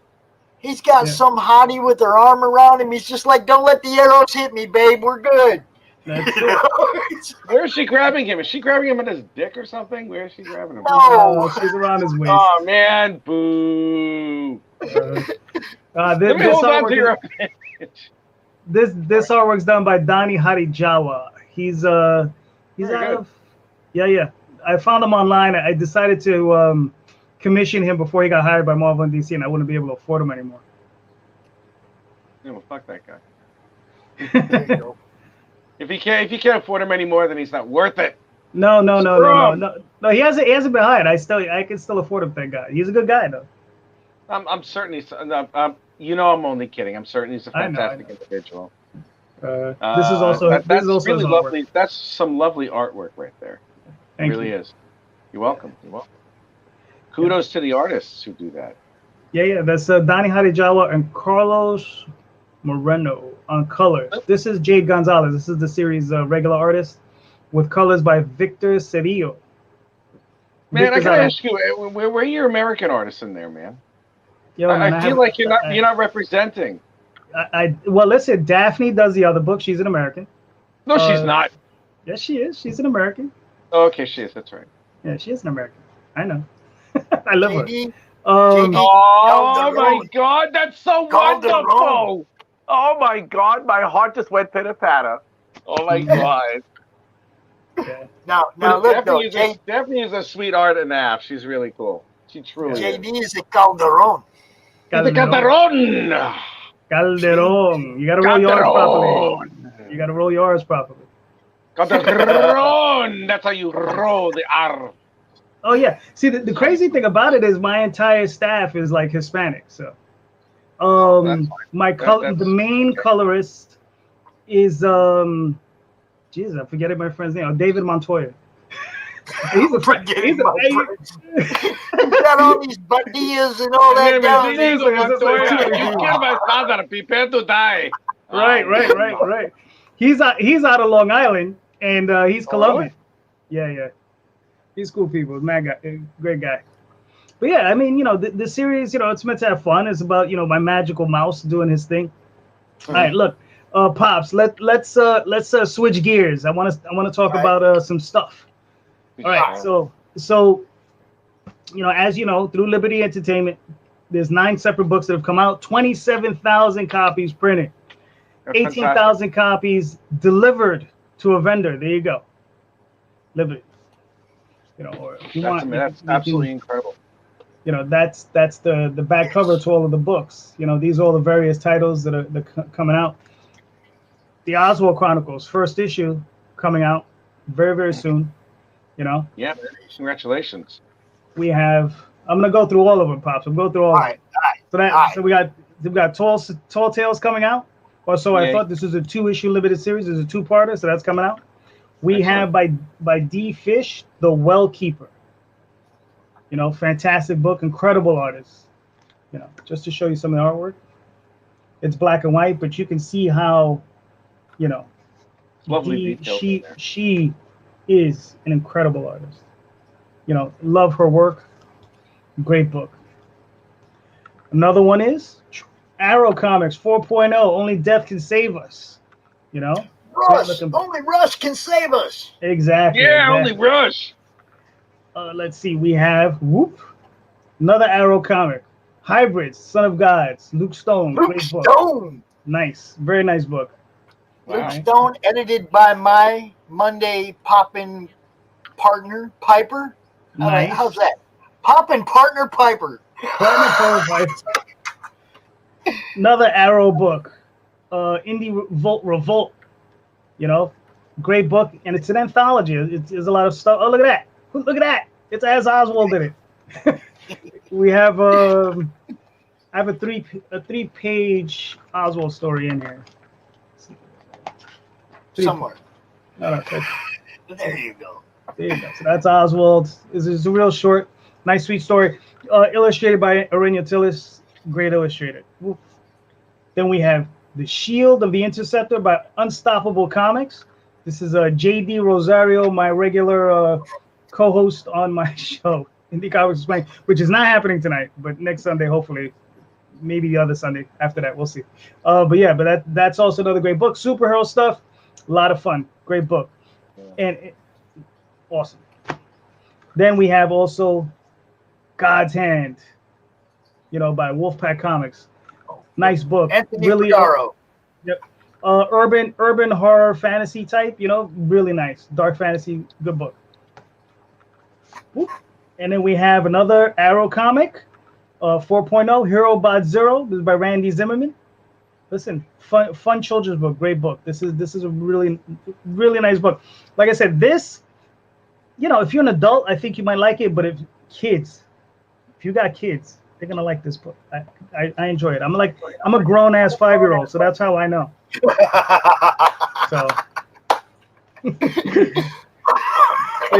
So those books are all. There's gonna be more announcements coming up in the next few weeks. We have a launch party that's gonna happen towards the end of the month. So, and like I said, there's gonna be some excitement. I think people are gonna really enjoy what's going on. I also want to say those the people from Indie Vault and Liberty Distribution are going to be at Grand Rapids Comic Con in the middle of August, 13th, 14th, 15th. I'm gonna try to be there on the 15th, walk the floor, meet all these guys. Finally, you know, it's like I'm really looking forward to that. I hope I can make that happen. Nice. Yeah, man. You know, JD, you know what's up. These guys are working. They have a plan. You know, they have a plan to get people's books in stores, on store shelves. They got quite a few retailers already lined up. They're already, stuff gets to them and they're shipping it out already. Right. You know, I mean, they got 3 pallets yesterday and I think 2 pallets left. Mm-hmm. Well, no. We have 8 pallets, 1 pallet left. Go ahead. Oh, 1 pallet left. Okay. But either way, out of 3 pallets, 1 is already gone. So that means books are on their way to stores, y'all. Yep. You want to be involved with these. Well, I want to know one thing for, you know, I mean, just for general history, general knowledge for outside for anybody who's watching, pertaining to Liberty Publishing and whatnot. How often will all these books come out? I mean, how many do you have planned to come out every week, or is it every other week, or is it is it bi-weekly or something? Bi-monthly? No, monthly. How many titles on a monthly basis? 9 titles. They won't all be monthly. Oswald Chronicles, Tall Tales will be monthly. Well, this is a 2-parter. Then we have a 4-parter. Peacekeepers coming out. Those will all be monthly. Okay. Then we have Oswald Chronicles monthly. Wellkeeper monthly. Hybrids monthly. God's Hand 3. It's a 3-parter, so those will be coming out monthly. And then we have another title from them coming out monthly. Chronicles will be coming from them too. Yeah. Yeah, that'll be on the end of that. They're all released at the same time. Yeah. No, these are all different. These are all different people that have done their Kickstarters already, and now they're putting their books in stores. Rich. Mm-hmm.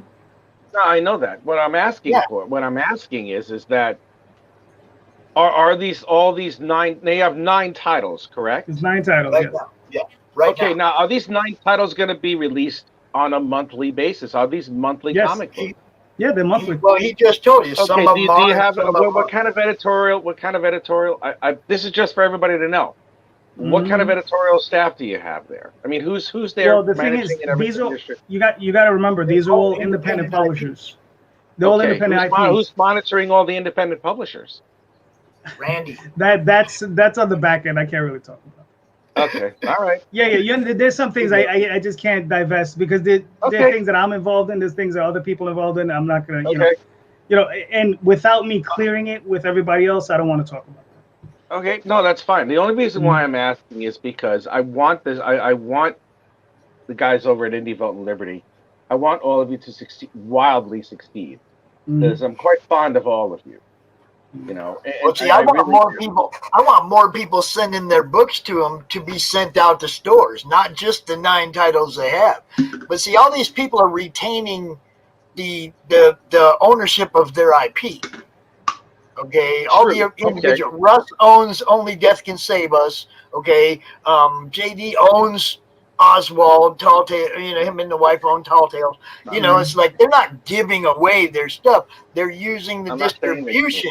It's a distribution. They're going to be put in the catalog.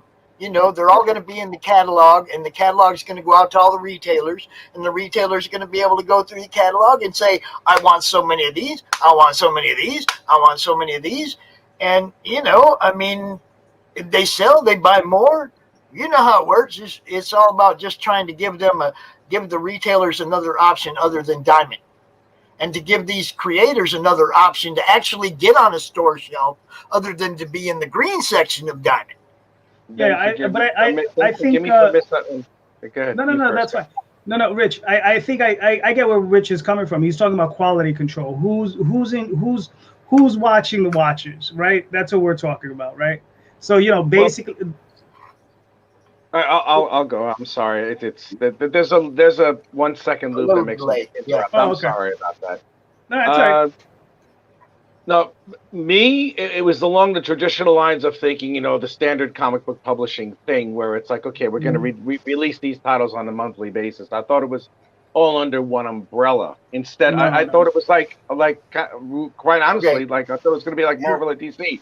But it's not, and I'm wrong about it, and I apologize. Distribution. It's not a publishing company. It's a distribution company. Okay. Exactly. So what we have is a small consortium of publishers that have gotten together. Think of Image, but without an umbrella, right? That's what we are. We're just a small group of individual, you know, studios that have gotten together to like self-publish, because all these books were printed at the same time at the same printer.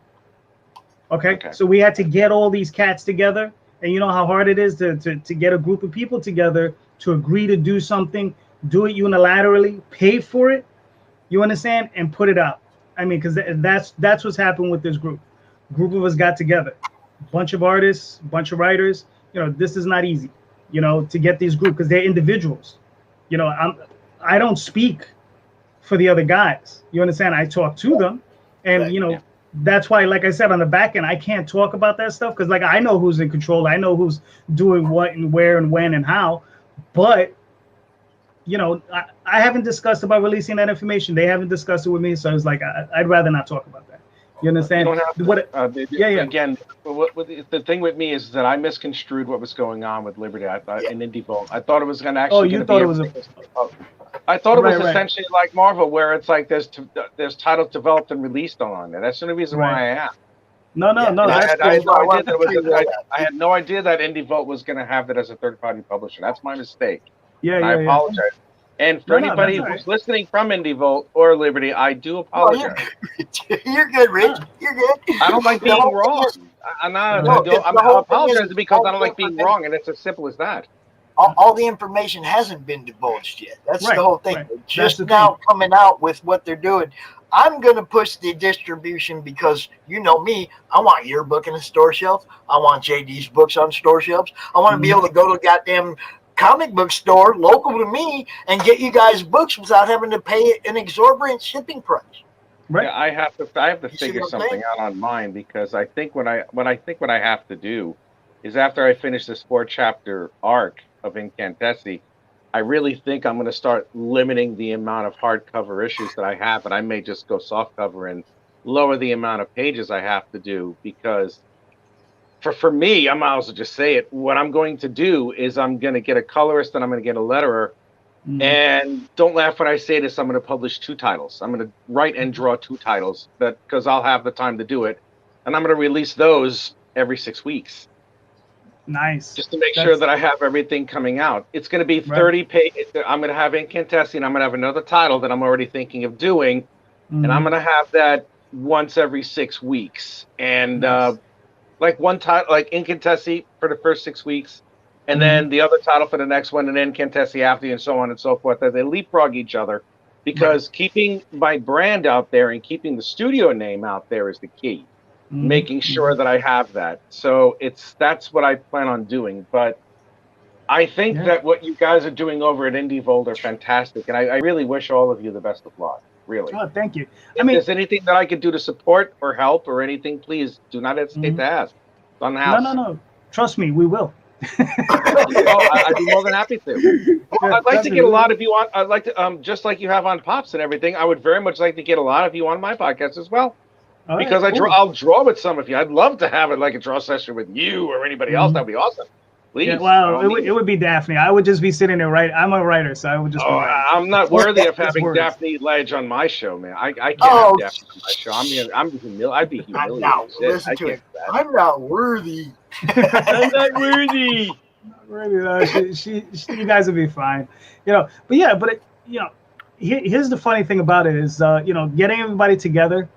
One of the things, because here's one of the things that I would suggest to anybody, right? There will come a point where we're going to be seeking people, or who knows, whatever. Here's the thing: when we started searching out for people, we were looking for people with runs, right? People who had a depth that they could print. To their thing, like they had a 4-issue limited series or a 6-issue limited series, 12 issues done. You understand that sort of thing. The people you see here, 90% of the work is done. You understand, like my books, the Oswald Chronicles. I have enough material for like 3 years. Then it's just refinement. You just go in there issue by issue, just refine it. And it's crazy. And here's the thing about refinement: it never ends. You understand? I just got this book. Right, I got this 3 days ago. Right, I love it. Fantastic. I love this book. I've printed this book several times. What's the first thing I do? I go through it and I grab Post-it notes and I'm like, oh yeah, I can fix this. I can make this a little bit tighter. I can do this better. You understand? Because the work the artist and the color is done. That's done. That's as good as it's gonna get. But I'm working on like dialogue, word balloon placement. I'm literally niggly little things that I'm tweaking.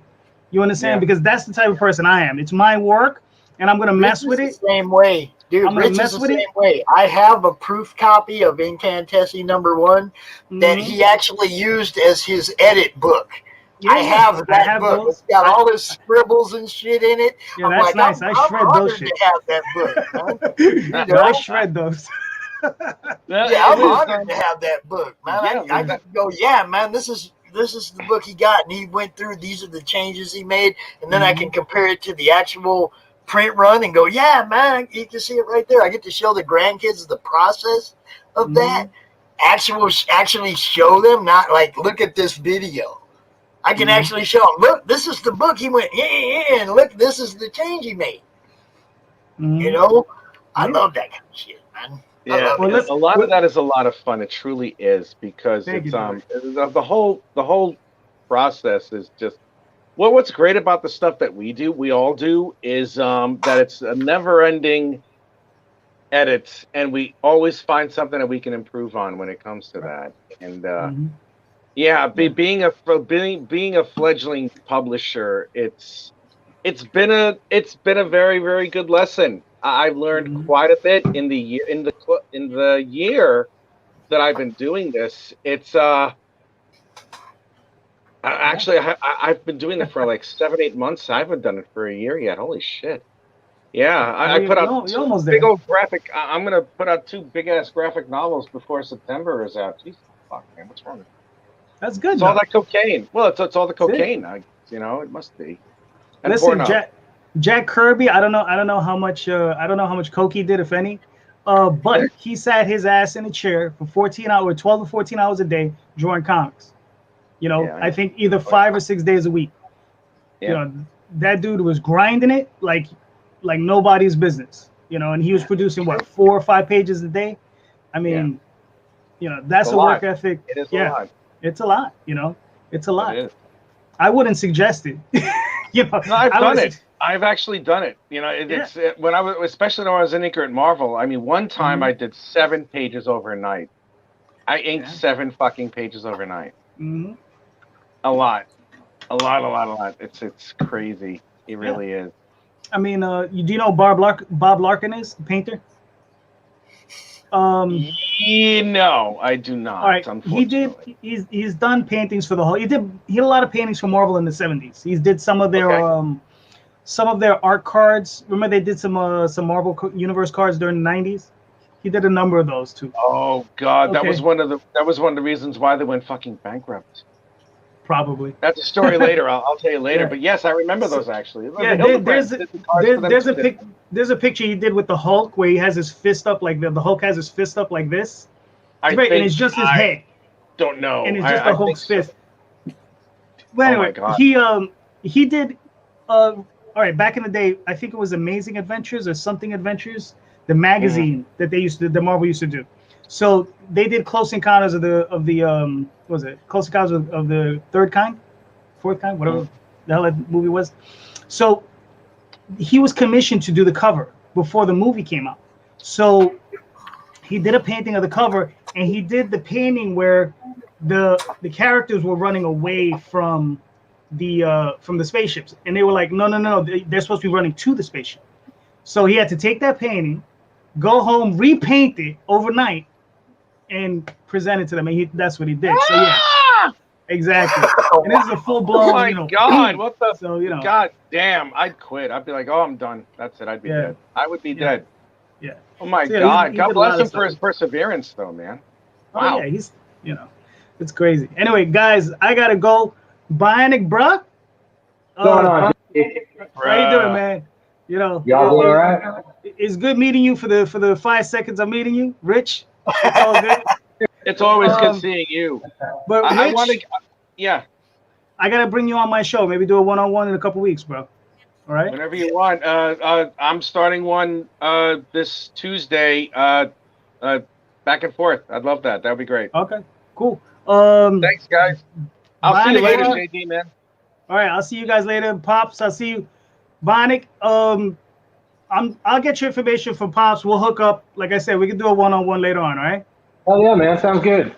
All right. Take it easy, guys. Thank you. Have a good one, JD. Bruh. What up? What's up, dude? So you What's closed up, this bruh? thing last night, didn't you? He did. He's here again? Why are you here again, man? You closed this last night, right? I didn't close here. I was watching. I was in the chat. I closed nothing. Oh man. No, I mean your campaign. Did you kill it? Yeah, we actually closed back in March, but we're in demand. Okay. I thought you were checking in demand this week or something. No, I've been in demand for a minute. Okay, you're gonna stay in demand. All right, then we're gonna talk about your book. Sounds good to me. Cool. Yeah, I wasn't sure. I thought I heard somewhere that you were like about to stop the in demand, and I was like, well, Yeah, we better get him out. I think that was why I wanted to get you out here one more time or something. Oh, most definitely. Yeah, I'm on the cusp of fulfillment. So I've got my Gemini boxes and the bags and boards right behind this backdrop. And I've got my metal prints and posters, stickers, everything. I've got it all around me right now in my little office. So we're doing pretty well. Dude, and this, I don't know if y'all know, but this is a really nice looking project. This is a great looking book, man. Been following it since the beginning.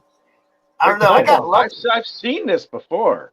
Yeah, I got Holy lucky. God. I actually stumbled over this one way back in the beginning. I was like, yeah, I'm gonna be pushing this one for a while. This is really good stuff. Is this a Kickstarter? There's a Kickstarter. It's an Indiegogo. Indiegogo. Yeah. All right, give me 1 second because I want to look at Cobalt. So let me get the Indiegogo website. This thing it's Sure. beautiful, dude. Wow. I took away some of the tiers that were on it while it was still, funding or whatever, because I was running out of material for those tiers. Right. But I still got the main ones where I still have some back stuff to, spread out. Cobalt looks like every single Mortal Kombat character, but with larger genitalia. I get that a lot, man.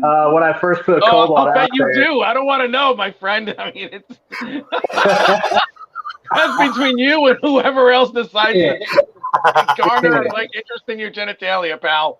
Yeah. Let me see this over here. Hey, you made your okay, you had 122 backers on April 30th, 2021. 140 backers, and you you did a great job in getting 3,650 British pounds. That's close to 5,000 American. Congratulations, man. Little over 5,000. Yeah. It is. Okay, my apologies. Sometimes the exchange rate, it does fluctuate. You're good. Keep up with currency either. Yeah, it's a pain in the ass. It literally changes every day. No joke. Let me see some of this art here.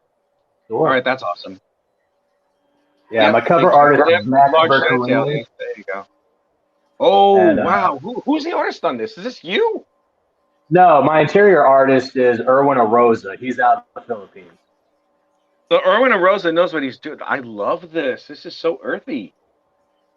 Oh yeah. Wow. I very much wanted the nitty gritty type feel for it. It is. It's very. It's I love how you emphasize a gray and you put whatever blues and whatever levels of blues in there you can in order to accentuate the area where it is. Yeah, this is lovely. This is lovely. You picked well. You picked an artist well here. See, I was saying this to Pops before. This is what I love about doing this show, or especially the Monday Madness, because then I get to meet artists such as you, creators such as you, and some artists also as well. And I look at some of the stuff they have here, and it's mind blowing, and some of it is groundbreaking. If you really think about it, because I don't see anything like this over on the Big Dude. This is this definitely a league above. A lot of stuff from Marvel has become like a lot of European influence, but they're doing it the wrong way. It's kind of like a Americanized version of like European art and anime art, and they just add more preservatives and sugar to it. That's all it really is. But no, this is really, really good. I'm following the story here, and the hallmark of a very good storyteller, whether you're a writer or an artist, is that I can look at this and know what's going on. That's when you've won. That's when you've won at comic book life. If I can read this and know what the story's and what's going on with the story, this is a lovely job. Congratulations. Truly. Thank you. I appreciate it. You are welcome. You are very welcome. When's your next issue coming out? Which issue is this? Is this the first one, or are these like chapter stories? Because I noticed Cobalt, Atlantis thrashing. Is there another type of adventure that Cobalt has at some point before or after? Actually, Cobalt was part of an anthology before I came up with this issue. So this is my first full-length issue that I've done with Cobalt. Nicely done. Excellent. Thank you. Appreciate it. I did a 7-page origin story for him in an anthology directed at kids who are growing up with limb differences. That means like congenital disorders where they're missing an arm or something like that. Wow, that's lovely. Yeah, I became an amputee in 2013. I lost 4 fingers on my left hand. And this was... Yeah, I was working in a factory and a coworker wasn't paying attention. Just press start and, shit happens. But, that was way over 7 years ago, so I'm way past it, man. So we're good. Nothing but, sunshine and rainbows here. Dude, look, that was like, And you were just like, yeah, I'm good, man. I'm over that shit. Yeah. And yeah, somebody did something stupid. It hurt, but I'm out. I like that attitude, dude. I love that attitude. Well, you only got two options in life. You can either have fun with it or you can bitch about it. So I chose Cobalt, and I'm having fun with it. There you go. I bitch about things mercilessly, but that's me. I am a big fucking. I'm a curmudgeon, and I'm a very handsome curmudgeon. That's who the fuck I am. He's also a huge fanboy. I am a big fucking fanboy. Oh god, yeah, I'm like fanboying all over the floor here. Whenever I see great stuff, that's it. It's like, oh, I got to clean that mess. This is part of. Well, when's your next one? I like right? It's part of why I brought Rich on as a co-host to my Monday Madness show, is because I'm not a creative, and I can't bring the questions and stuff from that aspect. Rich is entertaining and knowledgeable. He's been around for a long time. He's worked with some great people, and I know I can pretty much count on his opinion to have some weight. Whether he wants to admit it or not.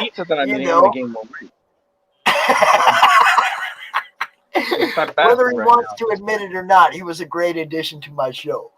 And yeah, I'm here for laughs and amusement. That's all I am. And actually serious questions. Been here since the morning, man, dropping in and out to see what's going on, dude. And Rich, you're doing a hell of a job with Pops is a big reason why, regardless of what the fuck he says. Pops is a big reason why my Incantessi Chapter 1 succeeded. It did. It brought a lot of awareness to it, which I'm very, very happy about, appreciative about. That's why I'm like, yeah, sure, I'll show up on your show. Yeah, I'll just go on friggin' CRoM Con. Yeah, okay. All right, I'm here. Yay. That's it. I reward loyalty with loyalty, and then Pops has been excruciatingly loyal, and he deserves it. But I want to get back to your stuff because it's like you have this free shipping in the U.S. Wow, that's nice. I wish I was back in the U.S. sometime. Not all the time though. Not all. I kind of like it here in Britain. It's actually really cool. It's always cool, which I think I really like. All right. Do you want to talk about the stretch goals, or would you like to talk about what's coming up for Cobalt in the near future? I can do either or, man. I mean, I got time. But yeah, we can do. Do we have to? Yeah, we have actually 14 minutes. So let's talk about. We got a little time. And actually, I was going to ask you, Rich. Travis is in the backstage. Do you want to just bring him out so if he has any questions, he can ask? Bring his ass out. I want to see this fucking guy. Yeah, bring him out. All right. Everybody, we got Travis Beth joining us. What's going on? Now you're on the hot seat, bro. Yeah, now you're on the hot seat. Travis, watch the light show here. We're gonna have a lot of fun. All right. Now back to Mr. Cobalt, gentlemen, sir. God, I'm such a dick. What are your plans for Cobalt in the near future? What's the next run you're gonna do? Right now, I'm doing Cobalt, where he's helping the Atlanta PD try and take down gangs that are trying to rise up and take that top spot from the Aranya cartel, who was dismantled in my 7-page origin story where I did Cobalt for Super Able Comics. So now it's Atlanta's thrashing because one of the gangs that we're focusing on right now is called the Thrashers. And right now they're looking at trying to take that top spot that the Aranya cartel used to have. And so right now we're looking at a gang war about to take place and whatnot. So this is what the beginning of it. Yeah, so we drop everybody right in the middle of it. Nobody knows exactly who or what's going on or who to trust or whatnot. So everybody's learning as they go along with the story. And so we're starting out with gangs. And of course, like any comic book street level origin story goes, you're going to start out with the gangs. You're going to get into the politicians and, everybody having a little dark side to their, backdoor deals and what have you. And then, of course, down the line, I plan on bringing supers into it and having masks and capes within the cyberpunk world. Not bad. Wow, that's a lot. That's a lot of planning you have over there. Oh man, sky's the limit when you love it. Well, yeah, that's right. It's not work if you love it. That's the truth. I mean, I feel the same way about mine.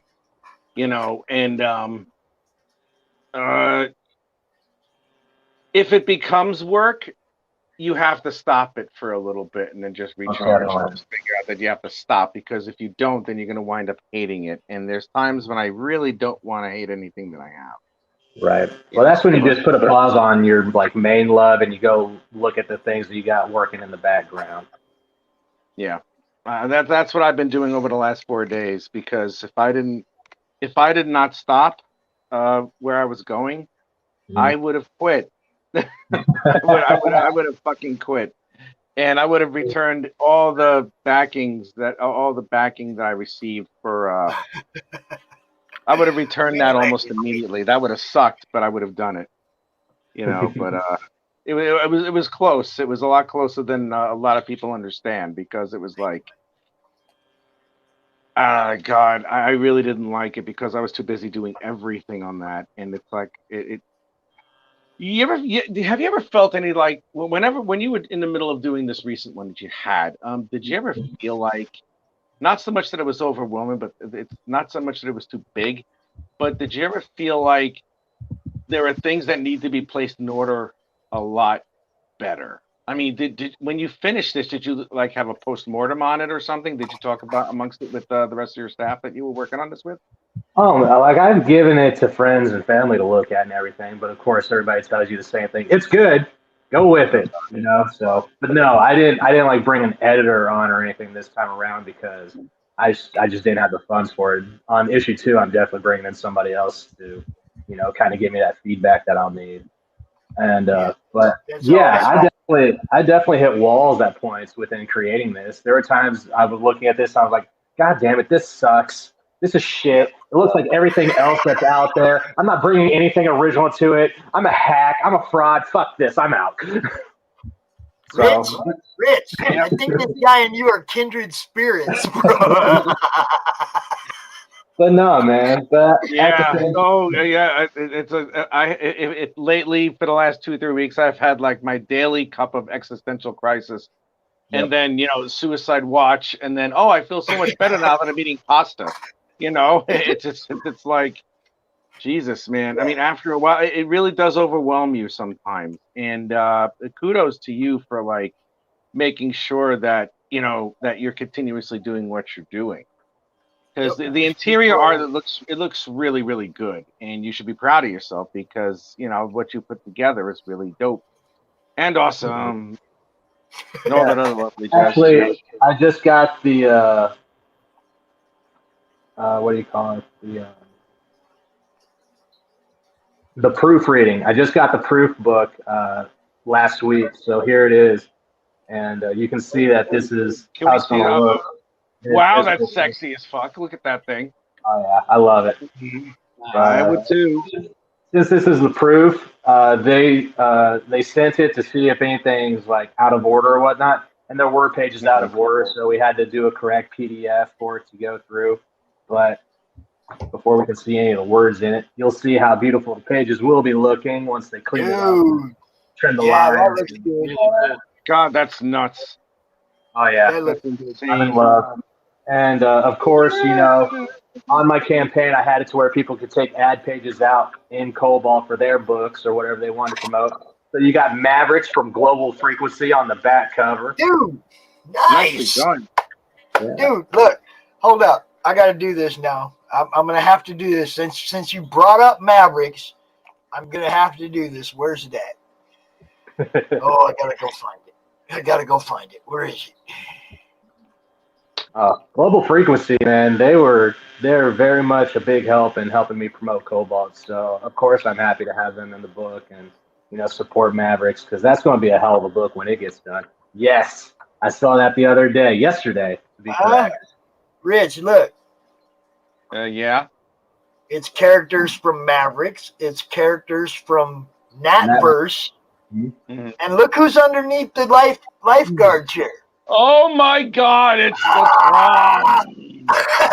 Is that great or what? Look. Yes, it's awesome. Anytime between now and 9 o'clock tonight, anybody who backs Mavericks is going to get that print. Just so you guys know.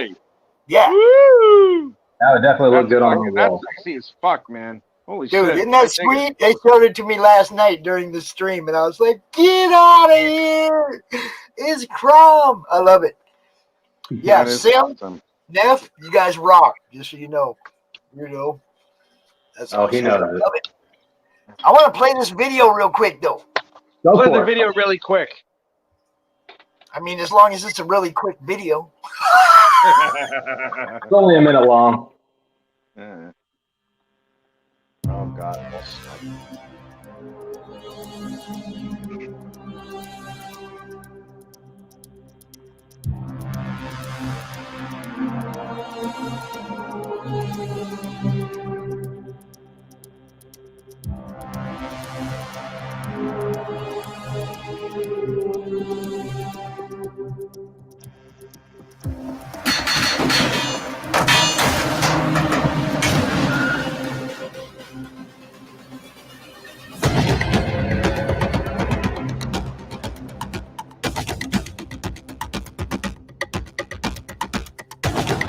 I like that scene. That looks really good.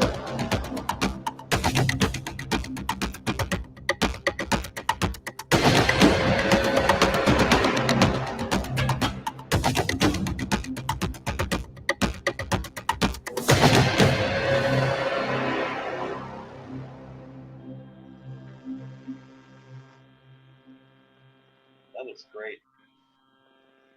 Appreciate it. Yes. Really, really good. If you want to talk about the tiers, I got some of the rewards lying around me right now if you want to get into those. We got a few minutes. Yeah, go ahead, please. Okay. So, of course, at the $60 tier, the featured tier, you're going to get the physical copy, you're going to get the digital copy, you're going to get the chibi sticker that I don't have lying around me right now, but anyway. But you'll also get a cover-sized metal print of the cover art. Oh, wow. So this is on metal at the $60 tier. That's great. That's really cool. Oh, it's beautiful. Since we hit our first stretch goal and now our second, the first stretch goal was going to be a TaleEnd Comics patch so you can put on any part of your clothing or wherever else you want to put it. But of course, that's because of Shay over there on Cyborg Valkyrie and her channel. And then I've got the 11 by 17 poster print here by Bagus Artworks, or Albert De La Cruz, my bad. So you'll be having one of those. I actually have it up on my wall right there under my 3D printer. Excellent. And then if you get up to the $100 tier, I believe that's the My Name's Cobalt tier, we have a 12 by 18 poster print by Bagus Artworks from Instagram. So, yes. That's awesome this, stuff, man. This stuff is huge. God. Then, of course, for everybody that was on the mailing list is going to get a, if they back the physical tiers, they get the metal trading card with art by Max Bertolini. He did the cover art for Cobalt. He's done cover art for both Heavy Metal Magazine and Dark Horse Comics. Nice. So that's it. And then, of course, we have our logo here on the back. And now we're working on the second metal trading card because we hit the second $1,000 tier. And I am getting that done right now by Phoenix Animation, who's been doing all my metal work. And I can't show you that art yet because I just sent it to them. And it's only going to be shown to the physical backers who back physical because they're going to be getting that metal trading card free now. So they'll get to look at that art because I believe that's going to be my issue 2 cover art. So that's a little inside look at what you can see for issue 2. Oh my God. So yeah, if you want to see a little version of issue 2, you got it back physical tier. Have you ordered your Gemini mailers yet? Yeah, I got the boxes right back there behind the back. Or that's actually what my laundry basket's sitting on top of. All right. Well, next time, 10% discount with that Bolt 10 discount code when you're ordering your Gemini. Yeah. Okay. I'll definitely put that one, log that one noted. Yeah, I'll save you 10% on them, man. You know, and that's from the people at Indie Bolt. They got the discount, and they said, "Hey, is it okay if we tell everybody?" And they said, "Yeah, go ahead and tell everybody." So we're telling everybody, if you use Gemini mailers, here's a 10% discount for you. There you go. Definitely, I'll definitely use that. But yeah, I've got the bags and boards. I'm excited for the next issue. I will tell you that for nothing. Thank you. Is this going to be in demand, or are you just going to release? Oh, it is in demand. Okay, my apologies. We fulfilled back in February or March. We fulfilled in March. Okay. April? I don't know. One of those months back there. It's one of those months. Okay. Time's gone. Time's gone, Yeah. Rich. It's gone. Yeah. Time to focus on the new issue. But yeah, man. That's all I got. But it's been a hell of a ride, man. It's great working and collaborating with other creators and artists. Learning of everybody else's campaigns and whatnot. It's been great. And of course, Pops, he contributes to that with the madness here and Comic-Con. And I've enjoyed it, man. I watched some stuff late last night while I was at work. I've watched some stuff this morning. The guy with, I forgot his name, Nandor. Nandor, yeah. Nandor with Seasons. And, he's an embryo. Yeah, that is crazy, man. He's got some talent. He's gonna go far. Oh, he was just hatched a week ago. This little fuck. I'm already making fun of him. I'm calling him Nando Italiano because it's like I can do shit like that because I'm Italian and I can make fun of my own shit. But awesome though. That youngster's he has a voice for radio. He sounds like friggin' like Morgan Freeman a little bit. And I'm like, wow. I'm like impressed. I'm like, wow. For a little boy like that to always on average voice like this. I was like, who's this kid? I love it. The first time I saw him was the Seasons book, like I said, which is kind of a dark, it doesn't, it's like, wow, right? And then he comes out with this book that he just came out with, which is a totally opposite type of book, man. It's like out of a youngster like that, he's not stuck in one place. He can, he's got a future, man. No doubt. All right. Well, we are going to see you again soon. I want to bring on my friend Travis. What do we have here? Yes, we do. All right. Where can we find you? Where can we find you? Oh, you can find me on Instagram or on Twitter. You can find me under Bionic Bruh or TaleEndStudio. Those are my two tags. Excellent. All right. So, with all due respect, we're going to say goodnight to you, and we're going to bring on Travis. Hey, this is the first time I'm telling anybody to leave. I might as well do something nice, instead of like, get the fuck out of here, Leave. Actually, Travis. Oh, what? I should say it that way. Bionic Bro. Oh, yeah, that's right. Travis Bionic Bro. Bionic Bro. That's Travis Beth. And we're going to have some fun here. I really like the book. I think it looks awesome. I think it's a really, really cool concept. Okay. I also, being a military veteran, I created a comic that I'm not promoting yet, but it's about an amputee soldier, so I kind of see similarity in that character. It's really, really cool, and I dig it. I think it's great. Appreciate it, man. Cobalt's mentor is actually an ex-military who's been helping him through his hardships. So, yeah, man, very much, things that I know, write what you know and put it into some kind of sci-fi comic story. That's what I'm doing. That's cool. I dig it. Appreciate it, man. TaleEndStudios, you guys, go check out Cobalt. Go back it. It's still in demand. Not going to say for how long, but trust me, when it comes time to kill that thing, we're going to do a countdown party for it. Guaranteed. Yes, I want to do a countdown party because those are fucking fun. Yes. Awesome. All right, guys. Well, appreciate your time, guys. Rich drunk? Yes. No, as soon as I have another beer, I'm going to have another. I've been up since an hour. Yes, I am. I'm drunk with happiness in life. Hell yeah. You have a good night there, dude. I will talk to you again for sure, man. All right, see you later, man. You take care, bro. All right, Pops, I'm going to introduce you to a gentleman that I've known for quite some time. This guy, the kick-ass gentleman, as he mentioned before, he served in the military with honor and spirit.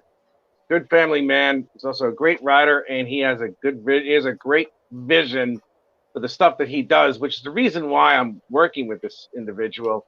Pops, I'd like to introduce you, Travis Beth. Travis Beth, this is Pops Van Zant. He's the host of this CRoM Con stuff, and he's also a host of Monday Night Madness, of which I'm a co-host. Say something. Introduce yourself. How you doing, Pops? What's going on, man? Hey, man, it's good to meet you. Rick's been telling me about what you guys have going on the side for a little while. Hasn't been showing me anything, but he's been talking. Well, I and it was just like, show okay, you because when I do we just get sent to you see stuff. I haven't had a chance to look at it yet though, because I'm doing a live show. We're just gonna pull it up, all right? We are. And we're all gonna look at it at the same time for sure. Yes, we are. So, I got Travis, let's hear what Grin's all about. Let's hear what Lap of the Gods is all about. Let me see. I got people in my inbox again. Oh, hey, Pops, I appreciate you inviting me on. It's really awesome, man. Thanks. Oh, well, see, that was the whole thing. When Rich was talking about it, I was like, well, when do I get to see some of this stuff? And Rich was like, how about CRoM Con? I was like, all right, we'll invite him to CRoM Con.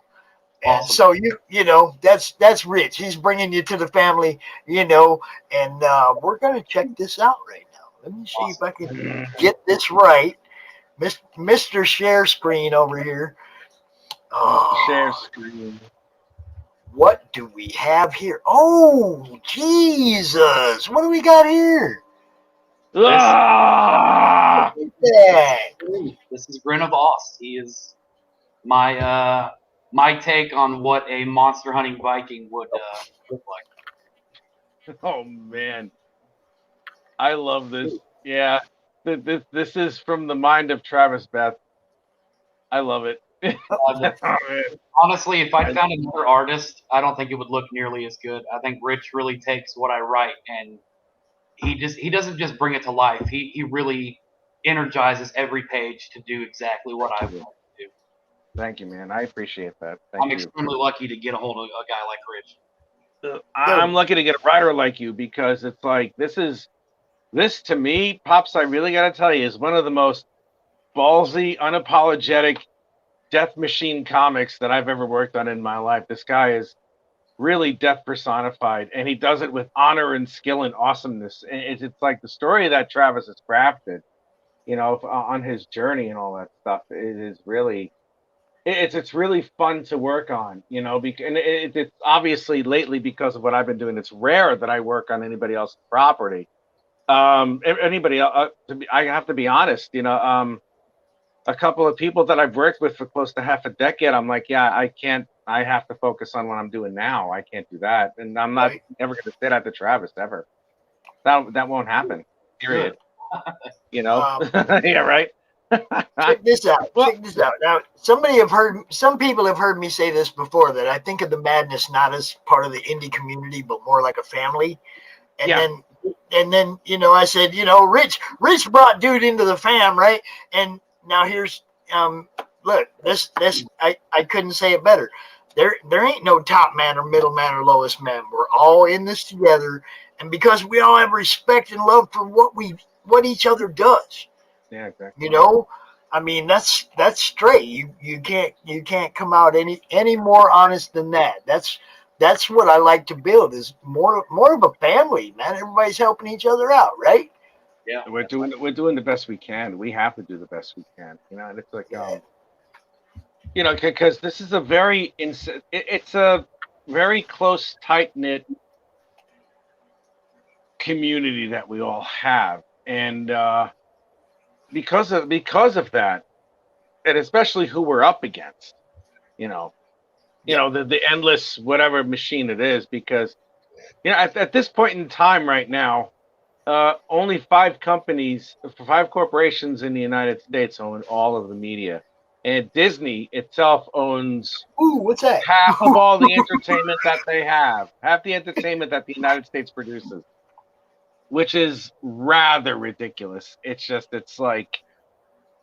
not so much that we could beat a juggernaut. It's just a simple fact that we are going to make our own mark. And I know this book is going to make its own freaking mark. That's for damn sure.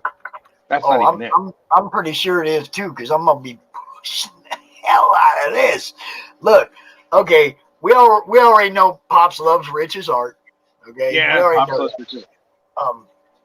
Now we're gonna find out Pops loves Travis writing. Look, Travis, I'm a story guy. I'm not an art guy. There's very few times I picked up a book and went, "Oh, this art makes me want to get in my wallet." I'm like, I read the story, and that decides whether or not I'm gonna dig in my wallet for book 2, book 3, book 4. The art's usually like the dessert or the whipped cream on top of the cake, you know, or on top of the pie. You know what I mean? Yeah. It's like it's the bonus. It's the icing on the cake. The way I- story is the meat. The story's the part that's got to bring me back. It's got to be good. Yeah. You know? Yeah. So I know Rich. I think I know Rich pretty well, and I think Rich is a pretty good judge of what he knows is going to work. And if he's jumping on with you, I'm going to assume you got a pretty freaking good story, because Rich is one of them people that can draw the words without the words being there. You know what I mean? Okay, Yeah. I can already pretty much understand these panels. Wow. You know, without the words. Rich is good at that. So I'm going to assume the story's solid because he's giving you solid panels to go with it. Yeah. You know? I try to write as visually as possible for him, just so he can, you know, close his eyes and see what I see.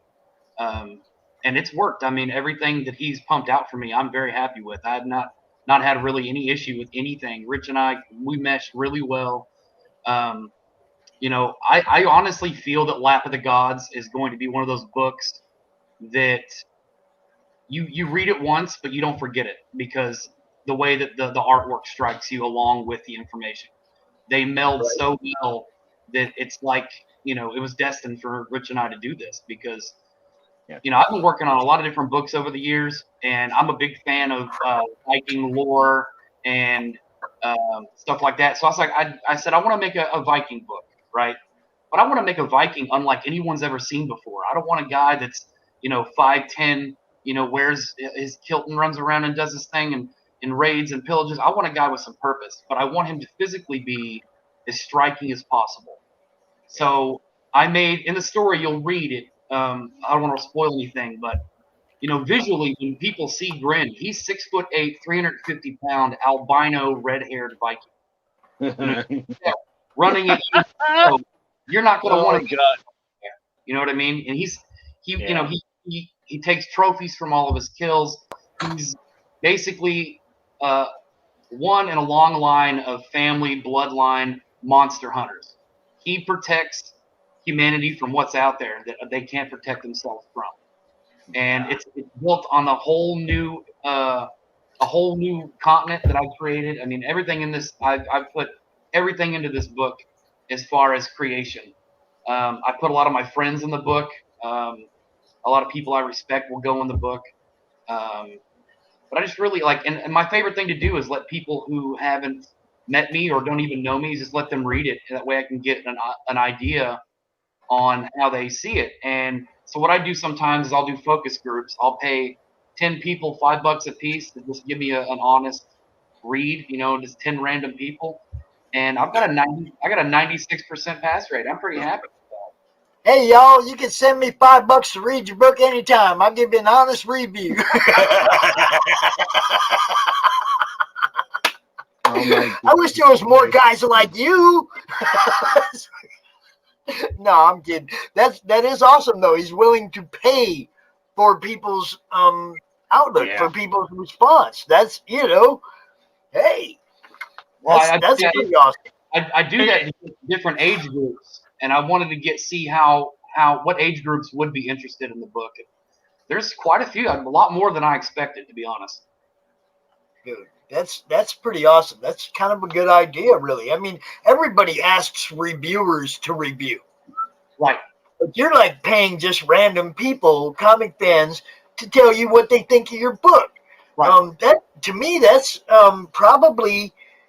That's actually a great idea. More in touch with the fans when you get that feedback than it would be from reviewers. Because reviewers, I mean, let's be honest, critics get paid to critic. Right. You know, Whether or you know, I mean, that's where whether they they get their critic the clicks. right way or whether they critique the right way or not, Pops. There's you know, I mean, I have a thing about creators that critic. Okay, there's quite a few of them that, you know, they're actual creators and they have shows where they do reviews. I'm not going to say names. I can think of 15 of them at the top of my head. Okay, that are actual creators that critique other people's stuff. Now, some of them have really good stuff, and they, you know, are at that level where, yeah, they can tell other people, yo, man, you should maybe try to fix this or that. And then there's other people that ain't been around long enough to be talking about anybody else's work yet. Yeah. You know, that's fun stuff. and that to me is, I mean, to me, that's an experience thing. You have to be around for a while before you think you got the sack to tell other people what to do. Right. You know, I'm 58 years old. People come to me all the time for advice, and I'm like, yo, I don't have a clue, but I know who to send you to. And I'll send them to somebody that can help them. But I won't, like, you know, I don't ever want to be a critic. I want people to buy your books. And, you know, sometimes I'll give somebody a glowing review, and there's people that don't like me that won't buy that book because I gave it a glowing review. I don't want to be that guy. Yeah, exactly. You know, I could give you a crappy review, and there's people that are going to, you know, not buy your book because they're going to take my word that you got a crappy book. I don't want to be that guy. Yeah. I'd rather promote it at the front end. Hey, everybody, go get this book. Decide for yourself whether or not you like it. Yeah, exactly. It's you see that's another thing that I love working with Travis about, because it's like he respects the craft. He absolutely respects the craft of comic book storytelling. He loves the craft of writing, and he has one of the more solid stories that I've seen. You know, and it's not even so much that it's bare bones, because it's not. There's many layers to it. It's just that it's a continuous triumph of the spirit working on this thing, you know, and reading the journey that the main character has, Grin, and regardless of his like superheroic size, there's still a lot of things that he has to conquer, and they get tougher as things go on. All of these tasks that go on, they get tougher and tougher, and you know, and that's part of the hero's journey, which I think is still just fantastic. And again, it's just I really can't say any more about it more than I already am, because it's just that this is one of the books that gives me joy, because it's so much fun and I'm allowed to cut loose on it. And I may draw like the magic stuff and all that crap over, but man, I really love drawing someone digging an axe into like a bear's head. That shit is so goddamn fun, especially when like the guy cleaves the big creature in half, and like I get to draw organs flying out, which is really fun, because there's nothing better than like gore on that level, because it's like, hey, look, kidney, hey, pancreas, you know, it's like it plays out there, you know, kind of like a piñata. And I love that stuff, man. I gotta tell you. Oh, man. What I really like about Grin is you get all that. You get the action. You get yes, the you story. do. But my favorite thing about Grin is that I try to put something in each issue where you get an emotional response from something he's doing, because he's still a man. He may be, you know, bigger and badder than everyone else, but he's still a man that experiences emotions and feelings. And I think the only emotion he really doesn't feel is fear, because he knows his birthright. He knows what he's supposed to do. So, you know, he puts his faith in the gods, and he plays out his life the best he can. But on an emotional level, you know, you get the artwork, you get the action, but you also get the man. And that's what I like most about my book, is he's not just a brute. He's a very deep thinker. He's very reserved. Unless you piss him off, and then he's in your face. And, that's another thing about him too. What I like about Grin is that he's not just majestic, but he's peaceful because he needs to be. But he's also a warrior when he has to be. That's what's great about him. And it's like that again, like I said before, I mean, there's only so much I can say about it that Travis already has and elaborated on, because it's just. And something else that I really like about this character is that he has the wherewithal, the prowess to walk around by himself. But I wanted to do something that I've always kind of wanted to do. Is I created a sidekick for him without it being a sidekick. It's more of a life partner. Think Han Solo, Chewie. I mean, and it's a great character. She's a werewolf, and that's the beauty of it. She's a living weapon. But when do we get her in there? When do we get her in there? When are we going to get her in there? Is that going to be issue 3? It is issue 3. Yeah. Okay. All right. She comes from a long, she's an alpha blood princess werewolf. So she's the most vicious of the vicious. And Grin saves her life, and that's when they kind of meet. And every issue, you've got Grin and Emiria running around together, doing their thing. Fighting evil, saving humanity. And I love the fact that they stay out of human squabbles. They don't care about, well, this guy stole my cow. Who gives a shit? It's not my cow. Yeah, fuck your cow. Is the valley that guy lives with his family. You there? Yeah. I'm here. Oh, no. I'm here. Did I lose anybody? Okay, am I still here? Yeah. I see you. Okay, good. Thank you. I thought we lost it there, man. Yeah. We're gonna start with colors soon, aren't we? We're gonna start with colors soon. We're almost done with issue 2. We got a few more pages on issue 2, and then we're gonna go back to issue 1 and knock out some color. Yeah, we're gonna do that. I can't wait to have that color conference with you so that we can go over, because Grin's an albino. He's a true albino. He has no pigmentation. So that is true. To see that in like a wooded background is going to be really cool, and to see it with a snowy background is going to be really cool. I'm interested to see what we're going to do with it, because I think I think there's a couple of things I want to discuss with you when it comes to that, which I'm not going to talk about here because then it makes it sound like it's going to be like a permanent thing. But I have a couple of ideas that I'm going to throw by you as far as that is concerned. And it's like, again, it's just the synergy that Travis and I have when it comes to working on this thing. The only other person that I ever had this type of synergy working with is Nick Garber. Is my friend Nick over in California, and it's just like I worked with him on Apogee's Bengali, and he's the only other person I had this type of synergy with. And it's like it's an awesome thing when you can find that type of synergy with working with someone else, because for me it's rare. Right. Because there's a good deal, quite frankly, there's a good deal amount of people that I do not trust, that I do not count on for any type of thing when it comes to any deadlines or any responsibility, because I've been in that quote unquote like trench or whatever the fuck it is, where it's like I've seen so many people screw up their deadlines after being all confident and stuff, and I'm just, the answer is no. I'd rather not, but the way that these two gentlemen take care of their stuff, it's somebody asked me a couple weeks ago, Rich, if you and I got along, because we haven't met before.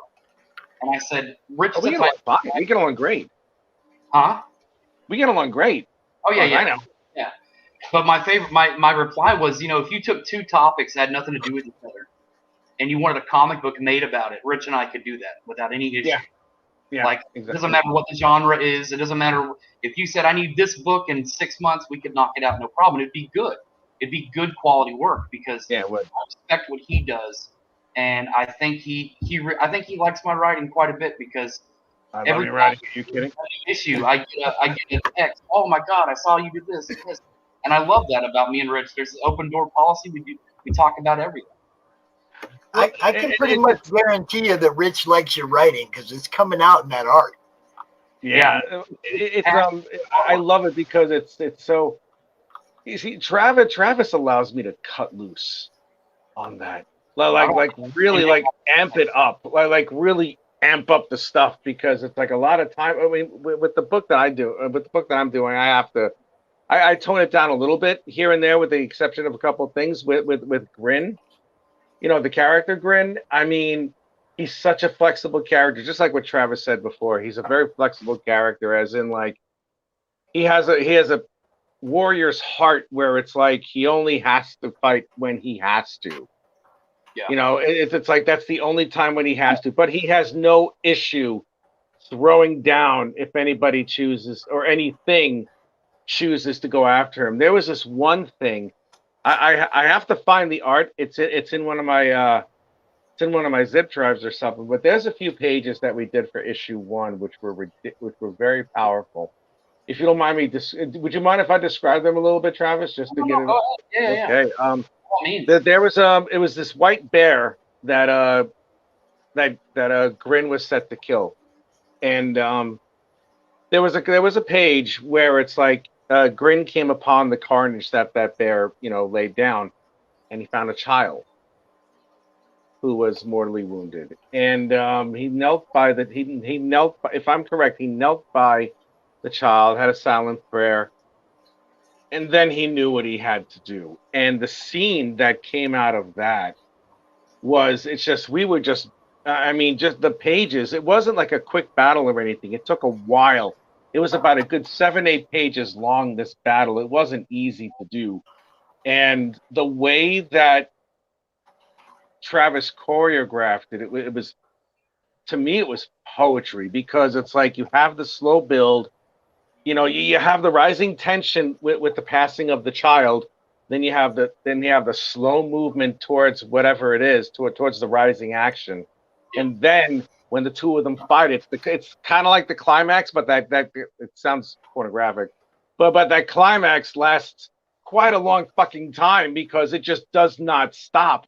It's like Travis has that ability as a writer to pull that out without making it sound like it drags on. You know what I'm saying? It's like, because there's other ancillary things that happen during a battle. And, a lot of people don't understand that when they write something. Travis knows, he understands that perfectly, that there's something that goes in between that. Like when there's a top moment of a fight, it still goes on if both warriors are not injured. Even if they are injured, they still go on to the point where one of them is going to die. And the final scene from that, which I will not reveal, it very simple and very just. Yeah, no, I wasn't gonna say a word. Travis knows I wouldn't say a word, but just the way that it was done, we have. It's great, and this will be revealed, and this is going to be revealed, and we're going to have a great time with it. And so is everybody who's going to read this bloody thing, because when this comes out and it really gets pushed out there, it's no joke. What's crazy about this book is that you've got every type of mythical creature you could think of at my disposal. He fights minotaurs, he fights bears, he fights demons, he fights anything that's evil and bad, and he fights these things because that's what he knows. That's what he was raised to do, and that's what his family's done for generations. So I mean, that's kind of the your dad's a garbage man, you're gonna be a garbage man. Well, his dad was a monster slayer, so that's what he's gonna do because that's what he knows. And the fact that he's a massive man with really awesome little quirks about him that make him that unstoppable savior of humanity is what I really like about him. But he's also fallible. He's also a human. He also deals with everything else that everyone else deals with amongst the rage of combat, and that's what I love about Grin. Everyone will see how unstoppable Grin be as soon as we can get it, because this is going to be a good series. Oh man, I wrote something. I'm writing something in the second arc just for you, Rich. Oh my God! I'm writing a good 8 to 10 page escape. It's in the future, so I can talk about it. I'm not worried about it. A quick little snippet. Basically, Grin's captured by cannibals, and these cannibals have a camp that goes underground for about a half mile. He wakes up to no weapons, no nothing, so you get to draw him using just his hands, ripping them apart on the way up, on the way out, just doing whatever you want to do. You want to rip out jawbones and stab people with them, that's fine with me. I don't care. It's great. You can throw heads at people. I mean, you're really going to be able to have fun with it. Wow. Okay. Did you just give Rich the ticket to mayhem? Yeah, absolutely. I prefer chaos, mayhem. You want to rip bombs off and use them as weapons. By all means, I can even throw ideas. Oh yeah, rip. He's gonna rip the guys off and beat it with the wet end. It's just so fucking crazy. Rich, at first I was like, all right, my son's named Travis. Dude's got to be okay, right? Yeah. Now I'm like, yeah, dude's a vet. My son's a vet. Yeah, dude's probably okay. Now I'm like, he just gave Rich the key to mayhem? Yeah, this dude's all right. Well, Rich is, the way I put it, he's the extension of my mayhem. He's the one that really takes my morbid, gory, battle combat stuff and makes it beautiful, makes it worth looking at. That is awesome. You you guys can talk for another 15, 20 minutes if you want. I'm going to go get a bite to eat because I got to start segment 2 at 6 o'clock. But Rich, if you want to talk about your book too, before this segment ends, we got that thing. We got the Monday Madness. We're okay. I'll talk about it then, whatever it might be. I don't give a shit. All right. I'm just saying, you guys talk for about 20 minutes or so more. I'll be in the background. I'm just going. Nobody wants. Okay. I am gonna. Nobody wants to watch me eat. Okay. I am gonna cut out in about half hour because my ass is getting tired. It's 10 o'clock here at this point. You got about 20 minutes. Yeah, okay, so that's fine. I'll hang out here until you get back. Oh, I'll be right here. I'm just gonna be stuffing my face. Nobody go wants stuff to your watch face. it. Go stuff your face. Oh my goodness. Oh God, man, it's. I haven't done anything for Incantessi for about 4 days, and I'm so glad that I didn't do it. Yeah, take that break, man. I mean, I'll take a month break in between setting up the arcs and the issues because you think about the thing so much that it becomes all you think about, and that's good. Yeah, that's good. You want that space from it once in a while. You have to because it's like towards the end of it last week, like on last Tuesday, I got to a point where I was hating what I was doing, and I'm like, well, I really don't want that to happen ever again. And I was just like, that's enough. But yeah, man, I'm just like, I'm just gonna relax for a minute. I don't care who sees this. Yeah, man, I'm fucking pooped. I am like rather exhausted. And it's funny because as soon as I get off this thing, I'm gonna go relax downstairs and I'm gonna watch the Suicide Squad movie because here in the UK they have the Now channel, which is supposed to be like the DC channel, whatever the fuck it is, and it's available. So I'm like, yeah, I'm gonna see it. And knowing me, I'm sorry. I heard it's good. I heard it was pretty good too, man. I'm a fan of James Gunn. I think there's way too many people in it this time. There's like, I don't know how much, like 15, 20 Suicide Squad people or something like that. And I think most of them die. Well, like they get squished or some shit. That's just fodder for him. I mean, he can play around with anything he wants. I want to see a lot of them die. That's going to be so fucking awesome. Well, go ahead. I'm sorry, buddy. You first. The first comic that I wrote years and years ago, my first tour in Afghanistan, I wrote The Chosen. I was working on this book and this and that. I created over 500 characters just to kill off like 400 of them. Nice. Everybody to be invested. Holy God. Oh, man. You know what movie? I love that.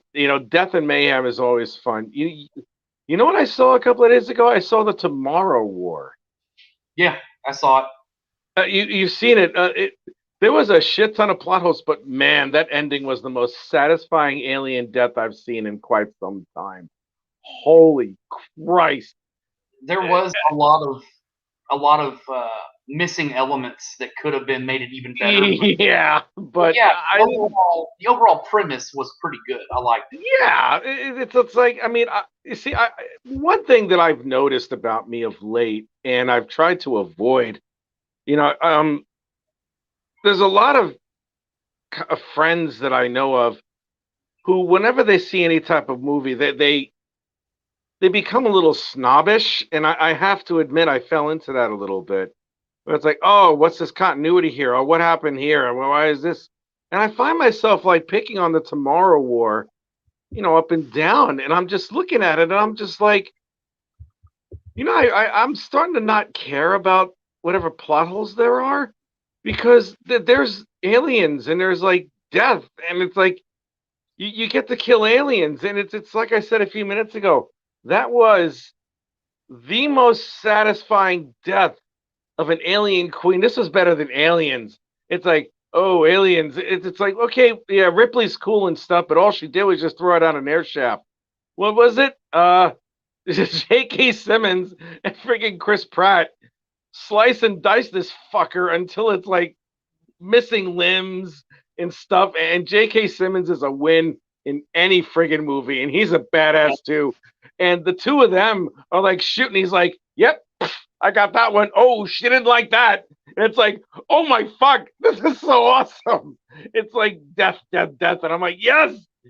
And it's like the way that alien queen landed, dude, like the splat. It was an echo amongst the mountains. It was the dopest shit in the world. Ah, I loved it. Oh my God. I miss movies like that, because what I have to admit, a lot of movies have been way too damn homogenized and like made too gentle. Yep. And I'm like, well, there's a reason for an R rating. It's like, kids should not be seeing this. But now it's like, that's another thing that I don't like. You see, I was born in the midst of it, in the middle of two generations. I'm old enough that I can remember actually watching like the last episodes of like Groucho Marx's show, You Bet Your Life. But then I'm also young enough that I'm also old enough that it's like I remember shows that carried on and influenced all the television and movies of today. Yeah. And it's like I see both sides of the spectrum. And it's like a lot of the entertainment, a lot of the older entertainment was good for exactly what it is. And a lot of times most of the time, that's all you really need. I mean, if you want to have a complex movie, that's great. If you want to have something that touches on social issues, that's fine. Just, I mean, for me, I'm not going to ask your opinion on it. I mean, because it's like, only because I don't want to put anybody in a spot or anything. But as far as I'm concerned, it's like, if anybody makes a movie or a TV show with an agenda behind the scripting, it's like, don't bother doing it. I'm the same way. Yeah, don't bother doing it. Let your artwork influence somebody instead of your view. Like, yeah, down your throat. A case in point for me is Doctor Who. It's like when the new generations of Doctor Who came out, it was really great. I mean, you had whole bunch of those other actors, and then you had like the latest one, who I'm not going to blame the actress who played Doctor Who, but the writer, it almost seemed like it's like I have to make sure that every single thing is the most woke thing on.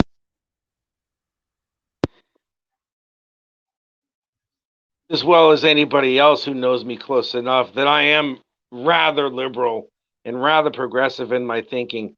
And the last thing that I would ever do is shove whatever fucking beliefs and feelings down, my feelings or anything like that, down the throat of anybody else. It's not my place. And it's not right. I mean, I would stick up for a person who's transgender just as much as anyone who will support their Second Amendment rights, which is the truth. It's the second of the Bill of Rights for a reason beneath free speech. And I don't like agendas in movies. And I'm so happy. I have to admit, looking back, I really, really adore and love the Tomorrow War movie because it didn't have an agenda. Yeah. It was just an old-fashioned fun movie. Yes, that's all it was. You'd never get like, hey, here's some aliens, here's some guys that can fight them. We're going to do that. We're just going to make a movie and have fun with it. You never get more.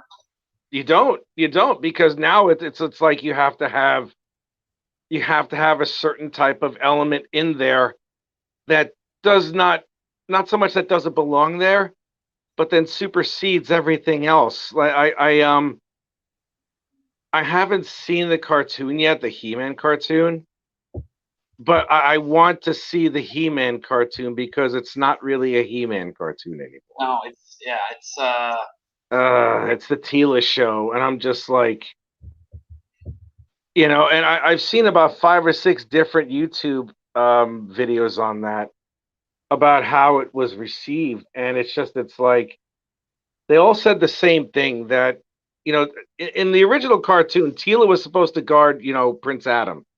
We're Right. doomed. Yeah, I know. Tila was supposed to guard Prince Adam and stuff like that, and it's like, okay, and it's like there may have not been a big physical difference between Prince Adam and He-Man, but it really wasn't that big of a difference between Clark Kent and Superman either. Right. It was just the way that the two of them were, and it's like even in the revamped cartoon that's around now, it's like Prince Adam is a skinny little shit. Then he turns to He-Man, and he's like a big fucker, and it's like, okay, well, if that was it, then I can understand how Tila would not be able to notice that. But then, when he dies, when He-Man dies saving the universe once again, it's like all she does is like, why didn't you tell me? I'm pissed at you now. And I'm just like, why is this why is this interrelationship argument even here? I know what you're saying. Well, I found it funny because it's like, here she is, she's pissed off at Prince Adam's parents. It's like, why did you tell me Prince Adam was He-Man? And it's like, hey, my son just died. Do you have any consideration for that? And it's like that knocked down a couple of like respect points for a certain person. And I'm like, wow, I really hope the next 5 episodes are going to really redeem him, because it's like, they made him a pussy. Oh my God. And have you looked at He-Man now that he's in the DC universe? Oh no. No, I haven't. Why? Like disgustingly strong. Like nobody can take it. He-Man. Like I see it all the time. All right. Yeah. He-Man against Superman, and He-Man just wipes the floor with. He's He-Man. He's like the strongest guy in the galaxy. I get it, but at the same time, why are we amping him up that much? You know what I mean?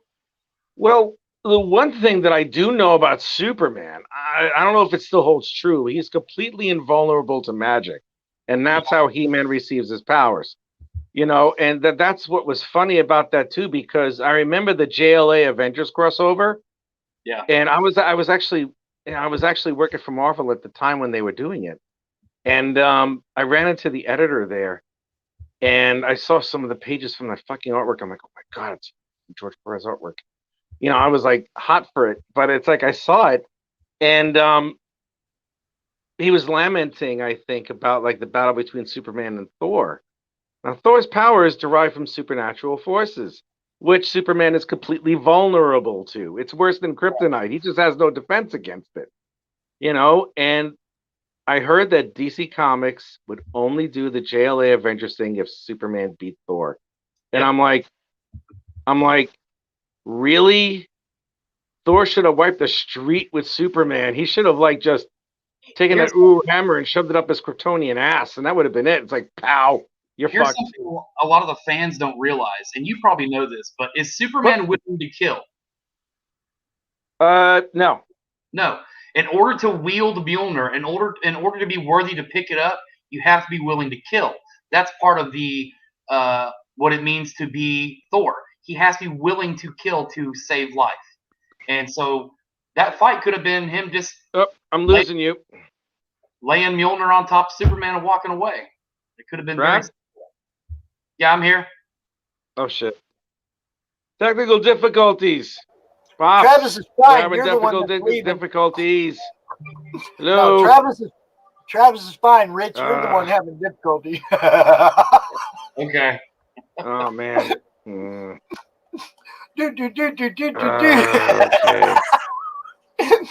I can still hear you, Travis. You just keep talking. Hello. Oh my God. I have to stay on. I don't want to go dark. Okay. Yeah, I think you already went. I know what dark. Travis is saying. I think it's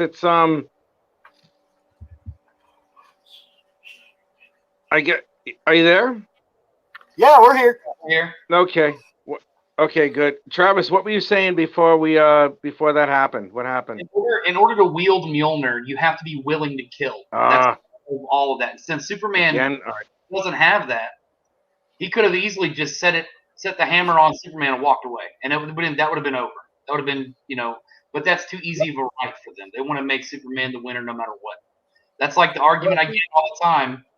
They did that with every crossover that went DC's way. DC whined and had to win. Yeah, Batman broke Hulk. Batman beat Hulk.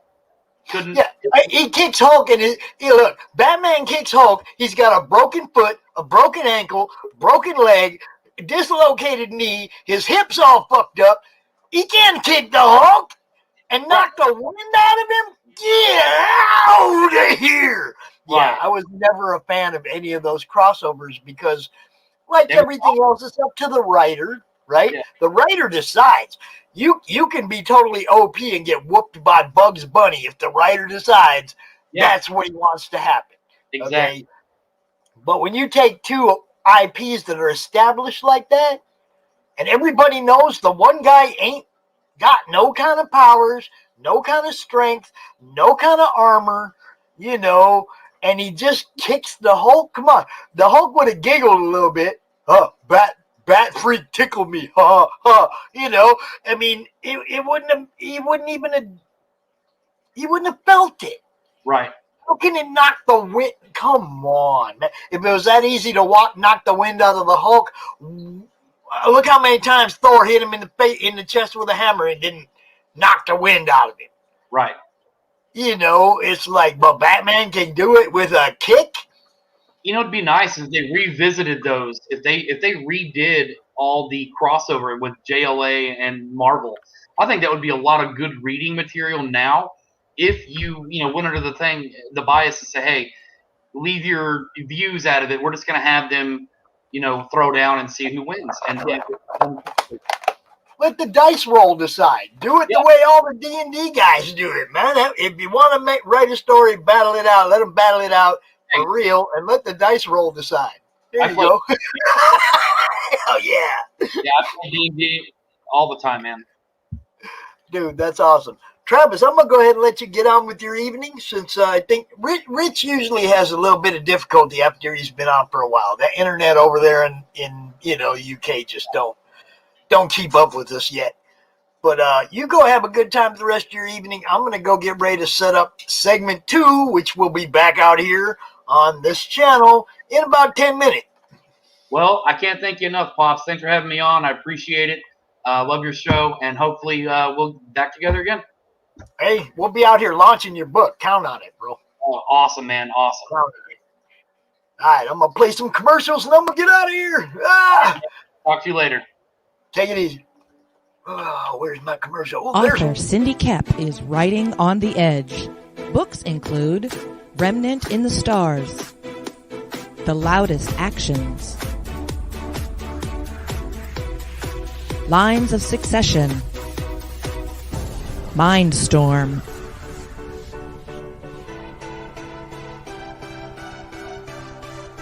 Condemned Courier, the Yerushalayim series, and Animal Eye. Find author Cindy Kep at CKOEPP.com today. And we have a slight scheduling change coming up. We're going to have Danny Morales from the Collective back out here talking about something special at 6. And then at 6:15, Eric Von Turst, they launched their book, Amazing Eyes, just a little while ago. He's going to be out here for 15 minutes talking about that before we go on with our guest list for the evening. Teresa's having internet problems. She apologizes to everybody and wants everybody to know she will catch up with us all at a different time. All right. That's how we do it. One more commercial, y'all. Hello, my name is Dirk Hooper. I'm a comic artist and illustrator looking for work right now. I've been doing art professionally for well over 2 decades, And my art has been in 3 comics, several art books, novels, and magazines. And I've had work in galleries in the Netherlands, England, Belgium, China, and all over the United States. I offer comic-style illustrations, sequential art, and digital paintings on a wide variety of genres, including sci-fi, fantasy, gritty, noir stuff, and bad girls. You can find more about me and my work at Rainkin Studios. Contact me today to commission your custom artwork. Thank you. Gotta have my pops.